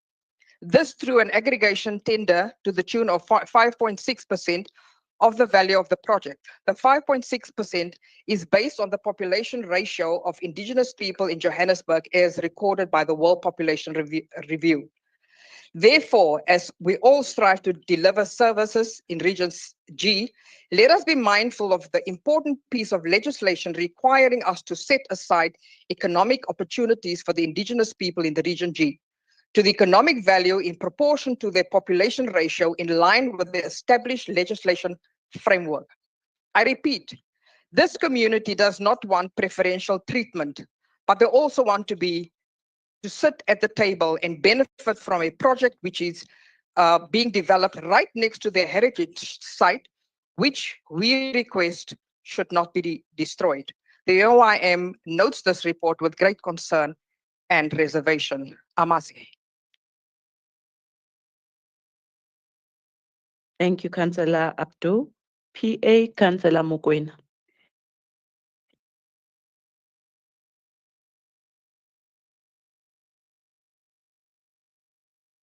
Greetings, Madam Speaker, Executive Mayor in his absentia, Chief Whip of Council, Joburg 9, under the capable leadership of MMC, Kenny Kunene, fellow councillors and distinguished guests, all protocol observed. Madam Speaker, I rise on item 20, 21, and 22. The purpose of this report is to present the second quarter performance report of JOSCO. We note the favorable outcome of delivering 184 new units at Riverside View. We also acknowledge the financial investments, the 739 million for informal settlement upgrades. I am happy that the MMC has visited Maxwell Court and the housing issue in Claremont were brought to his attention, and I know we will see the necessary changes. One of the issues that have greater impact of not achieving a target is the challenge in the rent collection and a prolonged housing allocation system, which leads to cost implications. The housing crisis and overcrowding in city townships are hard to ignore. We really need to speed up the allocation process and in places like Fleurhof, Marlborough in Alexandra, and other areas. The issue is close to my heart, which is perturbing. We have lost community members in Alexandra, including one of our own in council. May his soul rest in peace, the late Mushem Phahlela. MMC, I may also ask on behalf of the Alexandrians, I mean people of Alexandra Township, that you consider some of the working class of the rental stock in Fleurhof and other areas as also addressing the housing backlogs in Alexandra Township. As the Patriotic Alliance, we note the report on Spizani Salute.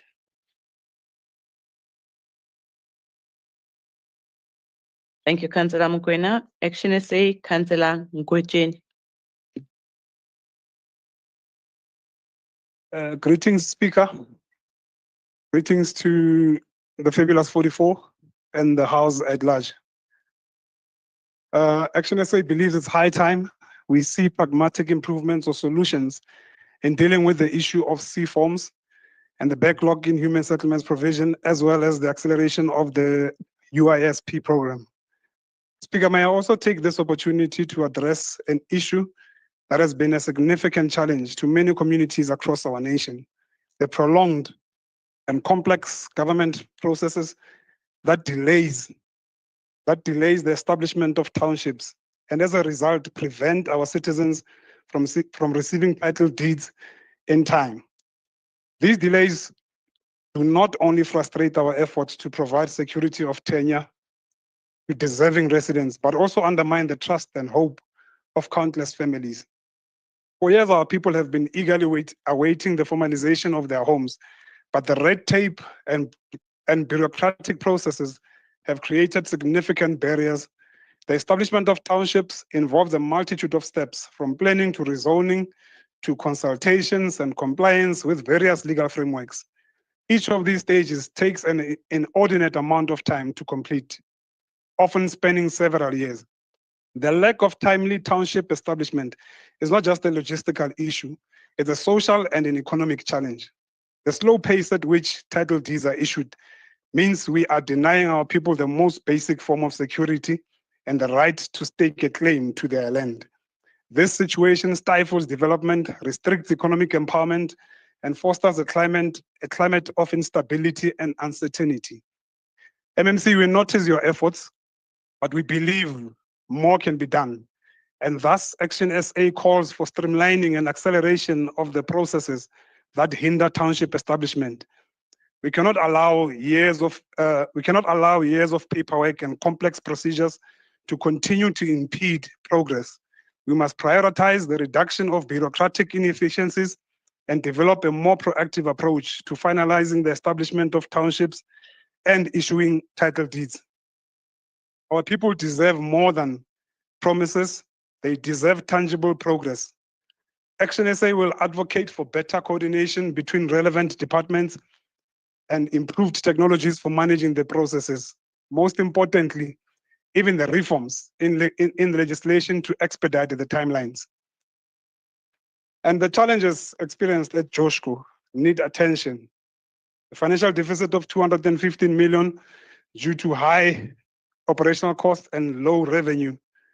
The rent collection, which is sitting in the second quarter, sitting at 72% collection rate, below 80% target, due to boycotts and economic hardships. We're also looking forward to the moving of the city's referral stock when it finally gets to be moved to the city from Joshko's books. The revenue, 181 million rand, which is below budget by 5.2 million rand. The rental income sitting at 83.7 million, slightly commendable with 13% over budget. Speaker, we want to make a call for a regional tour of social housing in Daba sessions, wherein the Department of Human Settlements, Joshko, all stakeholders in the social housing space, such as your SHM and all the others, can all come under one roof and have an engagement and resolve all the differences ranging from qualification criteria, lease agreements, social housing policies, maintenance and repairs, rent collection, and all other issues of contention within the social housing space to ensure mutual understanding of all processes and common ground. We believe this will go a long way in addressing challenges at Joshko. The residents of Alexandra and Mthembu hostels are waiting for a fair opportunity to thrive and live with dignity. But the reality they face daily is that of inadequate water supply, poor sanitation, and deteriorating infrastructure. The lack of access to basic amenities such as proper waste management poses a significant health risk and threatens the very lives of these communities. The absence of urgent intervention is exacerbating the plight of women, children, and the elderly in these areas. Action SA implores the Department of Human Settlements and Joshko to act swiftly and not let the promises of a better living conditions remain unfulfilled. The intervention of Joburg Water to address the critical water infrastructure issues in these areas is not a luxury, it's a necessity. The Johannesburg water infrastructure, which serves both Alexandra and Mthembu women hostels, is in desperate need of repair, upgrading, and maintenance. This is no longer just a matter of inconvenience. It has become a matter of public health, dignity, and the quality of life for our fellow citizens. Action SA notes the reports. Thank you.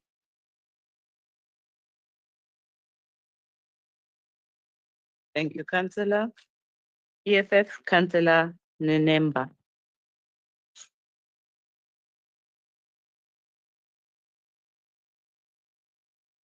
Thank you, Speaker. I'm standing in for Councillor Nenemba. My name is Ramatsubani Lishilu. I'm the Councillor of EFF in the city of Johannesburg from Ward 77. Thank you. Revolutionary greetings to our caucus leader, MMC of Public Safety, Dr. Mthembu, our Chief Whip, Thabisa Mogapi, MMC of Health and Social Development, Ediwa Makafula, and the 29 battalions of the mighty economic freedom fighters, not forgetting the resident of city of Johannesburg. The EFF notes the report and appreciates and acknowledges the effort made by both the MMC and the officials in this department. However, there are a few pressing matters that we feel needs to be given very much attention. Speaker, it is important that we outline the necessary historical background of the challenges in the informal settlement that we find ourselves in as the city of Johannesburg being a South African economic hub. It is absolutely surprising that many people from different parts of South Africa and the continent will come in large numbers in the city of gold. They come in different reasons, being in seeking job opportunities and trying to be closer to their places of work. Speaker, in the 30 years of democracy, we still have very apartheid spatial planning, and that seeks to keep our working class as black progress in particular. This apartheid spatial planning has kept the majority of black people as far as possible from economic opportunities.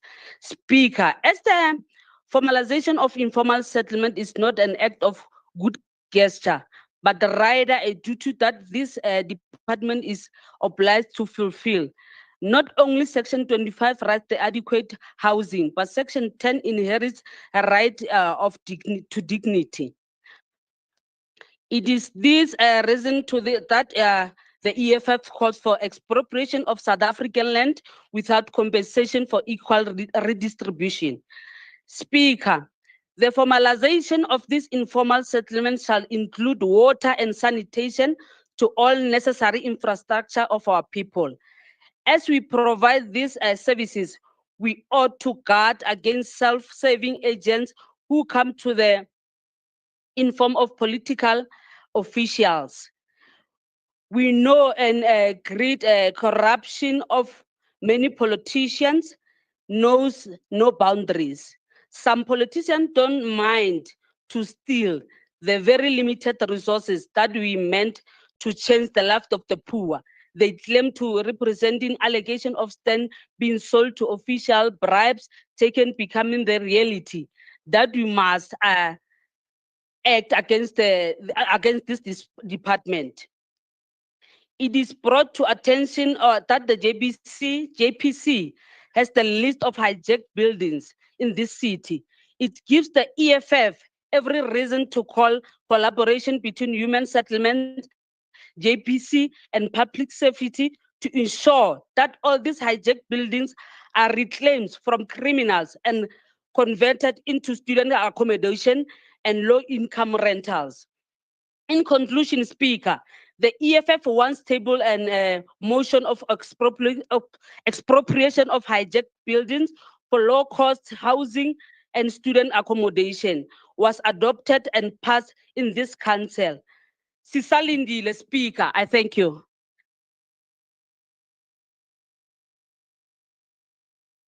Siyabonga, Councillor. ANC, Councillor Maluleka.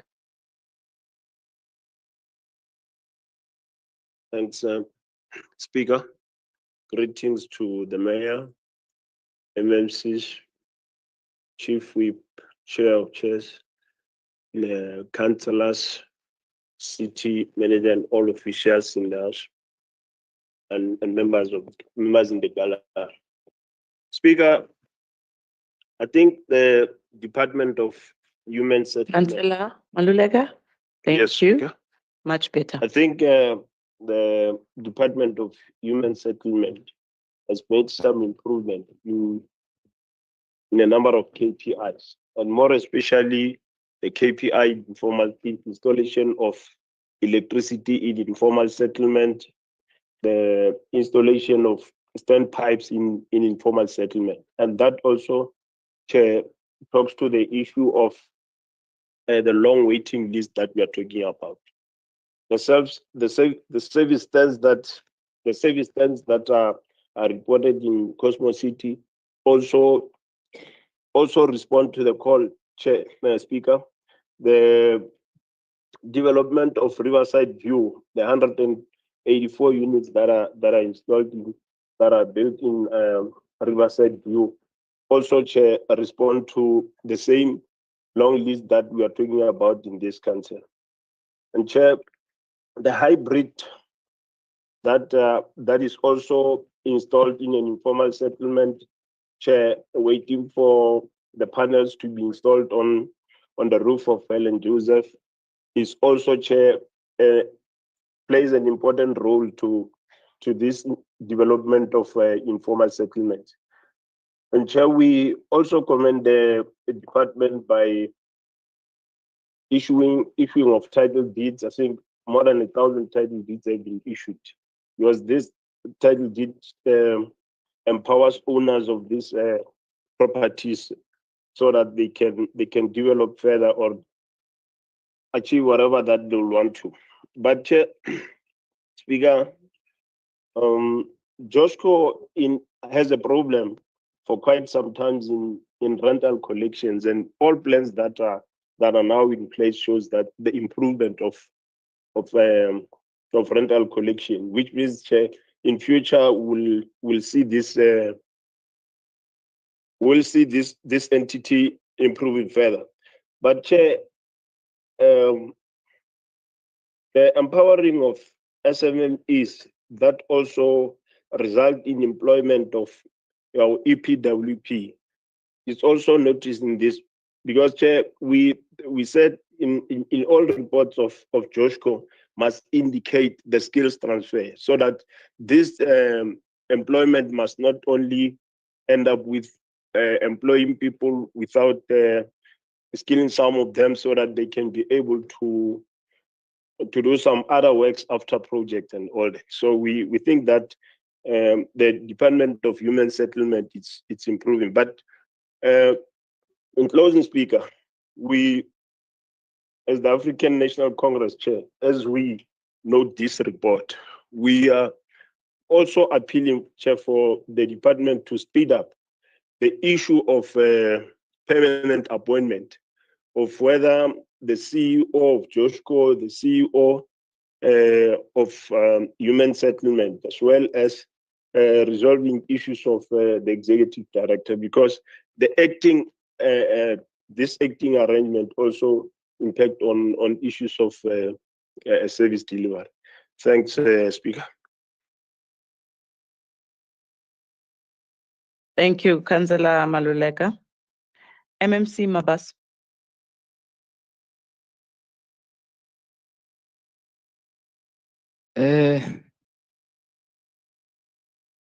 Councillor Mthembu, Speaker of Council,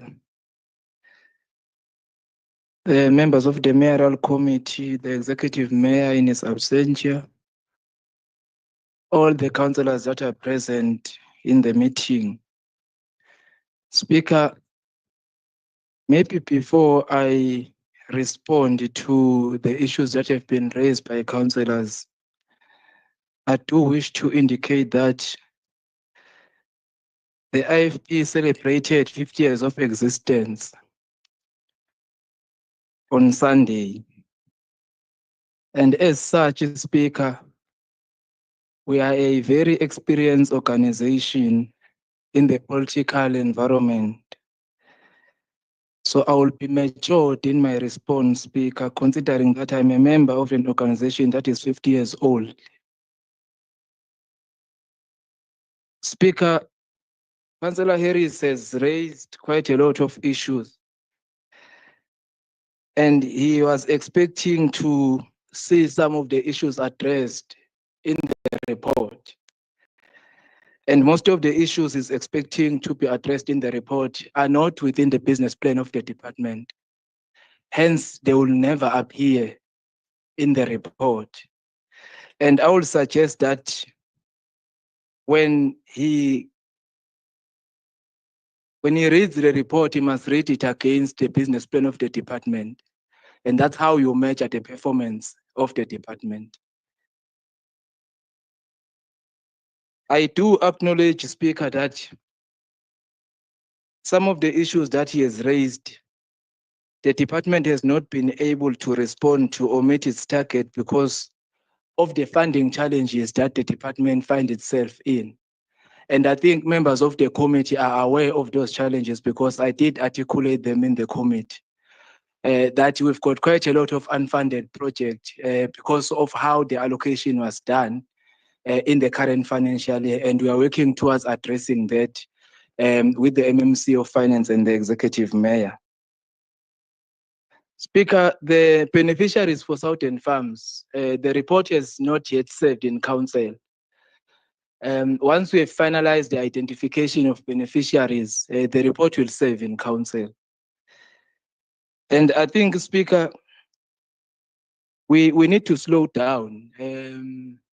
Some of the colleagues are, I think they are moving on a very high speed and they are on the fast lane when it comes to Southern Farms.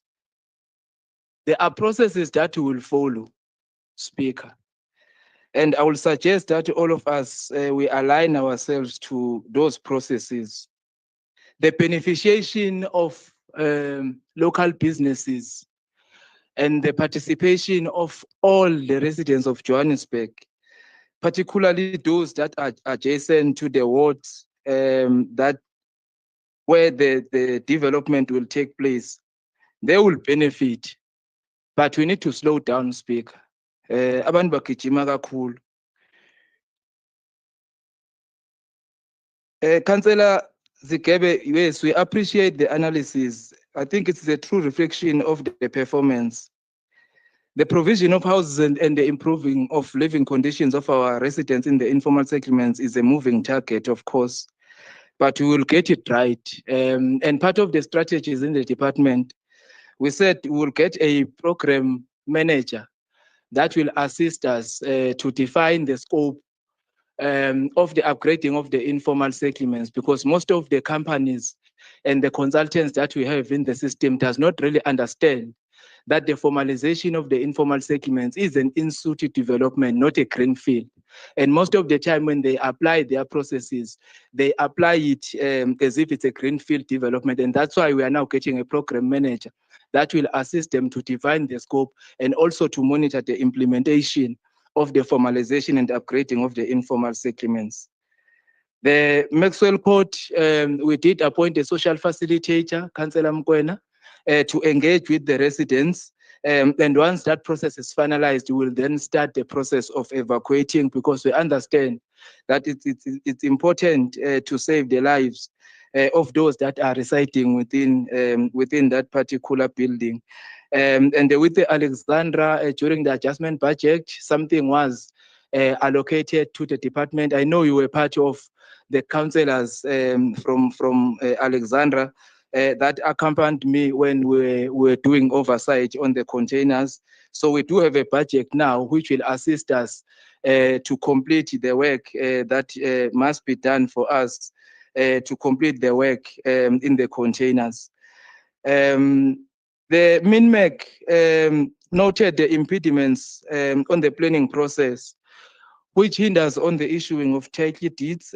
So the matter is actually receiving the attention it deserves. But I agree with you, Councillor Maluleke, that despite all those challenges, we are issuing title deeds and we are meeting our targets. With the hostels, we have no issues of waste and cleaning in the hostels.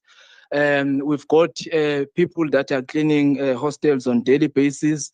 The issues of infrastructure, especially with the sewer, they are being attended to. Johannesburg Water was appointed. On Friday, we are introducing a contractor at Dube Hostel. We are finalizing the environmental issues for women's hostel in Soweto. We have engaged with the Cllr to deal with the sewer challenges of Midlands Hostel. In Helen Joseph, Johannesburg Water is also in a process of appointing a contractor now that is going to deal with the sewer. So the issue of the sewer infrastructure is receiving attention that is deserved. Yes, we have introduced a microgrid in the informal segment as part of our electrification program, so that we offload the load in our grid. So we are working towards that, working together with City Power. Hence, we have identified the clinic and Helen Joseph as part of the properties that we will be using to electrify some of the informal settlements. Skills development, yes, is important. The CEO and the team were requested to devise a strategy on how the skills transfer can be done, especially with our EPW employees at Joshko. The provision of permanent services in the informal settlements, that's what is MMC. Thank you very much. That's what is detected to by phase 3 of the formalization of the informal settlements. And all the informal settlements that we are formalizing, we will be working towards providing permanent services, because all the phases that we are engaging on are important, but the last phase talks to the permanent provision of the services in the informal settlements, and that's where we are heading to with all the informal settlements. Thank you very much. Thank you, MMC Mabaso. Member in charge, Councillor Mpolobosh. Thank you very much, Madam Speaker. Speaker, I ask the councillor to note item 20, item 21, item 23. Thank you very much. Thank you, member in charge. The recommendations, councillors, are on pages 20.3, 21.9, and 22.6. Are the items agreed to? Thank you, councillors. We are now on item 23, and that's the performance assessment report for the Public Safety Department for the 2024-25 financial year for the period October to December 2024. Read together with item 24, which is an oversight report of the Section 79 Public Safety Committee on the 2024-25 first quarter performance report of the Department of Public Safety for the period October to December 2024.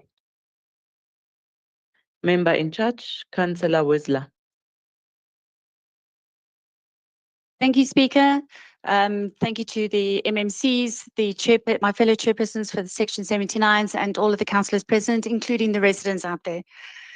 The chairperson, Speaker, I rise to table the report, Quarter 2 report on the Section 79 Public Safety Committee for the financial year 2024-2025. Speaker, the Portfolio Committee on Public Safety in the second quarter of 24 and 25 remained focused in making sure that the departments deliver. Madam Speaker, an observation is made that the department had reported on 22 key performance indicators. Out of the 22 KPIs, a total of 4 were underachieved under this quarter. Madam Speaker, the committee commends the department on achieving its targets in relation to the KPI and the percentage increase in licensing services, revenue for the quarter under review. Madam Speaker, the department has achieved 100% on fraud and corruption cases that were investigated. The department inspected a total of 4,068 buildings during this period under review against a quarterly target of 3,250 inspections. The department has made a total of 281 drug searches and seizure operations against the target of 210. Looking into the financial performance, the committee notes that the department spent a total of 3.6 billion against the budget of 3.1 billion, reflecting an overspending of 464 million. In terms of human resources, the committee notes that there was 1 employee who was promoted and 25 employees were employed. Thank you, Speaker. Thank you, member in charge. Good. Councillor Cook. Speaker, members of council, and fellow residents of Johannesburg, I must state categorically that Good is not an opponent of public safety, but is a defender of real accountability, meaningful service delivery, and the interests of the people of Johannesburg. Unfortunately, the reports tabled by the Public Safety Department are filled with numbers. Roadblocks conducted, licenses renewed, and buildings inspected. But what it fails to present is the true measure of success. Are the people of Johannesburg safer today than they were 3 months ago? Most residents of Johannesburg will agree with me that the answer is no. Speaker, the department can boast of 16,000 roadblocks, 64,000 vehicles stopped, and 1,693 arrests made. However, these are just fantastical numbers. Where is the evidence that crime has decreased, that our roads are safer, that our communities are more secure? Speaker, the reports admit to several failures, such as the ward-based policing, which is severely under-resourced, with officers stretched across multiple wards, unable to provide the security presence our communities need. There are also only 38% of CCTV cameras functional, leaving our city in darkness while criminals roam freely. We cannot accept a report that tells us Johannesburg is safer when the very tools needed to ensure safety are broken, missing, or underfunded. Speaker, the report shows that the department overspent by 464 million rand. Where did the money go? We see no major improvements in service delivery, no significant investments in crime-fighting technology, and no real reduction in criminal activity. We cannot simply rubber stamp a report that presents a budget deficit without clear justification. Speaker, this report highlights that 1,053 shacks were removed and 11 brick and mortar structures demolished, but it fails to answer a crucial question. Where did the people go? Were they provided with alternative housing? Were they given any support by the city? The enforcement of bylaws must not come at the expense of human dignity. We cannot be a city that destroys homes without providing solutions. It is unacceptable. Speaker, despite all the interventions listed in this report, the city still faces rampant crime. Only 7 arrests for drug-related offenses were made in the entire city over 3 months. 7 arrests. We know that drug abuse and drug trafficking are crippling our communities. Yet this is the best our safety department can do? 7 arrests in 3 months? This report states that the Disaster Management Center responded to 99 incidents affecting 1,300 households. But what does a response mean? A temporary handout? Where is a long-term disaster prevention strategy? Johannesburg needs fire prevention, flood mitigation, and urban planning solutions, not just an emergency relief when disasters strike and a food parcel. Speaker, this report is not a blueprint for a safer city. It is a report of broken promises, poor planning, and misplaced priorities. Johannesburg deserves better. Our residents deserve a public safety department that actually makes them feel safer and makes them safer, not one that just merely measures how many roadblocks it's set up or how many posters it's removed.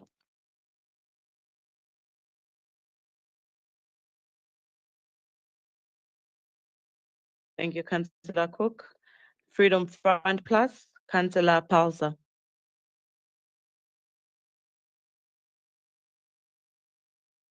Thank you, Madam Speaker.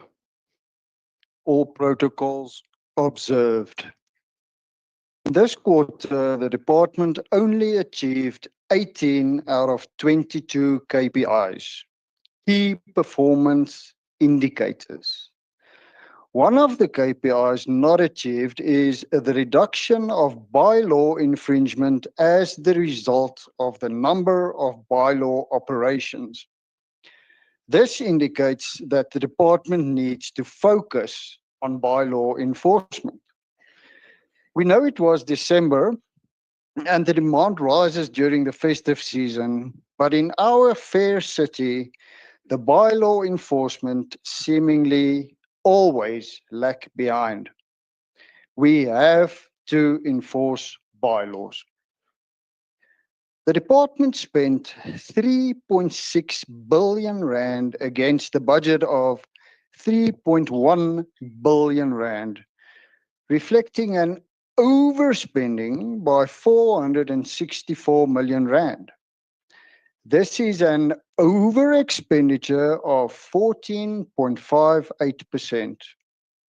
Over expenditure on a tight budget is frowned upon, to say the least.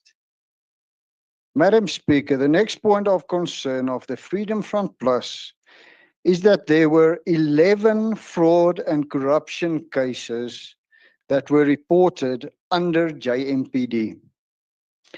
The department's whole purpose is public safety.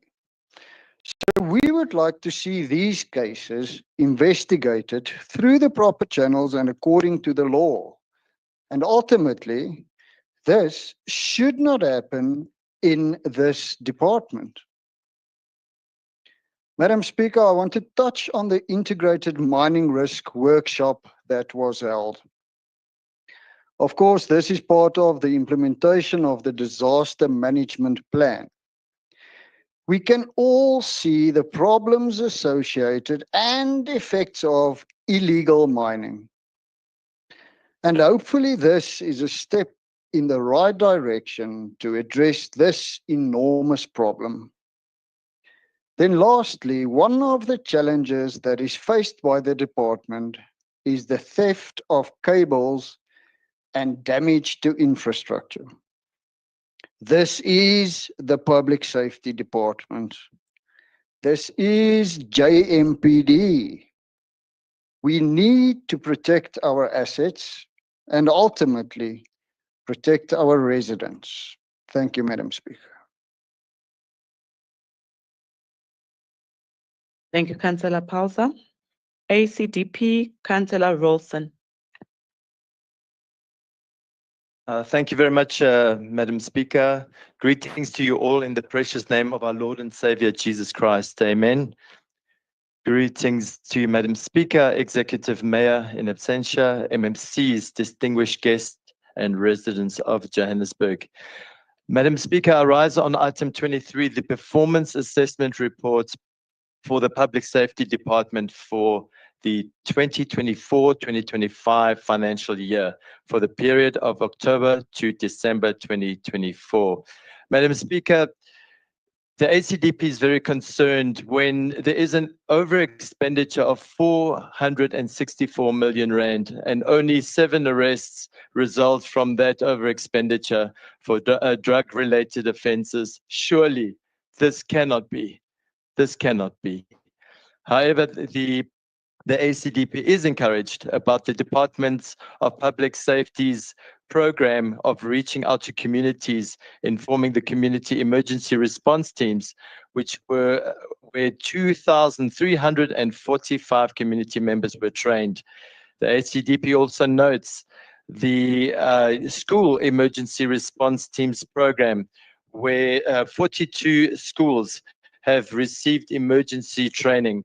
This is noteworthy and is very encouraging, especially the connecting with the communities and partnering with them and assisting them with these vital training programs, taking into consideration the dire need for the urgent procurement of additional emergency resources, which are currently not available. For example, insufficient emergency medical equipment, insufficient numbers of ambulances, as well as firefighting equipment, firefighting trucks, crews, and equipment. The ACDP therefore calls on the Department of Public Safety to urgently increase these training programs throughout the city of Johannesburg. These programs should not only incorporate fire prevention and reaction, but also medical first aid response training. The ACDP believes will greatly contribute towards the safety and well-being of the residents of Johannesburg. The ACDP notes this report with reservations. God bless South Africa. God bless the sovereign state of Israel. I thank you. Thank you, Councillor Wilson. PA, Councillor May.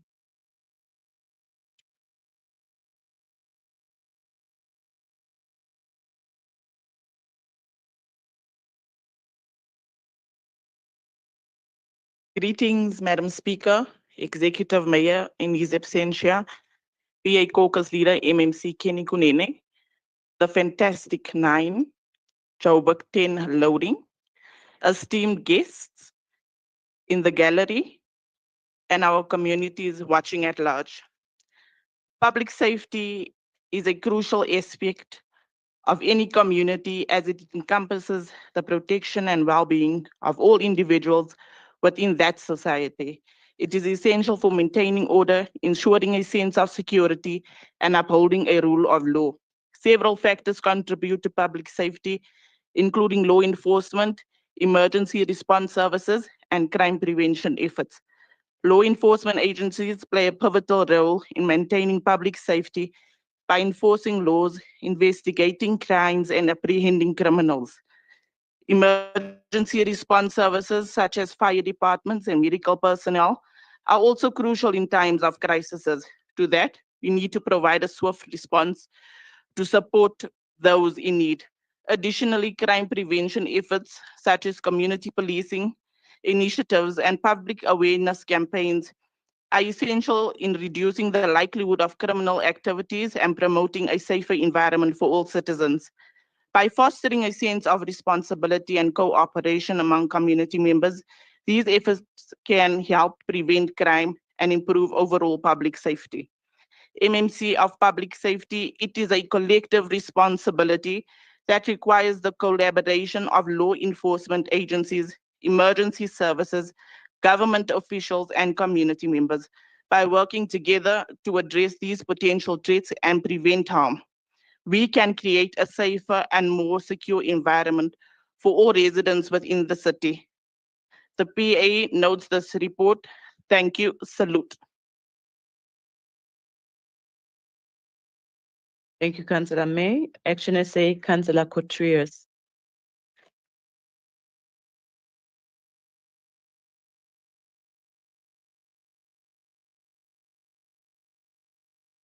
Madam Speaker, late reports, or at least the tabling there of these reports, or even commenting on them, are like weeds in a garden.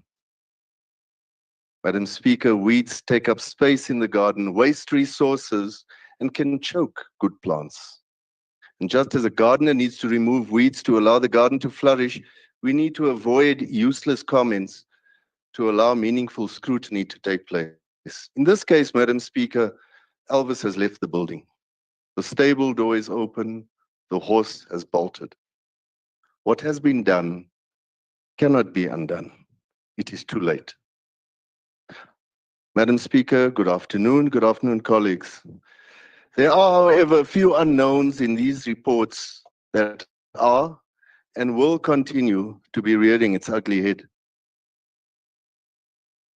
Madam Speaker, across the 135 wards in our city, how often do we see JMPD personnel regularly patrolling during the day? Let's not even speak of nighttime. Secondly, what amazing numbers are reflected in terms of revenue from licensing? Big numbers, big words. Certain people will have problems pronouncing or calling out those numbers. We won't say who. And we surpassed the target. But how much of this revenue actually comes to our coffers? Remember that we have an 80-20 split. Madam Speaker, I think it's high time that our executive mayor has a cup of tea, because I know he doesn't imbibe, with the province and discuss their claim of 80% of the lucre that they demand, giving us a mere 20%. 'n Mens moet vra, maar wie doen die werk? Another area we can look at to bolster our revenue and doing away with the surcharge on electricity, or at least reducing it.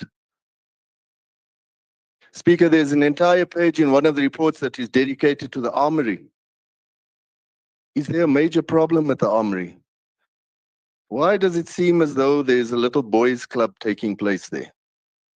Does each and every officer carry a service sidearm when they go out on duty? Shockingly and alarmingly, no. Bulletproof vests, we don't even want to go there. I see on the reports, Madam Speaker, I see that data was not provided for the employment equity information. I wonder why. You know, Speaker, at my age, and it's near old money,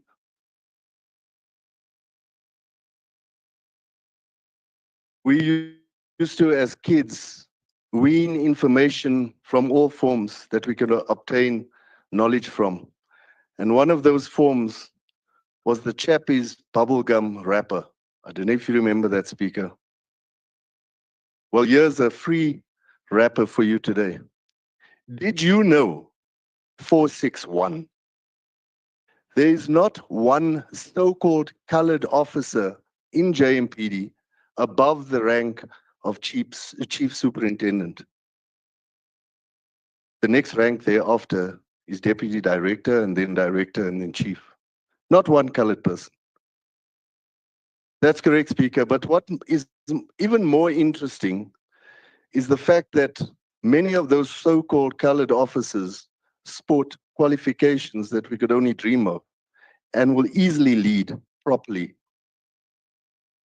Madam Speaker, these questions are directed at these reports only. And according to the reports, public safety seems to be on the brink, no, not the former city manager, of being admitted to ICU.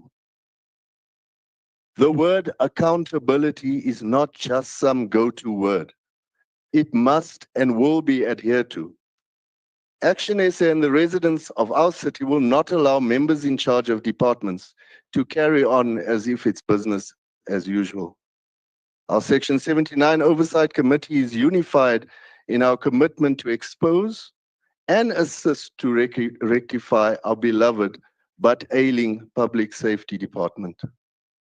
Under the steermanship, or should I say steerwomanship, of our councillor and chairperson, Councillor Whistler, already a number of issues have been resolved and or are tackled head-on. Councillors, especially ward councillors, can expect a more in-depth report regarding activities that take place in the various regions and then wards. There's going to be a revisit of the KPIs. The over-expenditure is going to be addressed or is being addressed. There's also resolve to jack up and apply the ward-based policing and crime prevention programs and strategies. We're addressing the tools of trade and the inhumane conditions in which our uniformed employees are expected to work in. 30 seconds remaining. Lastly, Speaker, through you, we need to address the slum law department, which is the only phrase I can use to describe JPC. We cannot continue like this. The rat and human feces infestation taking place in our buildings cannot be. Buildings that are in far worse condition than that of our metro center are commonplace. Collapsed ceilings, non-functional toilets, no furniture. And then we expect these men and women to lay down their lives for us, the citizens of Johannesburg. An example of their total disregard is the state of our very own council chamber. Speaker, who does JPC think they are? We allow individuals to willy-nilly carry on as though there are no ethical and legal concerns surrounding them. No reward is in the name is the name of the game. Let's just give you another position, a highly financially rewarded position. Speaker, my blood truck race. Let me conclude. It is imperative that we act as one to build a dynamic, efficient, and citizen-oriented public service that serves the interest of citizens of Johannesburg. We must, as a municipality, act as one to challenge racism in all its forms and proactively work to break down racial stereotypes and racial prejudice. Speaker, Action SA notes the reports tabled to Council. I thank you. Thank you, Councillor Cotrius. DA, Councillor Mile.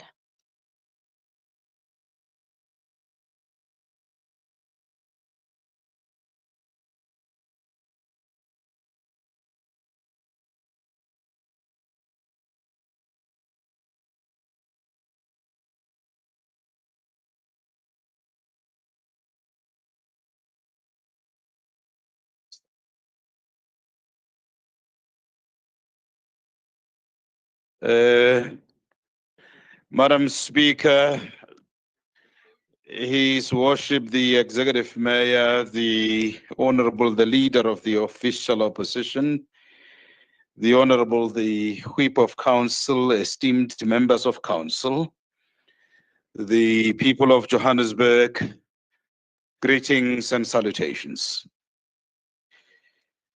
I am certain, Madam Speaker, we can all agree, as elected representatives of the people, that we have a collective duty and responsibility to ensure that the 6 million residents of this great city are and feel safe in their homes, in their streets, and at their different workplaces, in both the public and private sectors of our significant yet fledgling economy.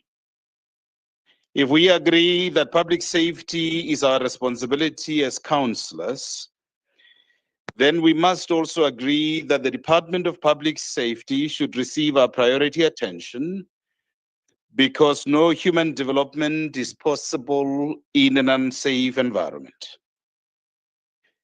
But this ANC-led government of local unity does not seem to get it. They don't seem to understand that the Public Safety Department must be sufficiently resourced in order for us to realize a safe and secure environment the people of Johannesburg so desperately yearn for. They don't seem to appreciate that the department needs a full-time head of department, which it has not had in more than 2 years, in order for it to be administratively stable. They are unable to make the link between visible policing, especially in those policing areas with a high prevalence of crime, such as Johannesburg Central, Hillbrow, Jeppe, Ivory Park, Alexandra, Midrand, Diepsloot, and Orange Farms, and the recruitment of additional police officers to ensure that we are able to deploy at least 10 JMPD officers in each of the city's 135 wards. They are refusing, Madam Speaker, to accept the basic fact that we need more fire trucks and firefighters in order to protect the people of Johannesburg from the ravaging fires that have claimed hundreds of lives, particularly in the inner city and other parts of our vast area of jurisdiction. Madam Speaker, this government of local unity is unable to do some basic policing research that will tell them you need an effective anti-corruption strategy, which includes lifestyle audits and integrity testing, in order to wage a battle against corruption in the JMPD.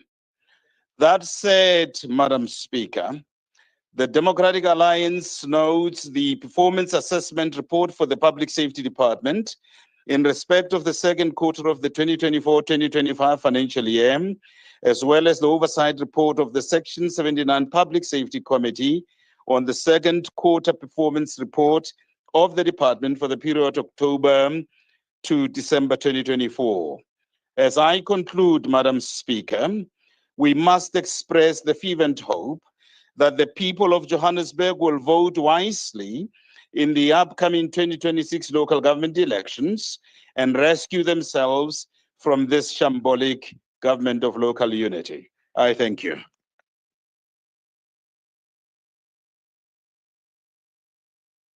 A future impossible tense.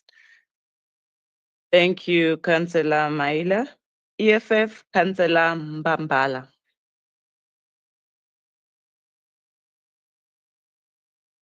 Thank you, Madam Speaker. Greetings to you, Madam Speaker, Executive Mayor, Honorable Councillors, residents of City of Joburg, and special greetings to the EFF Party Leader, Dr. Mthembu, and EFF Chief Whip, Councillor Thabisa Mogapi. I greet you in the name of EFF Pillar Number 1 of expropriation of land without compensation for equal distribution.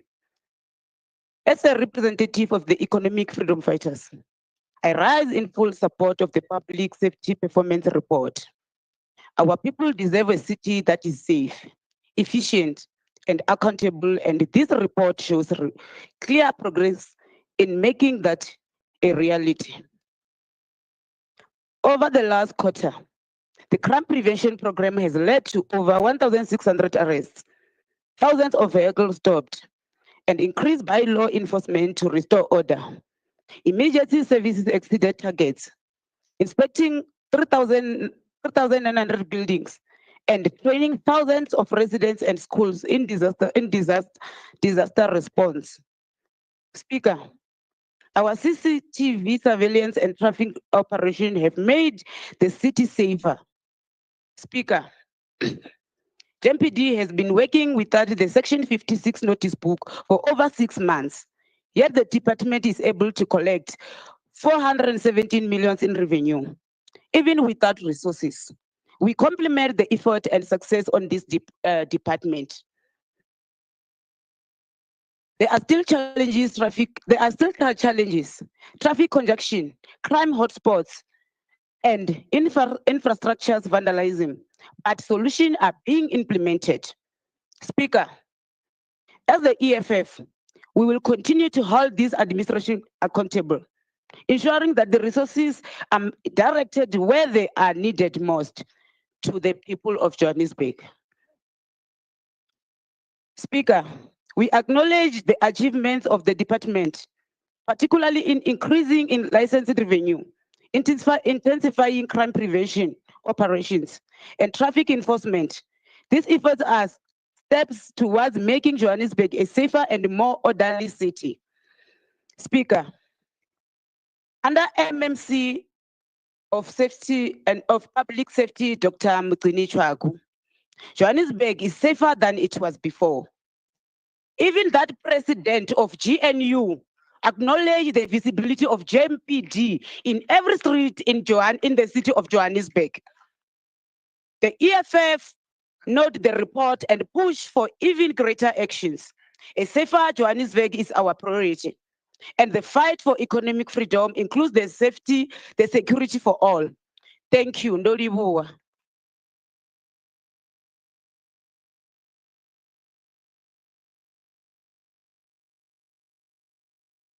Nobuhle, Councillor. ANC, Councillor Ne. Greetings, Honorable Speaker, the Executive Mayor, members of the Mayoral Committee, Chair of Chairs, Chief Whip of Council, fellow councillors, guests in the gallery, and the residents of the City of Joburg. I greet you with the universal greeting of peace be upon you. Madam Speaker, I hate playing political games, but I have to bring this in, when there's an attack on a specific political party. Let me remind this House that over the last 10 years, the administration of the city had changed hands. There was a time that the people in blue ruled the city. It came back to the ANC, and then it came back to coalition governments, and in between, I think the opposition had a chance to rule the city for a year. So when we throw blame, let us just look within ourselves. The degradation of the city didn't start yesterday. It didn't start from the time that the GLU has come into power. It started a good few years ago. So let us look within ourselves and take blame for this, and not just point fingers. Madam Speaker, public safety is a concern of everyone in this House, and I'd like to believe that it's a concern of everyone in this House, and not just the opposition. We as the ANC really concerns us.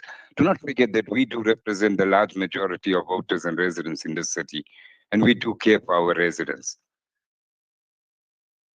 Madam Speaker, crime, and I'd like to take this opportunity to congratulate the Executive Mayor and with the support of the MMC for Public Safety for finally taking a stand to reclaim our inner city.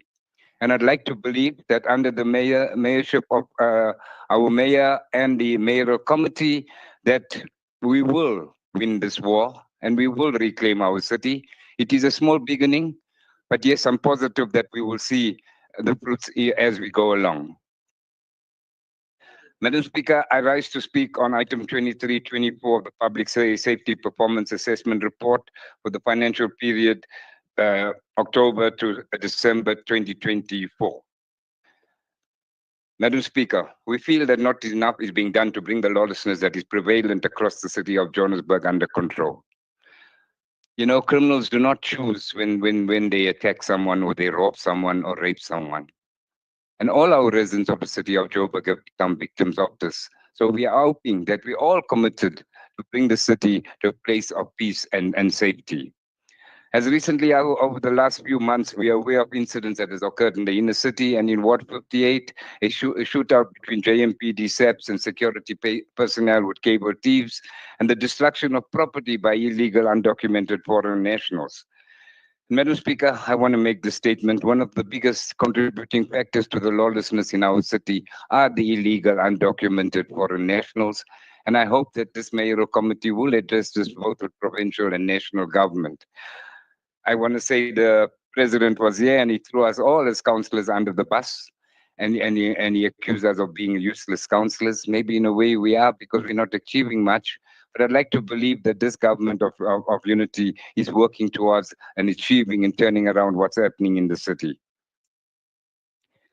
Madam Speaker, I want to in question, and I think I would not do justice to the residents of Ward 58, and especially the residents of a suburb, a small little quiet suburb in Ward 58 called Homestead Park.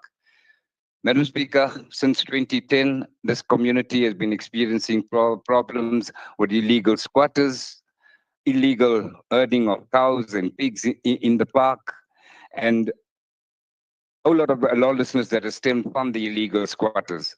So this has not appeared yesterday. It's a problem since 2010. But I want to appeal to the MMC. He has been there. That please, the residents are crying out for some help. We need to look at this illegal squatter camp that's there. It is 95% illegal.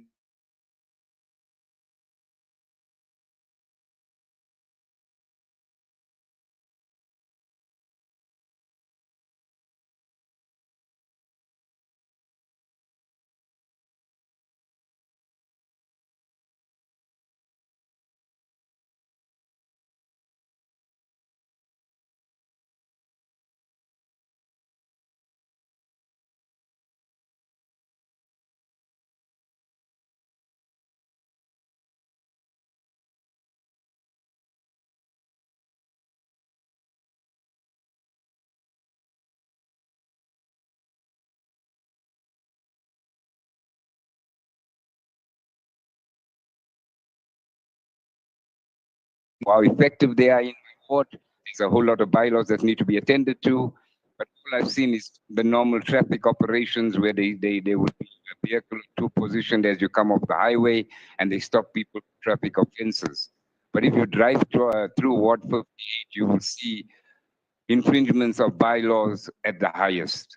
Every corner we have foreign nationals trading on corners, selling from fruit, vegetables to live poultry and illegal development of back rooms, large numbers of contravention of bylaws.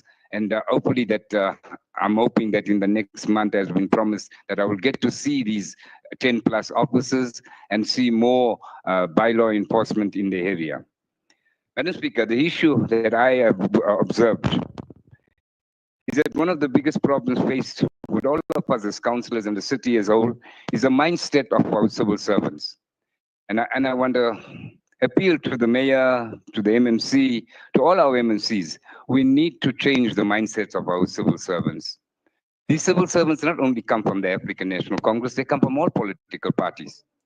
And it's because of their attitude, because of the laziness, and some of them totally incompetent, is that we are facing what we are facing. But generally, I don't believe it's the incompetence. It's just it's a mindset of laziness and entitlement. We need to change this mindset. If we're ever going to win and get Joburg to a state that we're all going to be happy with, we need to change the mindsets of civil servants. Madam Speaker, on the issue of the crime prevention, this was covered by a lot of my fellow speakers, so I'm not going to keep you here. JMPD, the figures really 35,000, 37,000, 69,000, amazing figures, but where and what? And I think as a portfolio committee on oversight, we need to start demanding more, that they give us precise reports telling us where these things are happening. But these, like, 70,000 in total, and then you get 1,693 arrests. The numbers don't add up. Madam Speaker, bylaw enforcement, like I say, nothing in my ward and most parts of the inner city and neighboring wards, illegal street trading, a massive problem, illegal shacks and structures on the side of the road. And this is why I say we need a mindset change amongst JMPD officers, because JMPD officers will drive down the street, they will see this plastic shelter, and they will not do anything about it. They will see drug addicts shooting themselves on the streets, and they will look the other way. So, you know, when we talk about the broken window syndrome, let us start with the little things, JMPD, and you'll see how we'll have a change in policing in the city. Emergency management services, the one thing that I want to talk about is your CRET program. I see you've done some more wards compared to our last report, but the number doesn't justify. There's been no training in Region C, D, and G. Only one ward in Region B, and only 4 wards in Region F. We would like to see this extended. What we should be working towards is having civil defense units in every ward, because Johannesburg is a city on gold tunnels, and we've noticed recently with the flash floods that we've been having, we're not ready for a disaster across the city, and most progressive cities throughout the world have civil defense units to action in the event of any disaster. Madam Speaker, the issue I've also witnessed is that the fire hydrants are not maintained in the city. We have a fire, the fire brigade with a fire truck would arrive there, and then it will take us 10 or 15 minutes trying to locate a working fire hydrant. There has to be some synergy between public safety, Johannesburg roads agencies, and Joburg water, because this is people's lives that we talk about.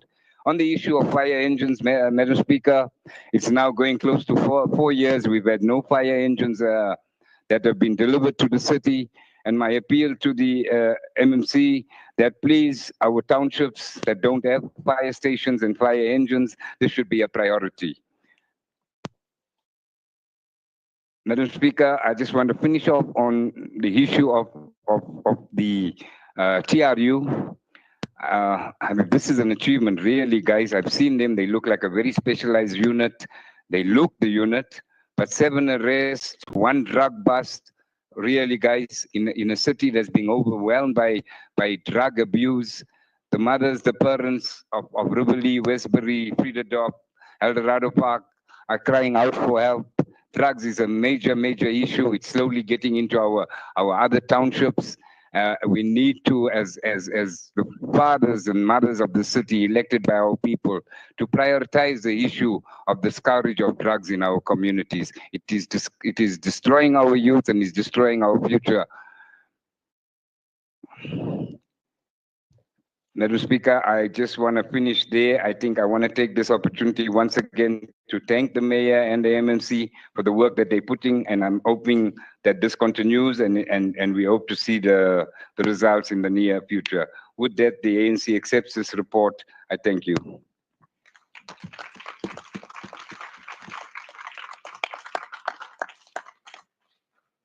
Thank you, Councillor.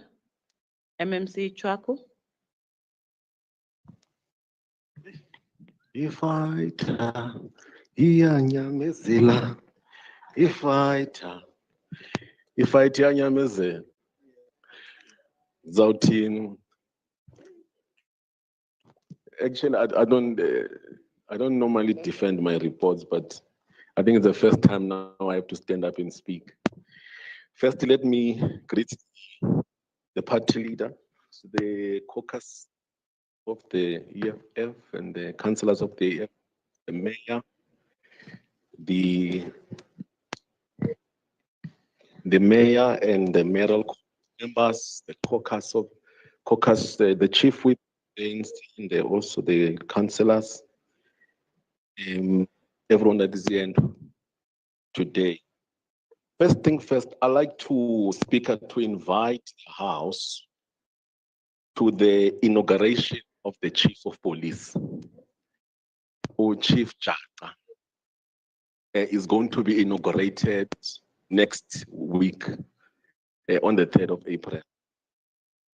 So you are all invited. This is the achievement. Thank you very much for the partners with this GLU that that have actually supported and all of that. Remember, we did not have chief councillor for almost 5 years. So this team, this government has actually achieved that. It's an achievement. And I think you should be clapping this side. I don't know why no more, Nanj. And thank you very much for the support and all of that. And then I think the mayor and the mayoral committee, we worked very hard while you're united on the names and all of that in terms of what needs to happen. So you're all invited. It's going to be an Armageddon. It's going to be biblical. And also, it is going to be changed, not with the chief of police now. It's going to be the commissioner of Metropolis, chair of chairs. Yeah, this is an achievement. That's why I'm going to stand on it. It was very difficult. It was very difficult. It was very difficult because the stability of JMPD was on that position. Because people were not focusing.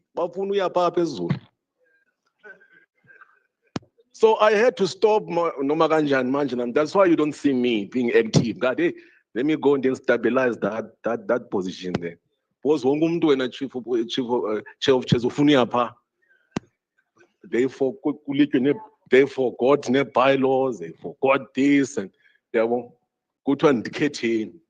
Now go.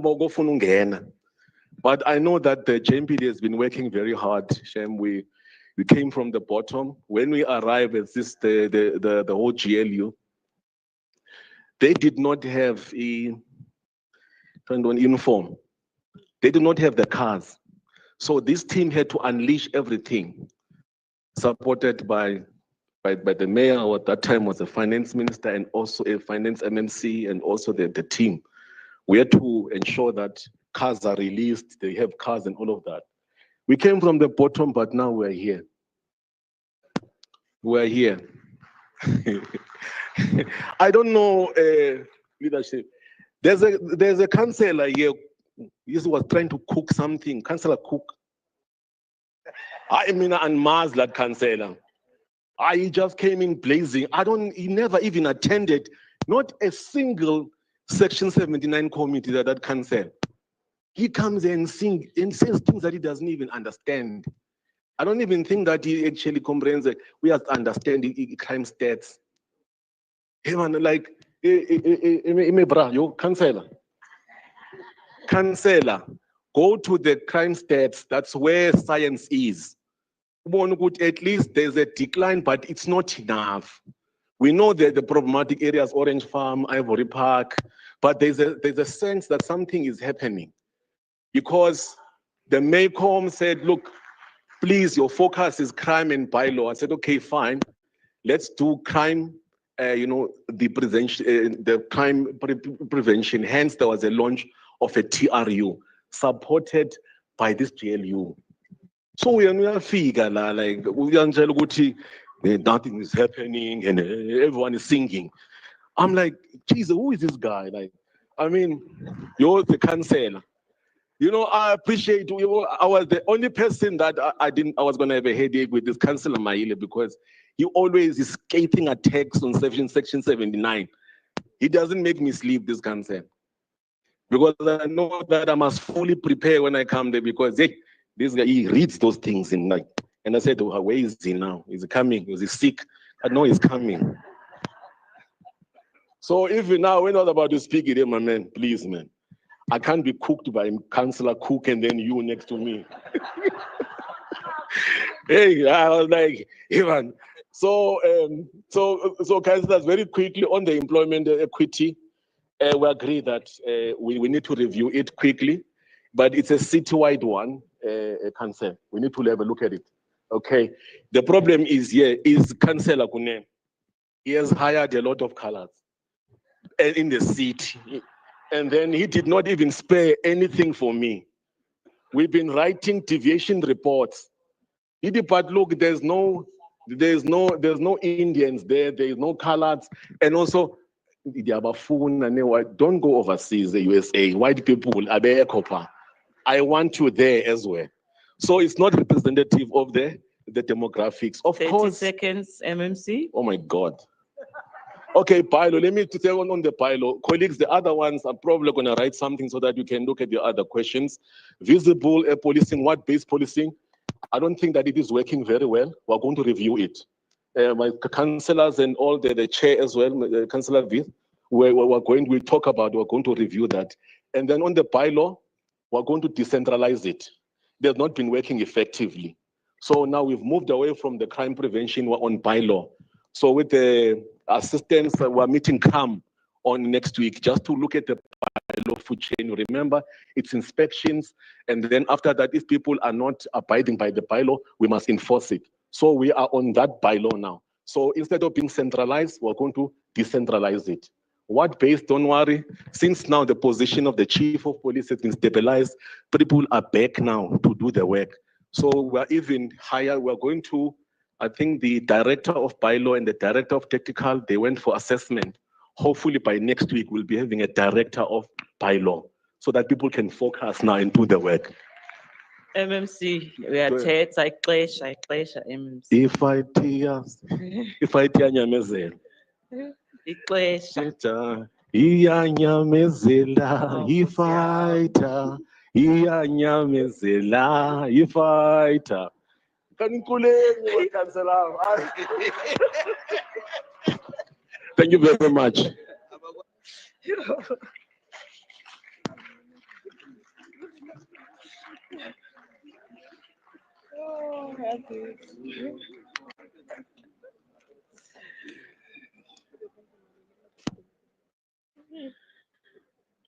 Hey, MMC truck. Member in charge, Councillor Whistler. Thank you, Speaker. I'd just like to highlight a few things so that we make sure that we're all on the same page. The Section 79 committee resolved that JMPD will now give us very detailed reports on bylaw enforcement and crime preventions, and it'll be whittled down to each ward so that we can actually determine from the committee's point of view exactly what crimes are being committed in each ward and whether they're being addressed correctly. And if not, then the committee can assist JMPD in getting the right information to be able to deal with those issues. We also resolved as a committee that JMPD needs to go back to the basics. As the MMC was mentioning, that the problem is that the bylaw enforcement was all in one department, and that we need to take all of that back to ward-based level and back to the ground so that we can deal with these issues of crime as well as bylaw enforcement can be done there, right there and then. And we need and we were saying that the officers need to adopt a mindset that this is not my job. It's a different division's job. We must adopt a mindset that is no longer. That if you see something, you deal with something, and then you call for backup to be able to assist you.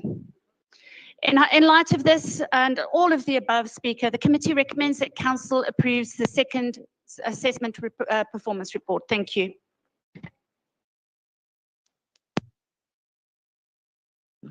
Thank you, Member in charge, Councillor Whistler. The recommendations are on pages 23.21 and 24.4. Are the items agreed to? Thank you, councillors. Councillors, we're now on item 25, and that's your performance assessment reports for the Transport Department for the 2024-25 financial year for the period October to December 2024. Read together with item 26, which is the performance assessment report for the Johannesburg Roads Agency for the 2024-25 financial year for the period October to December 2024. And also read with item 27, and that's the performance assessment report for the Johannesburg Metropolitan Bus Services for the 2024-25 financial year for the period October to December 2024.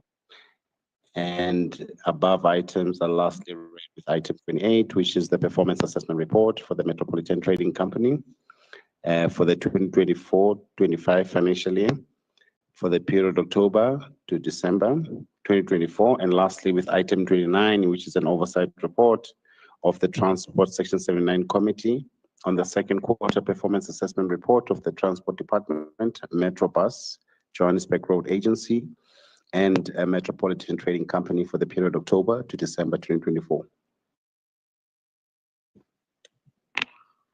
Member in charge, Councillor Ndlela.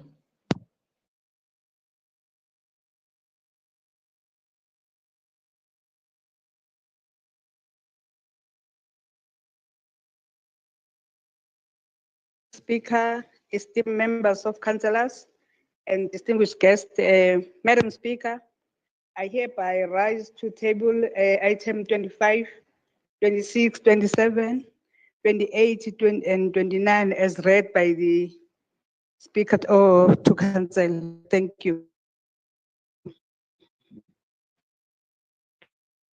You member in charge, D. Councillor Christian.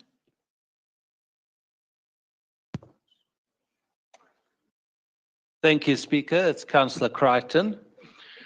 Good afternoon, Madam Speaker. All protocol observed. I hereby rise to speak on item 25, which pertains to the Transport Department's performance in the last quarter. The Democratic Alliance notes this report with some concern. One of the issues is that we are particularly concerned about the fact that the Rea Vaya fell short of its passenger number targets by over 20,000. This is mainly due to delays with the launching of Phase 1C.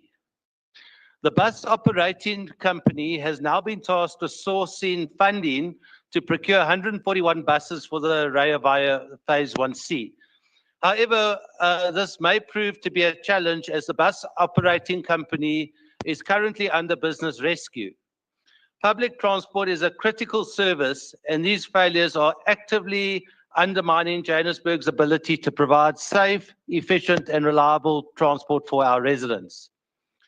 The procurement of 68 Metro buses for reconfiguration and branding to be utilized for the Rea Vaya 1C is in place, but the branding and reconfiguration of the buses has not yet begun.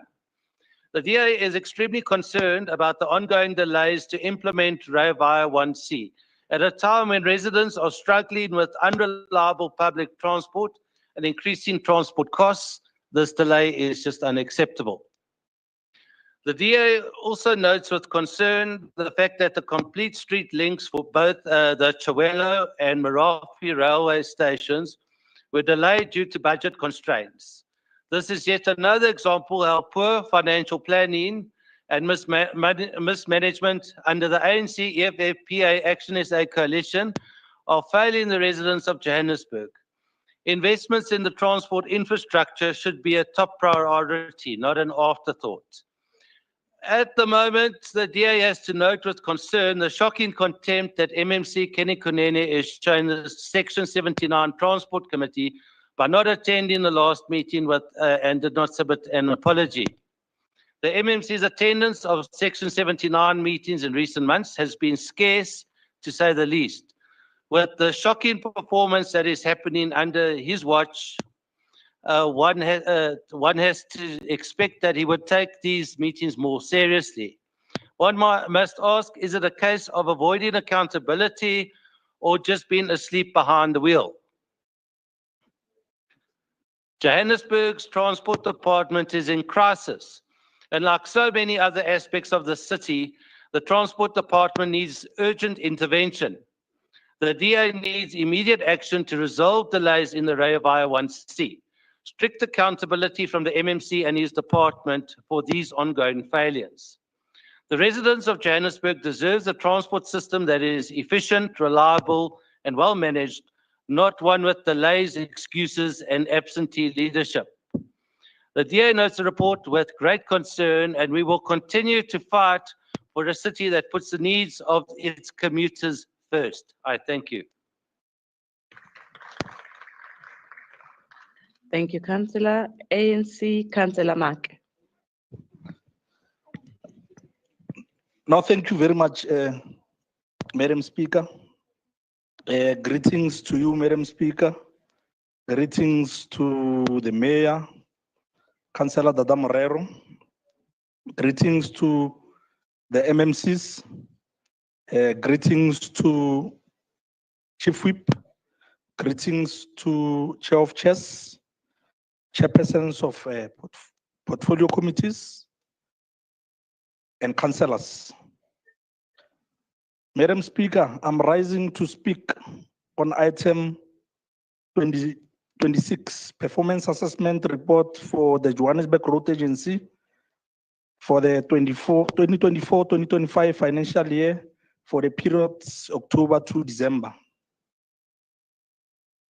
Madam Speaker, as we are noting this report,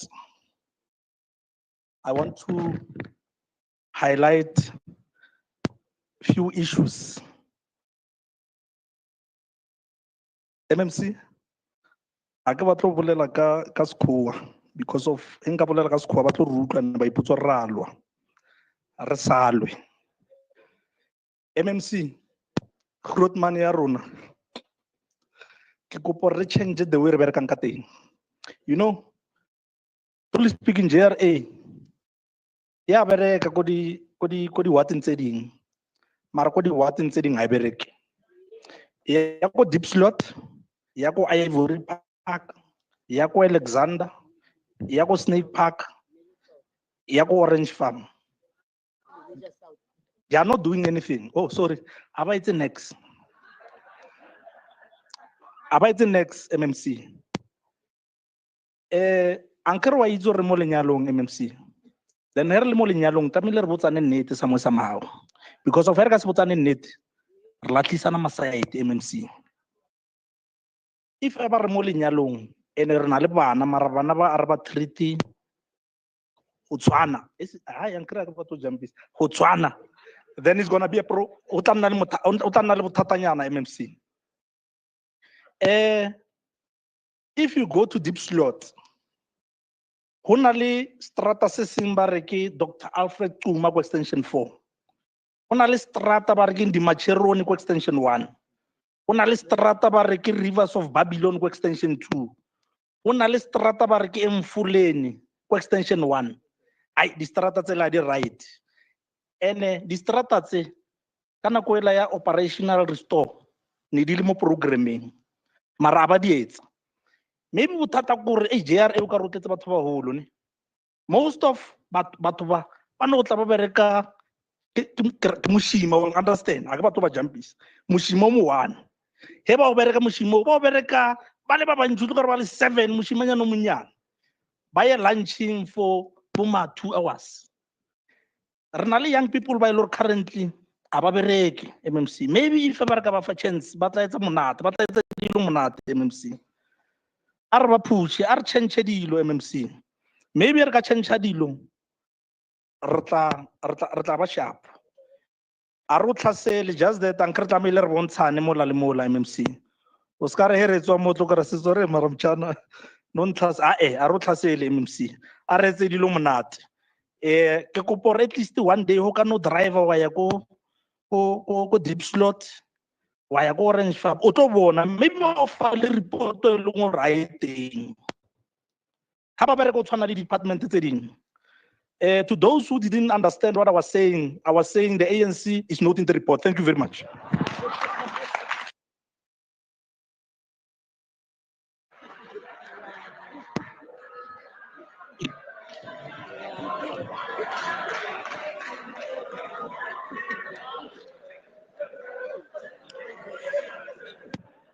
Thank you, Councillor Make. UTM, Councillor Zikebe.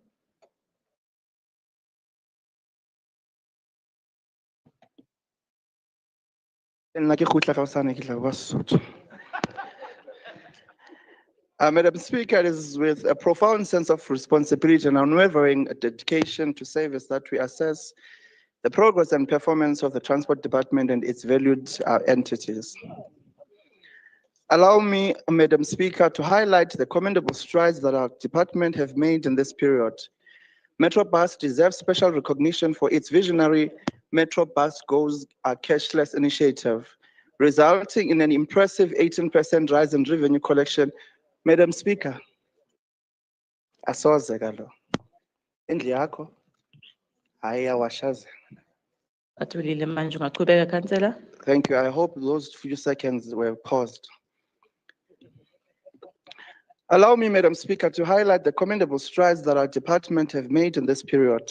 Metro Bus deserves a special recognition for its visionary Metro Bus Goes Cashless initiative, resulting in an impressive 18% rise in revenue collection, totaling 17.7 million.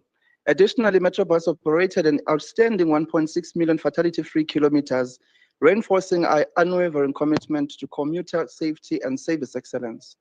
The successful implementation of the automated fare collection system for Rea Vaya, Phase 1A and 1B by the Transport Department has significantly improved operational efficiencies and enhanced commuter satisfaction. With 40 stations and 149 buses now equipped with modern fare collection validators, the achievement reaffirms our position as a forward-thinking metropolitan hub. In the same breath, the Metropolitan Trading Company has notably exceeded its revenue targets by over 200%, reflecting proactive financial management despite fiscal constraints. Their impressive financial performance, achieving total revenue of 173.7 million for the quarter, serves as a testament to our collective vision of sustained financial sustainability and robust governance. While we celebrate these meaningful achievements, Speaker, we must with maturity and responsibility address areas requiring immediate attention and deliberate action, not merely opposing for the sake of being in an opposition. The observed delays in capital expenditure within the Transport Department, with 0% spent of the allocated 562.5 million, indicate the agency for prompt improvement. Such delays, if unresolved, have significant implications for our infrastructure development goals and require our focused interventions. Operational efficiency at Metro Bus, currently experiencing fleet availability at only 49% of the required capacity, impacts service reliability. Likewise, the Johannesburg Roads Agency, having achieved only 53% of its planned key performance indicators, faces distinct but solvable challenges, including delays from contractual and community engagement issues. These challenges remind us of the importance of continuous dialogue and proactive stakeholder engagement. To this end, we must strategically advance with immediate but thoughtful corrective measures. We need to prioritize and expedite capital expenditure processes, ensuring allocated funds promptly translate into tangible infrastructure projects that benefit our citizens. Enhanced oversight capabilities, particularly regarding fleet management at Metro Bus, to improve operational reliability progressively. Strengthen financial management systems, ensuring timely supplier payments, thus improving cash flow management and operational confidence across all entities. Intensify inclusive stakeholder and community engagement, ensuring developmental projects proceed collaboratively and effectively with all involved parties. In closing, Madam Speaker, esteemed colleagues, while acknowledging these challenges, let us remain united and unwavering in our commitment. Our collective resolve to nurture a responsive, accountable, and efficient government shall guide us through these complexities toward achieving the aspirations of a vibrant, innovative, and inclusive city of Johannesburg. The GLU rises to meet every challenge, seizing this opportunity to reaffirm our dedication to serving the people with integrity, with foresight, and unwavering commitment. I'm left with 5 seconds. Thank you, Speaker. Thank you, Councillor Zigebe. DA, Councillor Krish. I see the time is split between 3 speakers. You have 3 minutes. Thank you. I rise on item 26. Madam Speaker, all protocol observed.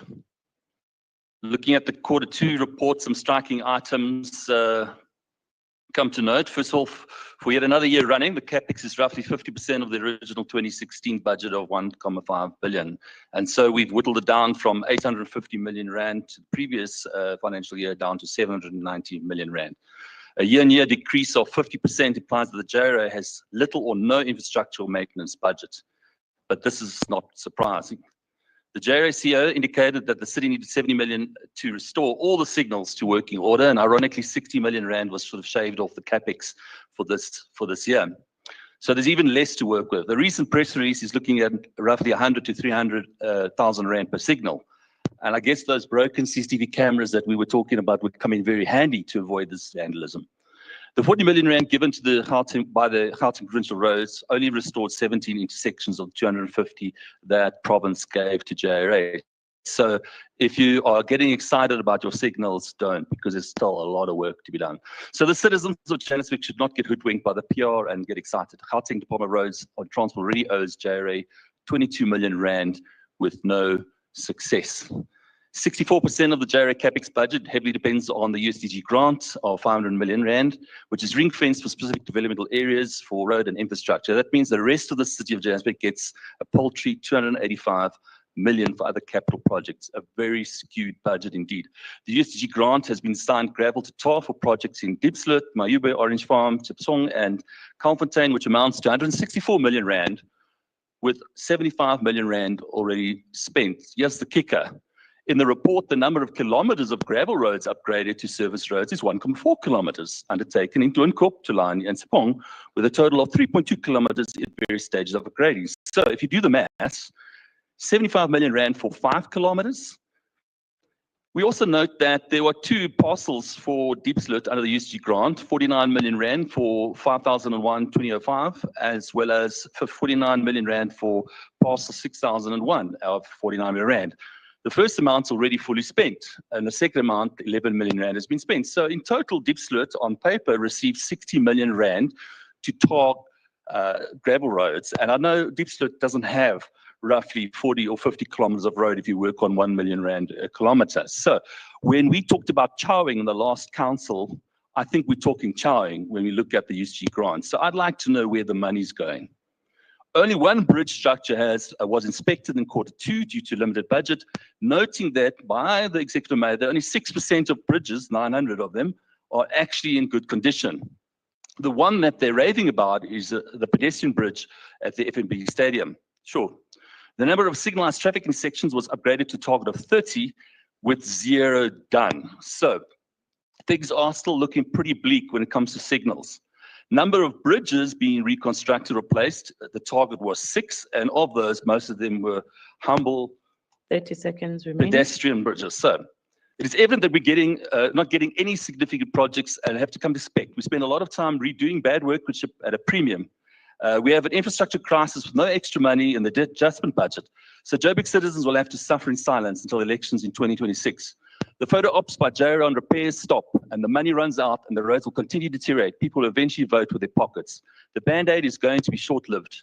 The citizens have had enough of being taken for a ride. We ask the residents send MSC Kunina a signal.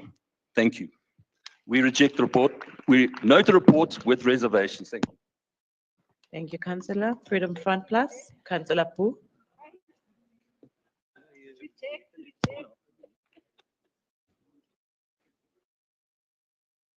Thank you, Madam Speaker.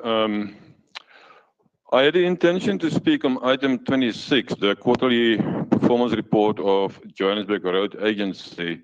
But through you, the MMC for Public Safety scared me off because I'm not on that committee.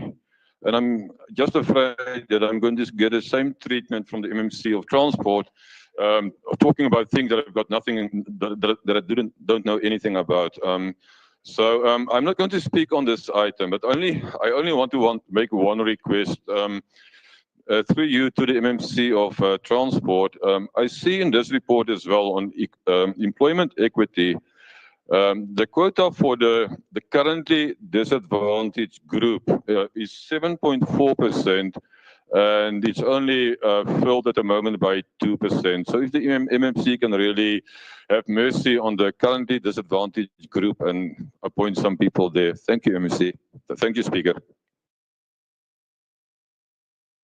Thank you, Councillor Pooh. Action SA, Councillor Mokoka.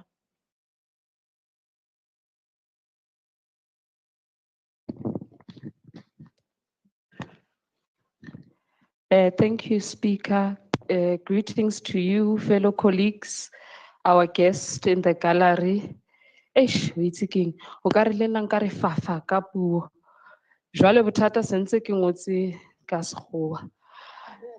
Speaker, I rise to speak on item 25 to 29. Let me note all the reports and just highlight concerns on the JRA.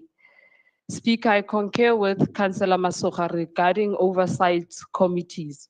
As committees, we haven't realized the full potential of effective oversight As a result, we suffer the consequences of resources being poorly managed, leading to inefficiencies in service delivery. Speaker, the JRA is on the verge of collapsing.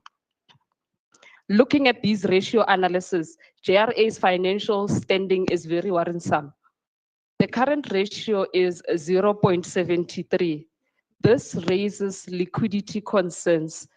JRA has less than R1 to cover each R1 of their short-term debt, indicating potential struggle with immediate payment systems.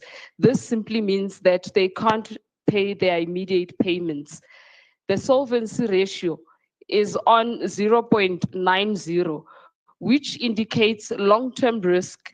Their assets don't fully cover their liabilities, rising doubts about long-term financial stability.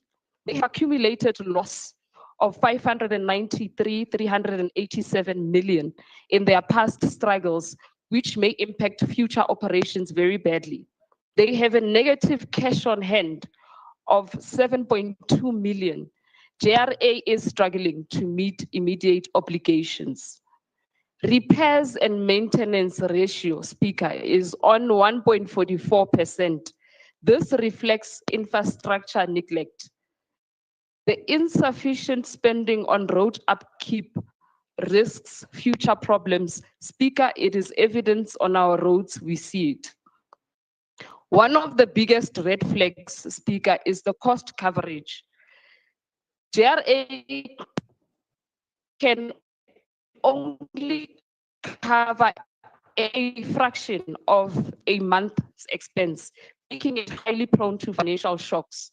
Before we are all shocked, Speaker, I will urge the JRA to improve on their KPIs by implementing various systems for monitoring and addressing underperforming KPIs. Conduct thorough investigations into reasons for the KPI failures. Implement stricter cost control measures to reduce operating losses. Prioritize service delivery issues. Strengthen community relations to prevent project disruption.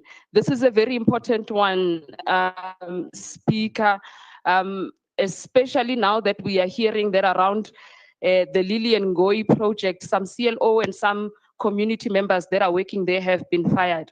We'd like to urge the MSC to really pay attention to this issue and ensure that it gets resolved in the best interest of our residents, that it doesn't come out of control, that we find this project being halted again. Improve contractor selection and monitoring process. This has also been a major problem, Speaker. We've seen with the terminations of contractors while they're in the middle of projects. So we would really like for them to improve these processes. And we would like JRA to investigate and address the root causes of irregular expenditure and wasteful expenditure reduction. They must implement measures to reduce fruitless and wasteful expenditure. And they can start by looking into the low-hanging fruit, such as negotiate their bank charges of these high numbers that we see in these reports. This is just a simple thing that you enter into a bank and you have a conversation, you negotiate around bank charges. In conclusion, Speaker, the ratios paint a concerning picture of JRA's financial situation. Addressing the liquidity, the solvency, and the infrastructure maintenance issue is crucial for ensuring that JRA's ability to deliver its mandate within Joburg. Thank you.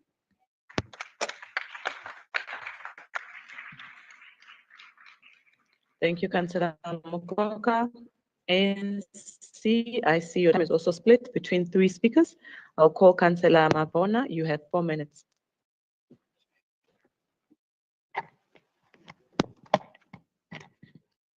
Thank you, Speaker. I greet you. Greetings to the EM, Councillor Dada Morero. Greetings to Chief Whip of Council, Councillor Zungu, Chair of Chairs, Councillor Adolf Marema, all MMCs of GLU, and all councillors of the City of Johannesburg, not forgetting the residents of the City of Johannesburg. Madam Speaker, I rise to speak on the performance assessment report for the Johannesburg Metropolitan Bus Service for the period of October to December 2024, the second quarter. Madam Speaker, as we commemorate Human Rights Month, we appreciate that the City of Johannesburg is continuing to strive for the right to access and reliable transport system. Madam Speaker, the period under review Metrobus recorded a decline in comparison to the same period in the past financial year.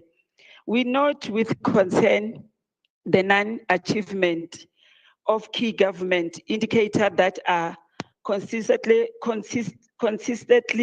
not achieved, including internal audit for finding, an internal audit and the management of risk remain. Madam Speaker, we are looking for continued improvement on the entity performance and service offering and proper stewardship in pursuit of the outcomes of financial sustainability, operational efficiency, industrial harmony, and eco-mobility. Speaker, as ANC, we note the report with concern. Thank you.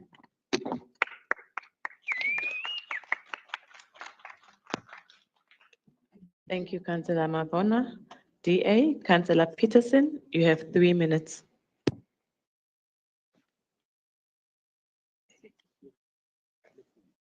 Councillor Mavona, please switch off your mic. Thank you, ma'am. I rise to speak on item 28, which deals with the MTC. Firstly, I just want to say that we as the DA believe that MTC is incorrectly placed at Transport Department and should really go back to the Economic Development Department. So the second quarter of 2024-25 saw MTC report a deficit before taxation of 92.6 million. However, total revenue, including subsidies from the City of Johannesburg, increased by 12% compared to the previous period, reaching 173.7 million. This growth was attributed to MTC's execution of higher value projects for COJ and its municipal entities. MTC's revenue streams consist of a 56.3 million subsidy and 117.4 million from service sales. The company's net interest income was zero due to a negative cash balance of 697 million held with the Treasury. The main cost drivers were interest payments on the shareholder loan and other operational expense related to project delivery. The company achieved its cash collection target, boasting a 431% collection rate against an 80% target, and generated 105 million in revenue. MTC also met its target of paying 88% of invoices within the stipulated timeframe. MTC's financial challenges included a negative cash balance with the Treasury attributed to difficulties in collecting debts from other COJ entities. This has led to delayed payments to suppliers and threats of service disruptions. MTC's solvency ratio stood at 0.84%, 0.84 below the desired 2% due to an increasing long-term shareholder loan and depreciating assets. The entity was allocated a capital expenditure budget of 3 million for the financial year, none of which had been spent by the end of the second quarter. Now, MTC management have been complaining that they have old and aging infrastructure, yet presented with the 3 million, they have not done anything. MTC received an unqualified audit opinion despite some findings marking an improvement from previous years.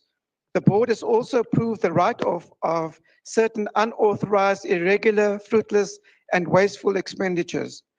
Looking ahead, MTC anticipates continued challenges in revenue collection from internal debtors. The company also faces risks related to slow digital transformation, cybersecurity vulnerabilities, and fraud and corruption. MTC 30 has seconds remaining. they have implemented risk mitigating strategies, but effectiveness has been limited. To remedy this, we say that they must improve their revenue collection. They must improve their risk management, must improve on filling vacancies at HR, crucial appointments. They must improve efficiency in financial processes, and they must also require more from the board members in their input. The DA notes this report with concern. Thank you. Thank you, Councillor Peterson. EFF, Councillor Kuman.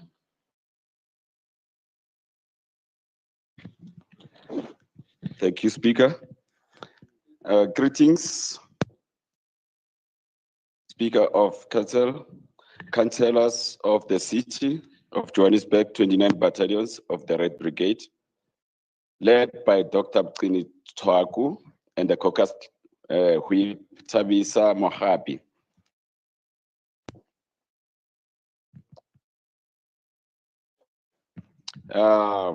Not forgetting the residents of the city, observing these proceedings from various platforms, including our distinguished guests in the gallery. I rise on item 25, 26, 27, 28, and item 29.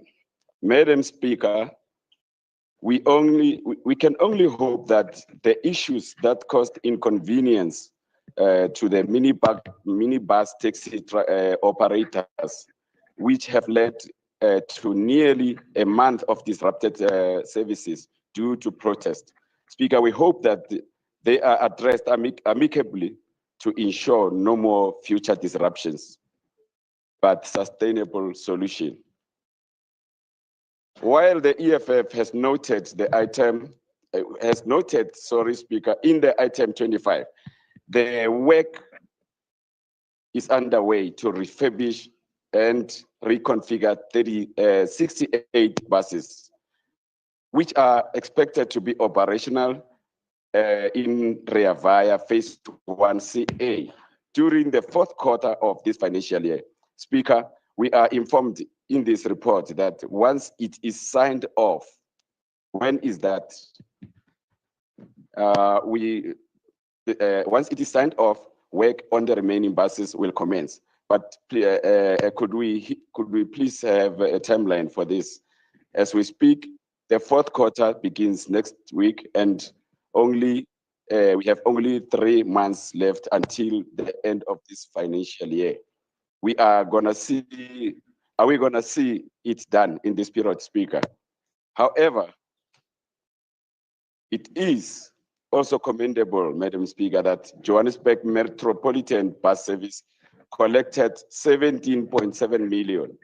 That is 18% increase as compared to the revenue collected in the same period last financial year. During the same period under review, Speaker, the actual number of 113 SMMEs were employed, exceeding the targeted number of 70 by 43 SMMEs, meaning more jobs for residents of the city. As EFF, we say, job creation is plausible. The EFF, Madam Speaker, notes the report. I thank you.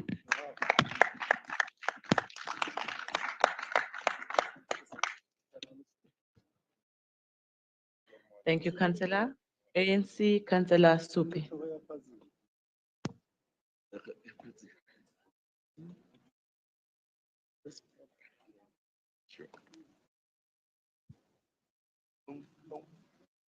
Councillor Komane, please switch off your mic.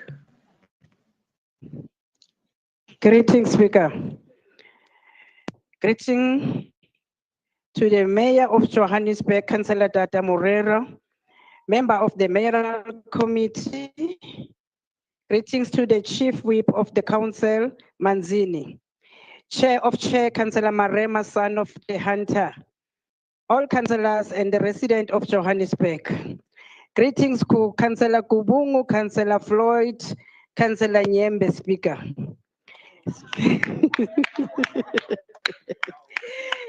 Speaker, let's appreciate that as the city of Johannesburg, we are adhering to the United Nations principles of recognizing the importance of realizing internet access as a basic human right. Speaker, the right to the broadband of freedom to connect states that all people must be able to access the internet in order to exercise and perform their duties. We are privileged in the city of Johannesburg to have MTC that takes care for the enablement of smart city program, network service, and etc. We note the performance assessment